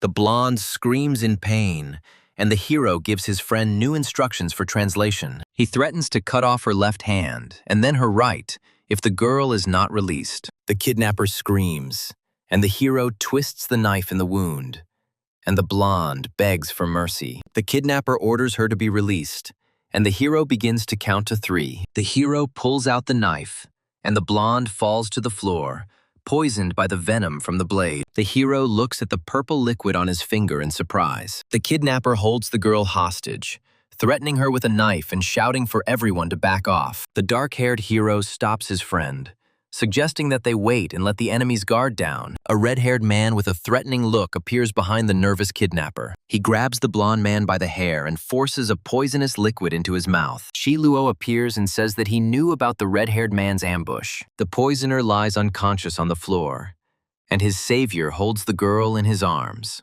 The redhead is shocked to realize that for the first time in his life, he has killed someone. The fifth one reassures him, saying that one can get used to anything. He looks seriously at his friend and says that they need to leave immediately. The fifth gives instructions to Shi Luo and then gets into the van with Jie. In the car, 5 asks why his companions are so tense. Muto notices that 5 has changed, and 5 asks him to look after the girls. In the room, 5 asks Shi Luo where the others are, but he remains silent. Shi Luo suddenly attacks 5, who blocks the blow in surprise. Shi Luo apologizes, but 5 reassures him, saying that they have survived everything. Red explains that he told everyone to wait in the car so as not to attract attention from the crowd. The 5th asks if the 8th elder explained to them how to get out of Vietnam. Shi Luo relays the escape plan to the north through the port, and 5 covers his face tiredly. Muto informs 5 that the rescued girls have come to their senses. The younger sister hugs her older sister with tears, who consoles her. The 5th one tells the girl who has woken up that she has been examined by a doctor and that everything is fine with her. He explains that they had to kill people, and now they are targets for bandits and the police. The girl is in despair, but 5 promises to take them with him as he needs to return. She doubts it, because she has never been abroad and knows nothing about it. The 5th one asks her not to worry and promises to help her settle into her new place. He urges her on, saying that their pursuers are probably already on their trail. The girl looks at him resolutely and agrees to go with him. The 5th one jokes about her frightened look and promises to find her a job. He gives Shi Luo final instructions on how to organize the column before leaving. The 5th one tells the driver to drive faster, and the passengers look out the window with concern. Their van is driving across the bridge at night, and 5 hopes to leave the city soon. The driver reports a problem. A police officer on the road demands that they stop. Jie explains that ignoring the police officer is dangerous and will make their situation more difficult. The 5th one orders to slow down and asks the pink-haired girl to get out of the car with him. He realizes that the police officer is already transmitting their location over the radio. The 5th one apologizes to the officer for speeding and winks discreetly at the girl. The girl plays along with him, screaming that she dropped a contact lens. She bends down to look for the lens and distracts the police officer with her cleavage. Taking advantage of the moment, 5th snatches the officer's pistol and orders him not to move. The 5th one orders the soldier to be dragged into the car, saying that he will be back soon. He sinks a military jeep in the river to cover his tracks. In the car, the driver complains about illegal activities, and Xiao Xiao tells him to go. The driver asks why kidnap a cop, and 5 explains that it will buy them an hour. If they had left him, he would have woken up and raised the alarm, surrounding them with police. Now he will be considered missing, and the search will begin in the wrong place. The blonde thanks 5 for playing it out so well. The driver sarcastically remarks that women are ready to do anything for the sake of their beloved, which angers Xiao Xiao. He tells Xiao Xiao that she's not even 5's girlfriend, so she shouldn't get so worked up. Xiao Xiao angrily shouts that it is none of his business and turns away. 2 hours later, they left the tied-up police officer at a bus stop. The group arrives at abandoned ruins near Haiphong. There are several vans parked near the building. The 8th elder pointed them to this place. The red-haired guy explains that the burning light is a secret security signal. A man comes out of the door and sternly asks who they are. The redhead says the password, and the man replies that they will leave after packing. The men exchange another phrase, confirming that they are one of their own. Later, 5 stands on the deck of the ship, thinking that the mission is finally complete. He looks at his hand and realizes with bitterness that there is even more blood on it. Muto approaches him with beer, offering to talk. Muto assures that they are all his best friends. The 5th one asks what Muto means by this, and he says the name Xiao Xiao. The 5th one reflects that Xiao Xiao has changed, and their friendship is not what it used to be. Muto drinks beer and asks 5 if he remembers their first meeting. The 5th one replies that of course he remembers, and a flashback to a Nanjing nightclub begins. At the club, 5 notices a couple arguing in the distance. He decides not to interfere in other people's squabbles, even if he feels sorry for someone. Some guy orders 10 bottles of expensive liquor from the bartender. The 5th one watches in surprise as Muto drinks the strong alcohol from the bottle in one gulp. A girl runs up to the 5th and asks him to deal with the villain, recognizing him. She cries and complains that the guy cheated on her, slept with her, and then left her. A GA. The same driver calmly replies that he does not consider himself guilty. He continues to argue that in such relationships both people contribute equally. The girl screams in despair that he left her immediately after the news of her pregnancy. The 5th one, in a rage, hits Ajie in the face, shouting that he is trying to shirk responsibility. Ajie flies back from the blow, but there's only slight surprise on his face. The 5th one is perplexed why his opponent doesn't even try to fight back. Remembering that he was drunk, he prepares to hit again, not intending to show mercy. Suddenly, Muto stops his hand, advising him not to hit him on the nose. The 5th one angrily asks the stranger who he is and why he cares. Muto explains that the cartilage on the bridge of his nose is already damaged, and 5 sarcastically asks if he is satisfied. He continues, cautioning against hitting other places to avoid damaging nerves and bones. An irritated 5 asks what the stranger does for a living since he is so persistent in trying to dissuade him. Muto sadly admits that he is a doctor and, in his words, a bad one.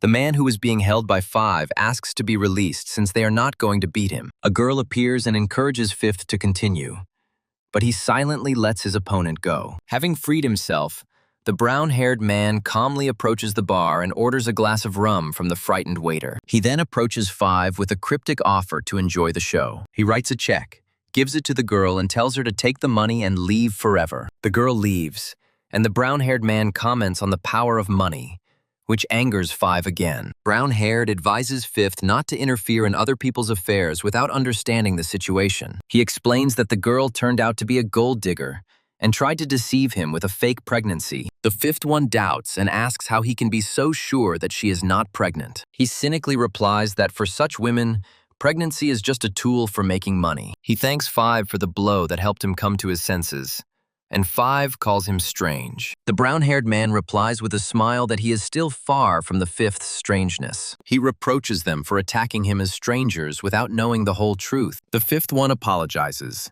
admitting that he was too impulsive and simply rushed to help his friend. Shatton introduces himself as Azi and, impressed by their actions, invites everyone to become friends. The 5th says that his name is Chen Yang, and to his friends he is simply the 5th, after which he introduces himself to Muto. So 3 strangers unexpectedly become friends and sit down at the bar together. Muto turned out to be a doctor on the verge of dismissal, who had recently broken up with his girlfriend and was drowning his sorrows in alcohol. He admits that the alcohol was disgusting and he was simply looking for drinking buddies. And Sei was an elegant and wealthy ladies' man with a very unique outlook on life. He says that he is not really that unhappy, but decided to test his attractiveness on girls. The 5th one is surprised that such a womanizer can worry about love and asks to tell about that girl. Aze remembers a special girl who amazed him, but in her eyes, he wasn't even worth dog experiments. Having intrigued his friends,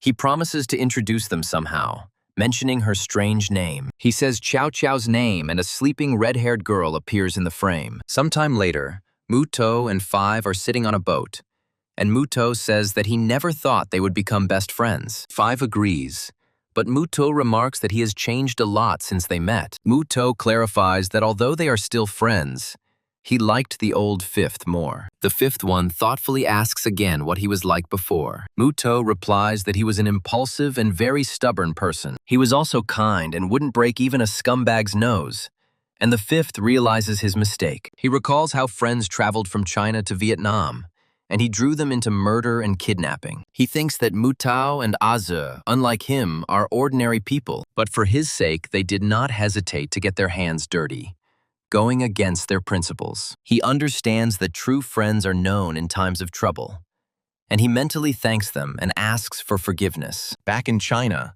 Five tells Qiao Qiao that he will fly to Canada alone, and that she should return with Mu Tao and Aze. Qiao Qiao yells at Five in a rage, and he challenges her to guess the correct answer out of 2. He explains that she is bothering him, and in the future, this could be dangerous for her. Five asks if she really wants him to get hurt, and a confused Qiao Qiao gives in. The fifth one goes to his friends, and they ask how his farewell to Qiao Qiao went. Mu Tao teases him, saying that Five actually doesn't want to part with her. The fifth one becomes serious and asks his friends to look after his sisters in his absence. One of the sisters says that he promised to help cure the younger one's leg, and they are indebted to him forever. He says with a guilty look that he will have to bother them again. His friends assure him that they are ready to help him throughout his life, and AZ turns to the fifth. The fifth one promises with determination that the old him will return very soon. The fifth one changes into a formal suit and comes out to his team, ready for business. The team gets into the car, and the driver enthusiastically greets Big Brother Five. The driver admits that Fifth is his idol, but he asks him to watch the road. The companion says that everyone admires the fifth after he defeated the sand tiger. The fellow traveler expresses regret, and the fifth confirms that Tiger used to deal with such things. The fifth reflects that Tiger is officially dead, but only he and Shi Luo know the truth. A driver nicknamed Pig asks to be taken along if there is a chance to fight. The fifth one promises that such an opportunity will present itself, and they get out of the car on the pier. On deck, the eighth elder meets them and greets the fifth. The elder talks about the need to monitor nutrition and invites the fifth to sit down. The elder praises the fifth for his excellent work, which exceeded all his expectations. The elder suggests moving on to discussing the reward, avoiding talk of Tiger's death. He again praises Fifth and Shi Luo for their work in Vietnam and promises a fair reward. As a reward,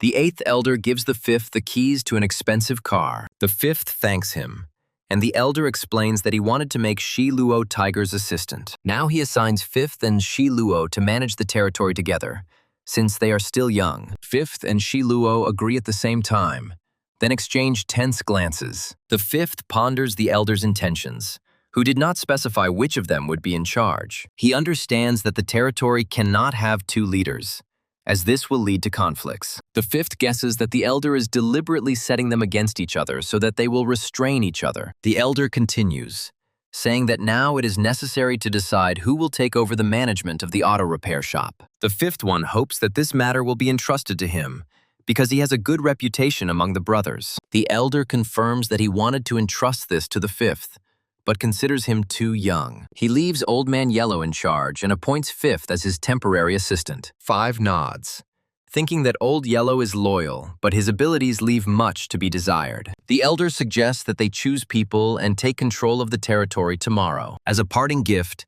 the elder invites the fifth to come for soup in the evening. The camera shows a view of the garage with parking from above. The friends admire the Jaguar they were given and ask Fifth to take them for a ride. Five smiles and throws the keys to Mu Tao, letting him take the new car for a spin. The fifth one generously offers his friends a ride in his new car, calling them bros. The fifth takes Shi Luo aside to talk to him about something important in private. On the roof, Five seriously asks Shi Luo what he thinks of him as a friend. Shi Luo replies with surprise that, of course, she treats him very well and gives him a friendly nudge on the shoulder. The fifth says that Shi Luo is his first friend and asks his thoughts on the eighth's orders. Five doubts the need for 2 leaders, and Shi Luo anxiously asks if he trusts him. Shi Luo admits that Fifth is superior to him in everything and is more suitable for the role of leader, yielding the title to him. The fifth one thinks about his friend's simplicity, but says that he trusts him like a brother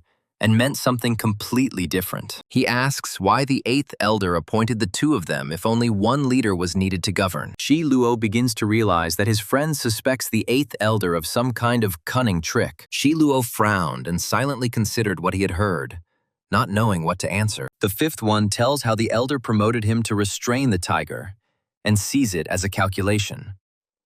He suggests that after Tiger's death, the elder secretly regrets his too rapid career advancement. The eighth elder mentally acknowledges that in order to maintain power and control people, sometimes one has to be cunning. The fifth one decides that he understands the elder's motives, and that for now, it would be better for both of them to just lie low. The fifth one says that he has become the new tiger, and Shi Luo has taken his old place.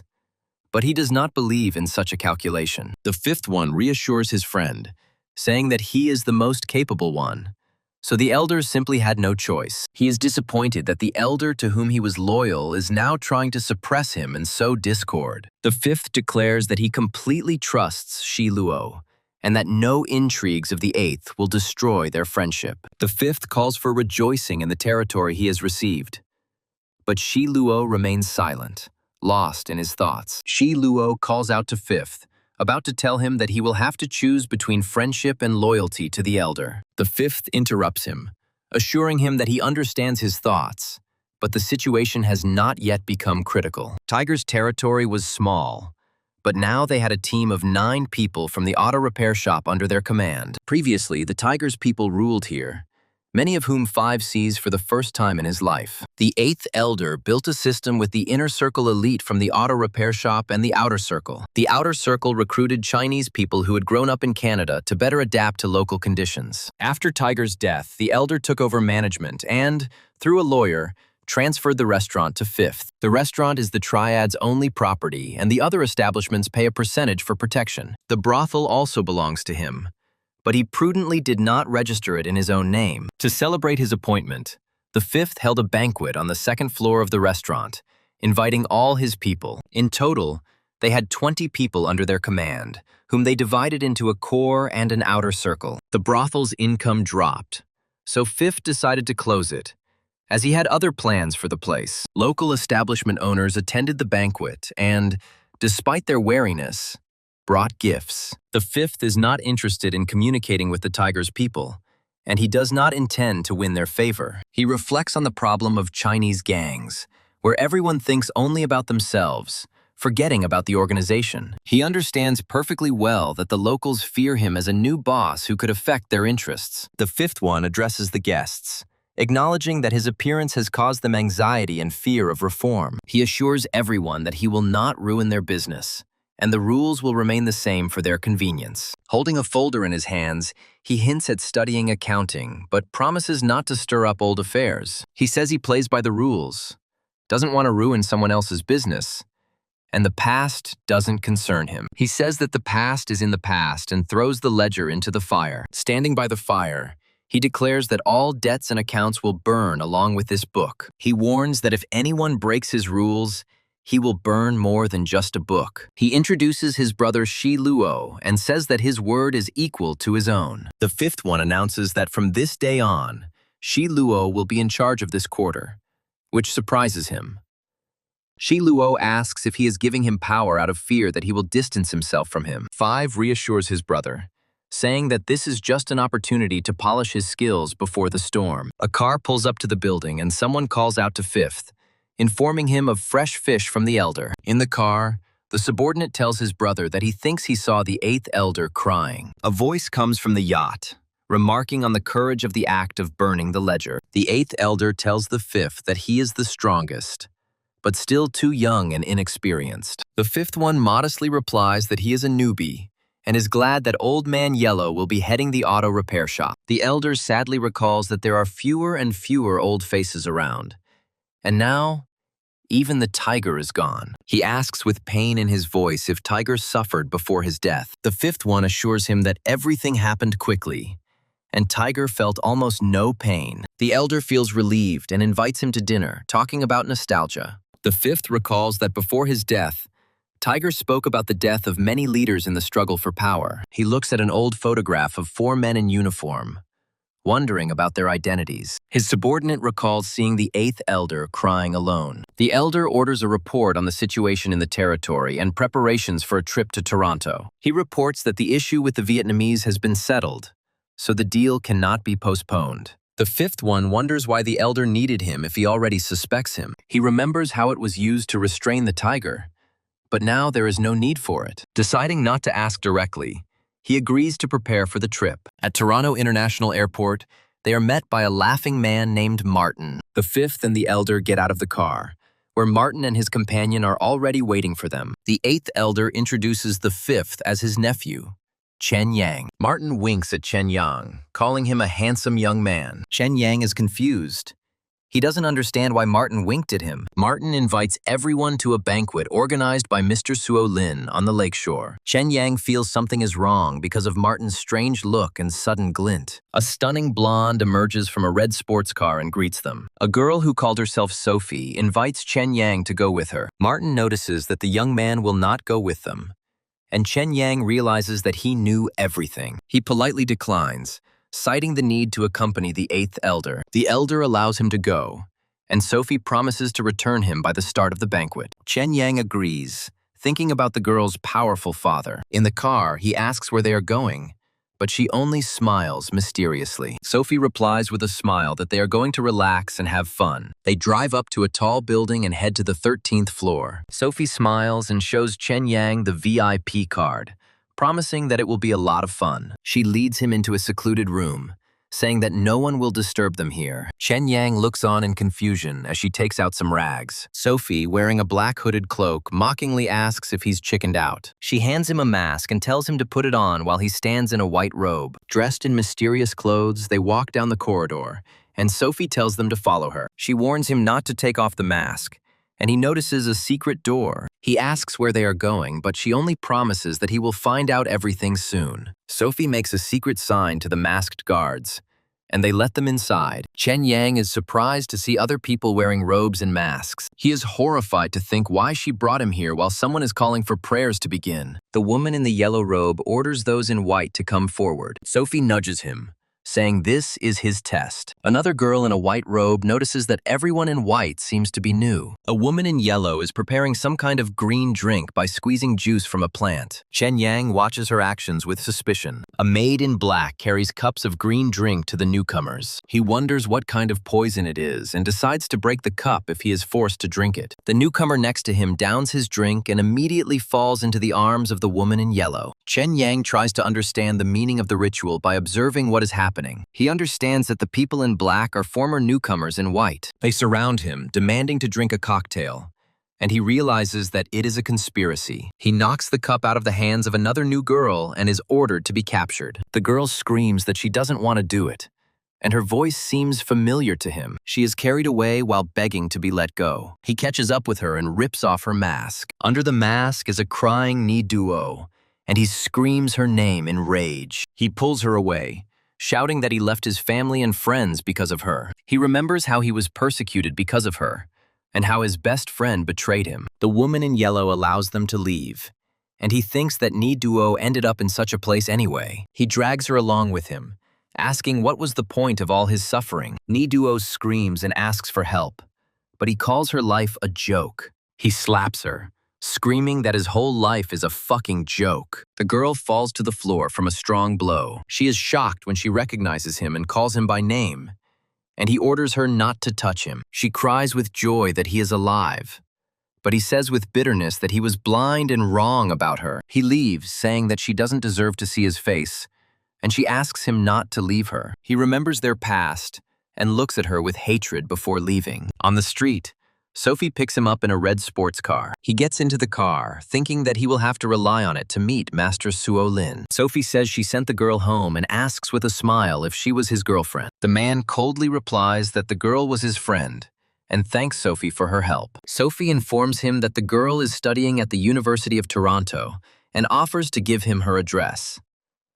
He refuses, but Sophie, leaning over him, suggests that this was the girl's first such meeting. He furiously orders her not to say another word about the girl or that meeting. Sophie is surprised by his conservatism and apologizes, thinking that he will enjoy such meetings. He says it's not his conservatism, but her overly free views. The car rushes forward, and Sophie regretfully thinks that her good intentions have been misinterpreted. She explains that their organization is strict in selecting members, and he asks with interest about the criteria. Sophie explains that a new member can either be a rich person or someone recommended by someone from the top. The identities of the members are kept secret, And only after initiation can a newcomer exchange glances with another member. He begins to understand and remembers the first woman in a white robe he saw at the meeting. He guesses that the ceremony gives her a status equal to that of a man, and she confirms his words. He calls it blackmail, but she sees it as a mutually beneficial alliance, where both parties have dirt on each other. Sophie asks with a sly smile if he doesn't find such an organization extremely useful. He acknowledges the benefits of an organization that brings together rich people, although he finds it disgusting. Sophie offers to introduce him to this social circle if he becomes her close friend. He thinks that power, money, and beauties are wonderful, but his thought is cut off. Sophie interrupts him, informing him that his villa is ready, and suggests they go there today. He stops her, addressing her as Your Highness, and says that he has not yet finished his thought. He refuses her offer because there are things much more valuable than her services. He tells the princess that they are too different and offers to return, to which she calls him ungrateful. They arrive at the villa on the beach, and she says that the house is now at his complete disposal. He wonders if he was too harsh, and the princess, in a rage, orders him to get out of the car immediately. He comes out and thanks her for the ride, and she warns him that her father is not expecting him to show up at the meeting. She tells them to stay away from the left side of the hill where her father's honored guest lives. That night, he dines alone, remarking on the excellent service of the princess's butler. The butler approaches him and hands him a small card from the princess. He looks at the card and realizes it's the address and phone number of Ni Duo Duo at the University of Toronto. He thinks that the princess keeps her promises even when she is furious, and she grows a little in his eyes. He opens the bottle and drinks its contents in one gulp, clearly excited about something. A man in a robe stands by a huge window, thoughtfully looking at the starry sky. He reflects that there was no call from the eighth elder, which means he has some free time. He decides to take a night swim in the sea and notices many villas on the shore, wondering which one is his. He decides to swim to the shore to figure out exactly where he is. Coming out of the water, he is attacked, but easily defeats the opponent in a business suit. He grabs the attacker in a chokehold and sternly demands an answer from him as to who he is. Suddenly, he is surrounded and raises his hands, assuming that the princess wants to get even with him. The head guard wonders if this man is from Mr. Suo Lin, and if their masters have made peace.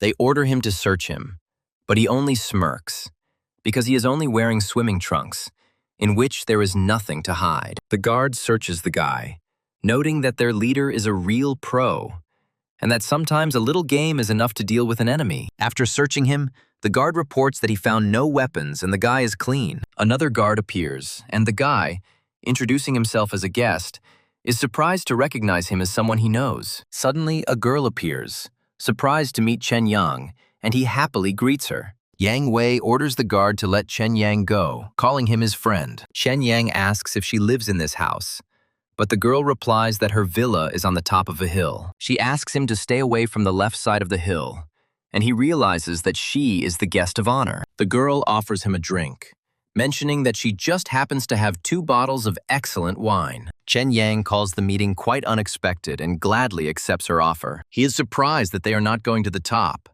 but she explains that her subordinates live here. They sit down at the table and security guard Hansen pours Chen Yang a glass of red wine. Chen Yang notices the rough calluses on the guard's hand and realizes that he is an excellent marksman. Yang Wei asks Hansen to leave them for a moment so she can talk to a friend. Left alone, they simultaneously ask each other how they ended up there. Chen Yang takes a sip of wine from his glass and replies that it is a long story. The girl is indignant that he just drinks her precious wine from 1986. He reminds her how she drank all the beer from his fridge while he was away, and he didn't complain. She jokingly offers to trade his sofa and fridge of beer for the glass he drained. He pours himself another drink, deciding to drink more of the expensive wine, and feels relaxed next to her. She laughingly offers him another drink, and their meeting increasingly resembles a meeting of old friends. Yang Wei notices his wound, but he laughs it off, and she seriously replies that people are not dolls. She says people can die and admits she heard rumors about his death. Luckily, she learned through her channels that he was alive, which greatly surprises Chen Yang. She didn't believe he was dead, so she decided to visit his girlfriend, who was being guarded by his friends. In his girlfriend's eyes, she did not notice the pain that a woman experiences after the death of her lover. Then she realized that he had faked his death and disappeared, surprising him with her insight. She remembers how they drank wine, and he told her that he was carrying out the eighth elder's assignment. She replied that she had come for family reasons, but could not disclose details due to the rules. He is lost in his thoughts, remembering his girlfriend's sympathetic look, and decides to remain silent. Yang Wei guesses that the princess brought him to the Golden Union of 13, and he is surprised. She explains that the princess once tried to recruit her as well, which shocks Chen Yang. The girl always acts cautiously, so she found out everything about the organization and refused. She asks if he is disappointed to meet that girl in such a place, but he denies it. Yang Wei raises his glass and offers to tell him a story, which leaves him puzzled. She begins a story about a farmer who locked a pig and a milk cow in a barn. One day, a farmer tried to pull a pig out of the barn, but it resisted with all its might. The cow advised the pig not to resist, because the farmer often takes her out and she is fine. But the pig cried out that their cases were different, because they wanted to slaughter her for meat and milk the cow. Chen Yang takes the hint and says that she doesn't know all the circumstances she had to go through. He doubts whether he should trust a girl who is stepping on the same rake, and whether she deserves sympathy. Yang Wei guesses that Chen Yang has been through a lot, and he confirms this. She believes that he should know right from wrong, and asks if the princess brought him here too. Chen Yang says he was tricked by a friend and makes an unpleasant analogy with her family. Chen Yang thanks for the hospitality, and Yang Wei suggests meeting and having a heart-to-heart talk. He promises to treat her to some good wine next time, and she shyly agrees. Yang Wei talks about tomorrow's dinner at Mr. Suo Lin's, where both she and he were invited. Chen Yang explains that he didn't know about the dinner because the princess picked him up straight from the airport. She warns that there will be many guests at the dinner and she will need his help. Yang Wei hopes that he won't need help, and gives him one last piece of advice for today. She advises him to call Duo, assuming that the girl is now in great pain. Chen Yang reflects that after talking with Yang Wei, he is less angry with Duo. He hesitates to call and remembers that she is still Huan's brother's daughter. He pushes away strange thoughts and does not understand where they come from. The next day, the princess drives up to Chen Yang in a red convertible and invites him into the car. He gets into the car and asks if they are going to meet Mr. Suo Lin. Chen Yang reminds the princess that he is her father's guest, not a servant obliged to obey her. He urges her on, reminding her that her father values punctuality, and she chuckles in displeasure. The princess is perplexed why the car won't start, and another car drives past. Yang Wei greets her from the white car, and the princess is surprised to recognize her. Yang Wei asks the princess to call her Miss Yang, rather than the nickname she was given. Chen Yang, sitting next to the princess, is surprised to see that Yang Wei is also here. The princess is amazed that Chen Yang is acquainted not only with Xiao Qiao, but also with Yang Wei. Yang Wei hurries them, reminding them that Mr. Suo Lin does not tolerate tardiness. The princess panics and explains that there is some problem with her car. Yang Wei invites Chen Yang to go with her since the princess's car is broken. Chen Yang remarks that the breakdown is very timely, and the princess allows him to go. Already in the car, Yang Wei Chen Yang asks why the princess is so afraid of her. She replies that she allowed the princess to taste suffering, which surprises Chen Yang. Yang Wei explains that the princess showed interest in her and decided to teach her a lesson. Chen Yang recalls the dire consequences for someone who once tried to attack Yang Wei. Now he understands why the princess acted so quiet and obedient when she saw Yang Wei. He suggests that the car breakdown was also a lesson, but Yang Wei denies it. She takes out an EMP device from her pocket, effective within a radius of 2 meters. Her man shot a signal jammer into the princess's car, disabling the ignition. She explains that the expensive performance was necessary in order to talk to him alone. Yang Wei reminds him of yesterday's request and hands him a large envelope with documents. He asks with interest what it is, and begins to look through the contents of the envelope. Inside is a detailed dossier in English on an elderly man. Chen Yang, shocked, asks who it is, and realizes with horror that the man in the file is Japanese. Yang Wei doesn't understand his surprise and reads out the data.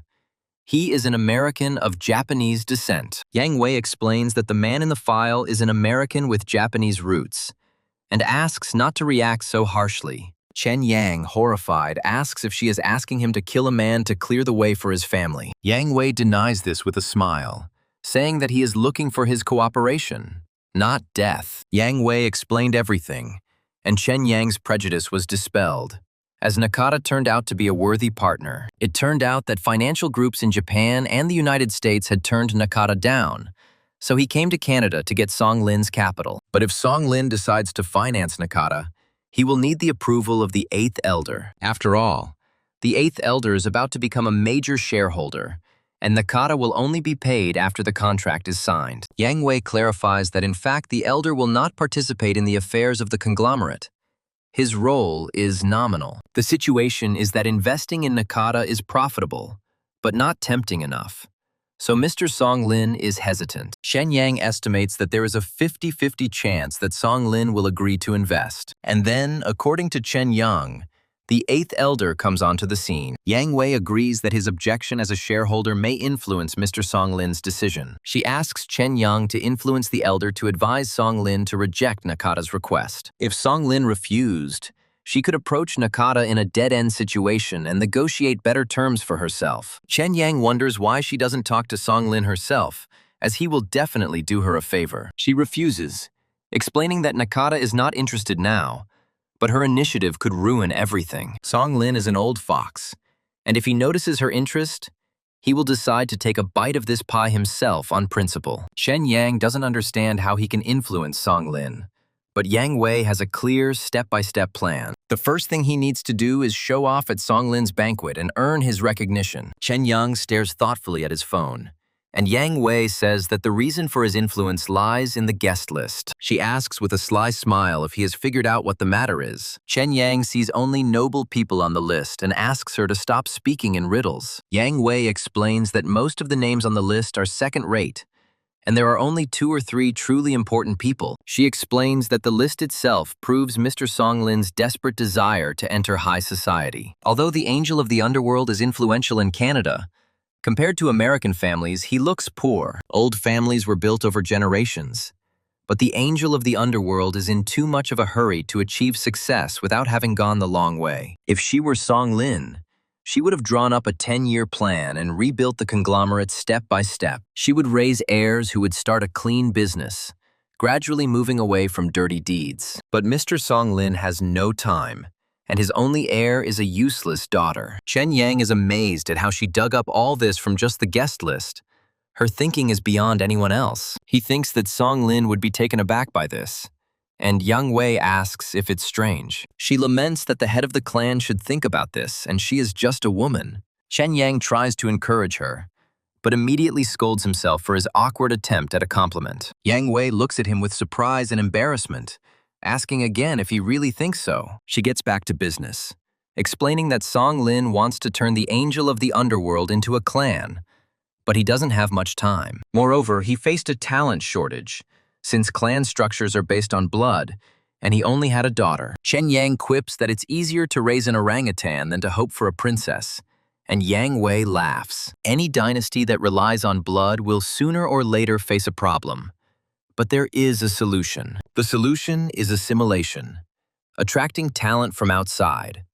And she hints that the princess is not indifferent to him. He understands that since the evening, the 8th and Song Lin have been deliberately pushing him aside and not remembering him. The woman is confident that he can influence Song Lin, who sees him as a candidate for a son-in-law. In the car, she congratulates him, because he has a great chance of becoming the chosen one. He is unhappy because he realizes that the 8th elder brought him to Toronto to marry him. The girl says that this situation played into her hands and gave her a new opportunity. He asks why she needs his help and what exactly he can do for her. She explains that he is currently a highly sought-after candidate on Song Lin's list, although he is not at the top. He needs to make a good impression at the banquet, because the more he is liked, the higher he will be appreciated. She warns that the 8th elder doesn't trust him, even though she shouldn't have said that. She asks him to help her, promising to play along with him later, since Song Lin's high rating is beneficial to both of them. At the banquet, they are met by Mr. Song Lin, who compliments her companion Wei Wei. Song Lin is surprised that the hero did not come with Sophie as he asked. The hero lies that Sophie's car broke down and Miss Yang Wei gave him a ride so that he wouldn't be late. Song Lin notes with a grin that the elder's nephew is very popular with women. The elder asks his nephew in surprise if he knows Miss Yang Wei. He understands that his uncle is afraid that he might miss the chance to become the princess's husband. He confirms that he and Wei Wei are friends and says that he met her by chance last night. Song Lin asks Wei Wei how how she rested and whether she liked the accommodation provided. She thanks him and says that she is lucky to live in the same place as Chen Yang.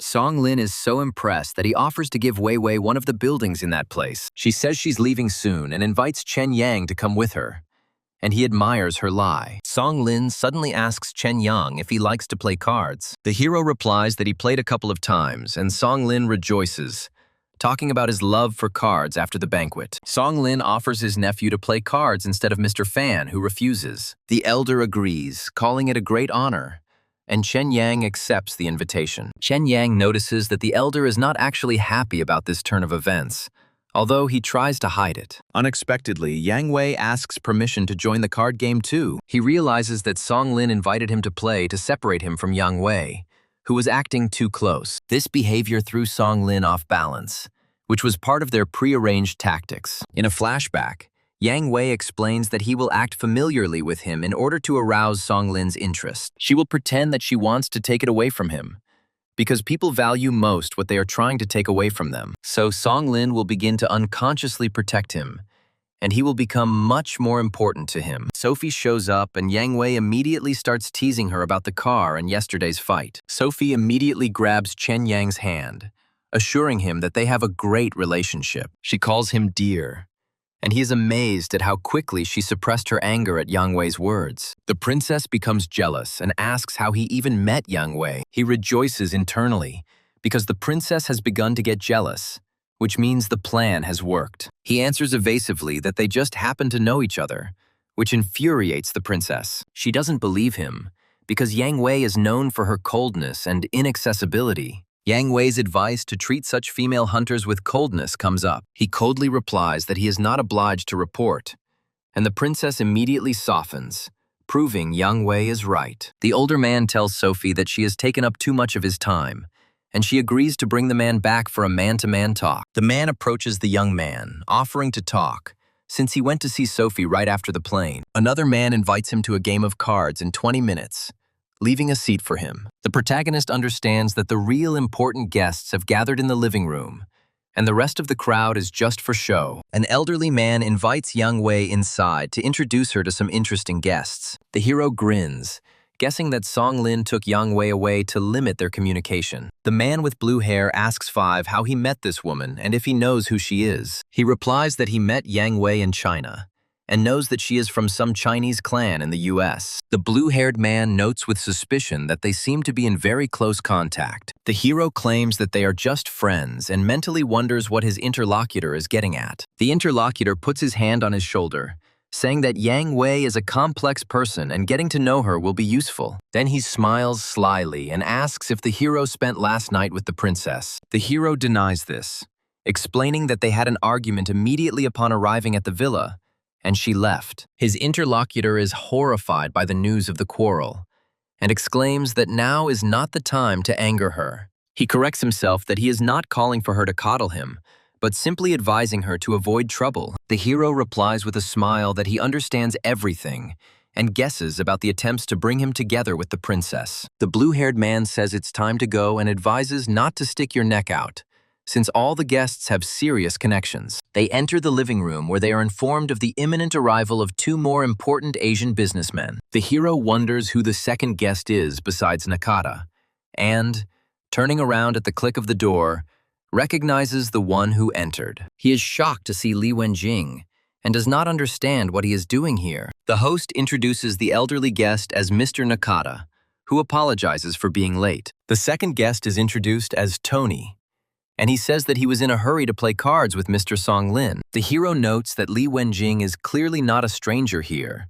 judging by his familiar tone with Song Lin. Tony notices Yang Wei, kisses her hand and says that he was afraid of being late and not seeing her today. The protagonist is stunned because he didn't know that Li Wenjin knew Yang Wei. Tony notices Chen Yan and asks if Mr. Song Lin will also be participating in the game. Song Lin explains that he is Mr. Fan's nephew and asks Tony if he knows him. Tony confirms their acquaintance and mentions that the princess recently brought him to her restaurant. Tony states that since Chen Yang is here, he will not participate in the game, causing surprise. He explains that, having played with him once in China, He vowed never to sit at the same table with him again. Song Lin puts his hand on his shoulder and asks if this means Tony is not playing today. Tony replies that there is no point in participating in a fight that is obviously unwinnable, hinting at Chen Yan's strength. Chen Yang sheepishly says that one victory is not a reason to push him into the thick of things now. Yang Wei asks Tony when he met Chen Yan, as he doesn't remember him having any particular talent in cards. She recalls that when they first met,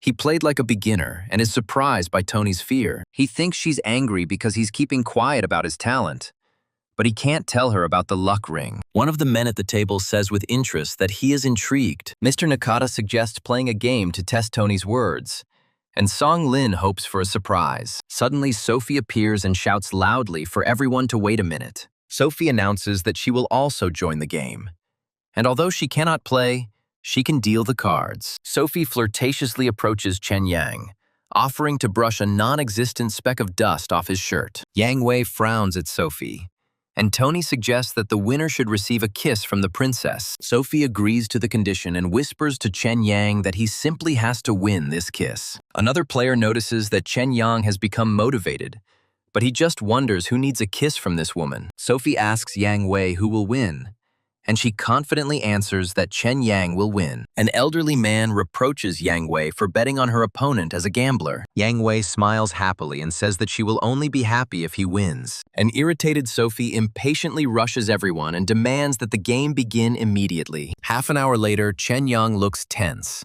losing game after game at the gaming table. A friend is surprised that Chen Yang has lost more than 10 times, and he complains about the terrible cards. Tony decides that Chen Yang is simply a rookie since he gave up without even checking his opponent's cards. One of the players tells Chen Yang that there is no point in playing if he is giving in on purpose. Chen Yang thinks it's social death because without his lucky ring, he can't win. Yang Wei and the other player unanimously demand that Chen Yang stop being shy and show his strength. Chen Yang decides to go to the restroom, thinking that Yang Wei is counting on his help. In the restroom, he puts on his lucky ring and takes out a special device to test his luck. The device shows that all indicators except wealth are at their best, and he decides that he is lucky. He wonders why his romance index isn't the highest, given how much the princess fawns over him. He casts aside his doubts, confident that the luck meter never fails. Upon returning, Chen Yang says that he washed away the bad luck, which surprises the other player. After putting on the ring, he began to win again and again, and fortune seemed to turn in his favor. Suddenly, he loses the most important round to Yang Wei and can't believe what happened to the ring. He notices Yang Wei's strange look, and the other players remind him of the princess's promised kiss. Yang Wei kisses a shocked Sophie, whispering that she didn't want Chen Yang to kiss her. In the banquet hall, the elder asks Fifth why he played so masterfully, contrary to their agreement. The elder guesses that everything was planned, and the surprise at the end was a perfect game. Chen Yang is glad that the elder thinks that he gave up on purpose, because it will make things easier for him. The elder says that the princess will visit him again, and Chen Yang asks if he is being asked to become a gigolo. The elder waves it off, explaining that Song Lin only has one daughter, and they cannot cause trouble. Chen Yang thinks that this lady is not herself, and Sophie is looking for him and calling him darling. Sophie comes over and asks why he relaxed at the end, and the elder tactfully leaves them. He thinks that he himself does not know the answer, and the sudden failure of the luck ring frightens him much more. Chen Yang snaps at Sophie and yells that he is not her servant, and she has no right to interrogate him. Sophie's expression immediately changes.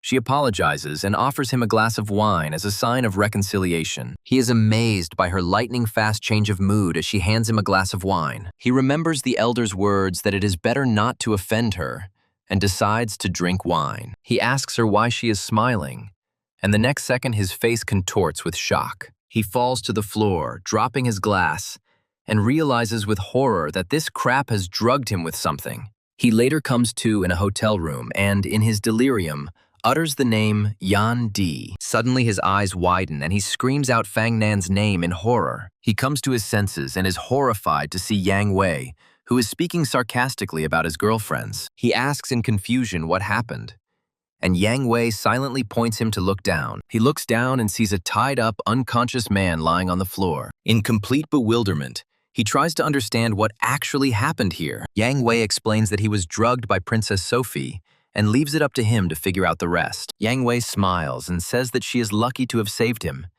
and he asks who is that guy on the floor. She assumes that this is one of the princess's many high-ranking lovers. He asks why she thinks so, and Yang Wei replies that she found something important. There is a golden robe and mask hanging in the closet, and he recognizes them as the attire of a priest. Yang Wei says that the bound man's name is Pierre. He is the son of a count and a very influential man. She says she always thought well of him and had no idea he was a key member of the Golden Alliance. He smirks that some big shot dared to attack him and swears that he will not leave alive. Yan Wei stops him, saying that he shouldn't be rowdy because Hansen has already taught Pierre a lesson. He thanks her, but she replies that they are partners and that she injected him with the antidote. He drinks water when she suddenly asks him about the ring, causing him to choke. He thinks his ring is just ordinary and doesn't understand why Yang Wei is interested in it. He realizes she knows something, and she asks if he has heard of the Society of Supernatural Researchers. He calmly confirms that, of course, he has heard of this organization. She says she immediately found their website and realized that the ring's creator was from this organization. Yang Wei shows him her own golden ring, which glows in her hand. He remembers her victory at cards and realizes that he has not seen a similar ring in the catalog. He recalls that all official rings were luxurious, and the only exception was his prototype. He notices that Yang Wei's ring is rougher and less elegant than his own. Yang Wei tells him that she got her ring about a year ago. She got it completely by accident from some weirdo in Los Angeles. She tells the story of a client who was incredibly lucky and won every round. The man beat all the dealers, refused to leave, and ended up with a broken leg. She wanted to lure him away, but in the hospital, he began to beg for mercy, arousing her suspicions. Fearing that they wanted to kill him, the guy began to reveal the secret of the ring and gave it to her. He understands what she was hinting at the card table and realizes that there is a third ring. She continues the story by saying that she thought he was crazy, but she put the ring on anyway. To her great shock, everything he said turned out to be true. And now, Chen Yang understands everything. He asks her excitedly what the function of her own ring is then. She asks them to stop testing each other, because that the rings increase luck. The guy told her about the site, and she sent her people to check everything out. He wonders if she's managed to dig up anything on the Society for Supernatural Research. She replies that nothing could be found out, because even her influential family did not find a single crumb of information. She fears that such rings will become a curse for her family. But he reassures her. He says that the materials for the rings are not from this planet, and there are only 2 of them in the world. One of them, the prototype, is in his possession, and the second one he had seen before, but it disappeared in China. He is curious to know something about the rings. He asks why he has never heard of her ring, although he has seen the other 2. She replies that her ring is not actually a good luck ring. The girl calls the artifact the Eye of the Storm, which shocks the guy. Both rings are made of a rare substance extracted from a meteorite. But for the Eye of the Storm, they used a different mineral, useless in itself. Its true power is only revealed when combined with the Ring of Fortune. The boy is horrified to learn that his ring completely neutralizes the luck ring. It prevents the absorption of luck elements, but does not affect the wearer of the Eye of the Storm. As in the eye of a hurricane, its bearer always remains calm and unshakable. It's a pity that it doesn't bring good luck, but only protects the owner from electronic waves. Its only role is to harm others, but it has no side effects. Since she was frank, he also decides to tell how he got the ring. The girl reflects on the mysterious organization that creates such artifacts. He realizes that she has been studying his ring for a long time and jokes that he could have died. She screams excitedly that she would never harm him. Embarrassed, she corrects herself by saying that she never harms her friends. He smiles and offers to give her this ring if she likes it. She asks him to keep the ring for himself, because he is in danger and without protection. The girl advises to be careful, because where there is happiness, there is also envy. He also asks her to be on guard, because the ring makers are very dangerous. They decide that information about the ring will be their little secret. She smiles happily and agrees to keep their shared secret. He changes the subject and asks about the princess, and she takes it upon herself. An acquaintance meets him and informs him that the 8th elder is waiting for him with a guest. The guest turns out to be Mr. Nakata, and his nephew introduces him to Chen Yang. Nakata says he understands why they came to him today, The boy is confused as to why Nakata is asking the elder for 10 million. Nakata is surprised that they didn't go directly to Mr. Songlin. The elder replies that it is easier for them, Asians, to find a common language. Chen Yang realizes that Nakata is lying, and the elder shows no interest. The elder promises to think it over, and Chen Yang understands that this is a signal. Chen Yang volunteers to escort Mr. Nakata. As he leaves, Nakata notices that Chen Yang seems to be quite familiar with Tony. Nakata says he just didn't expect to see Tony today. Chen Yang recalls the card tournament and how Li Wenjing ignored Nakata. It suggests a conflict of interest between clans. But Wenjing and Songlin are close. Nakata seems to feel threatened by Li Wenjing. Nakata invites him to tomorrow's feast, where the 8th elder will also be present. He is surprised, and Nakata asks him to bring Princess Sophie with him. Nakata sees the guest off, and Li Wenjing is suspicious that they want to use him to get closer to the princess. An excited man runs into the room and asks what happened to the 8th elder. Li Wenjing screams in horror as he addresses the elder. The elder angrily reports that he received news from Vancouver while he was seeing his guest off. He throws the phone on the table and angrily suggests that I see it for myself. On the phone screen, there is a beaten man and a message on the wall saying that revenge is just beginning. Li Wenjing is shocked to recognize Hong Da in the photo, whom they once protected in Vietnam. He remembers how Hong Da dreamed of quitting crime and cannot believe his death. The elder angrily shouts that this is the work of the Vietnamese, and that the death of Hong Da is tantamount to the loss of a smuggling channel. He laments that now he has nothing to bargain with Songlin, and suddenly remembers Old Yellow. The elder is furious because he ordered Old Yellow to deal with the man whose corpse now lies on their doorstep. He furiously orders that everything be sorted out immediately and that they find out what happened.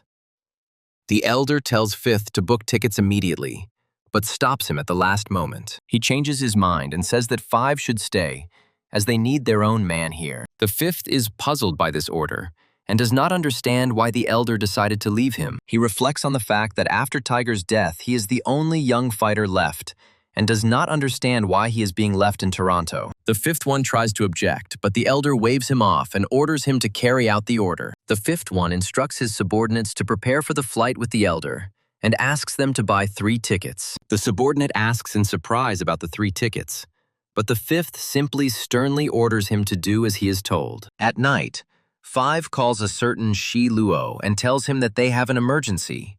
A sleepy, red-haired guy answers the phone and is shocked to learn that Hong Da is dead. The 5th one reports that Hong Da's body was dumped at the gate of the auto repair shop last night. The 5th one is angry that he was not informed and asks if their guys in the auto repair shop are alive. He adds that Old Yellow didn't even call the elder and asks where he is now. Shi Luo says that last night they had a drink with Old Yellow to celebrate leaving the workshop. That night, someone called Old Yellow, and he left with his people straight from the restaurant. Shi Luo doesn't know who Yellow was talking to, since he was following the elder's orders and he didn't bother asking questions. The 5th one orders everyone to be immediately gathered and return to the auto repair shop, rushing him with a call.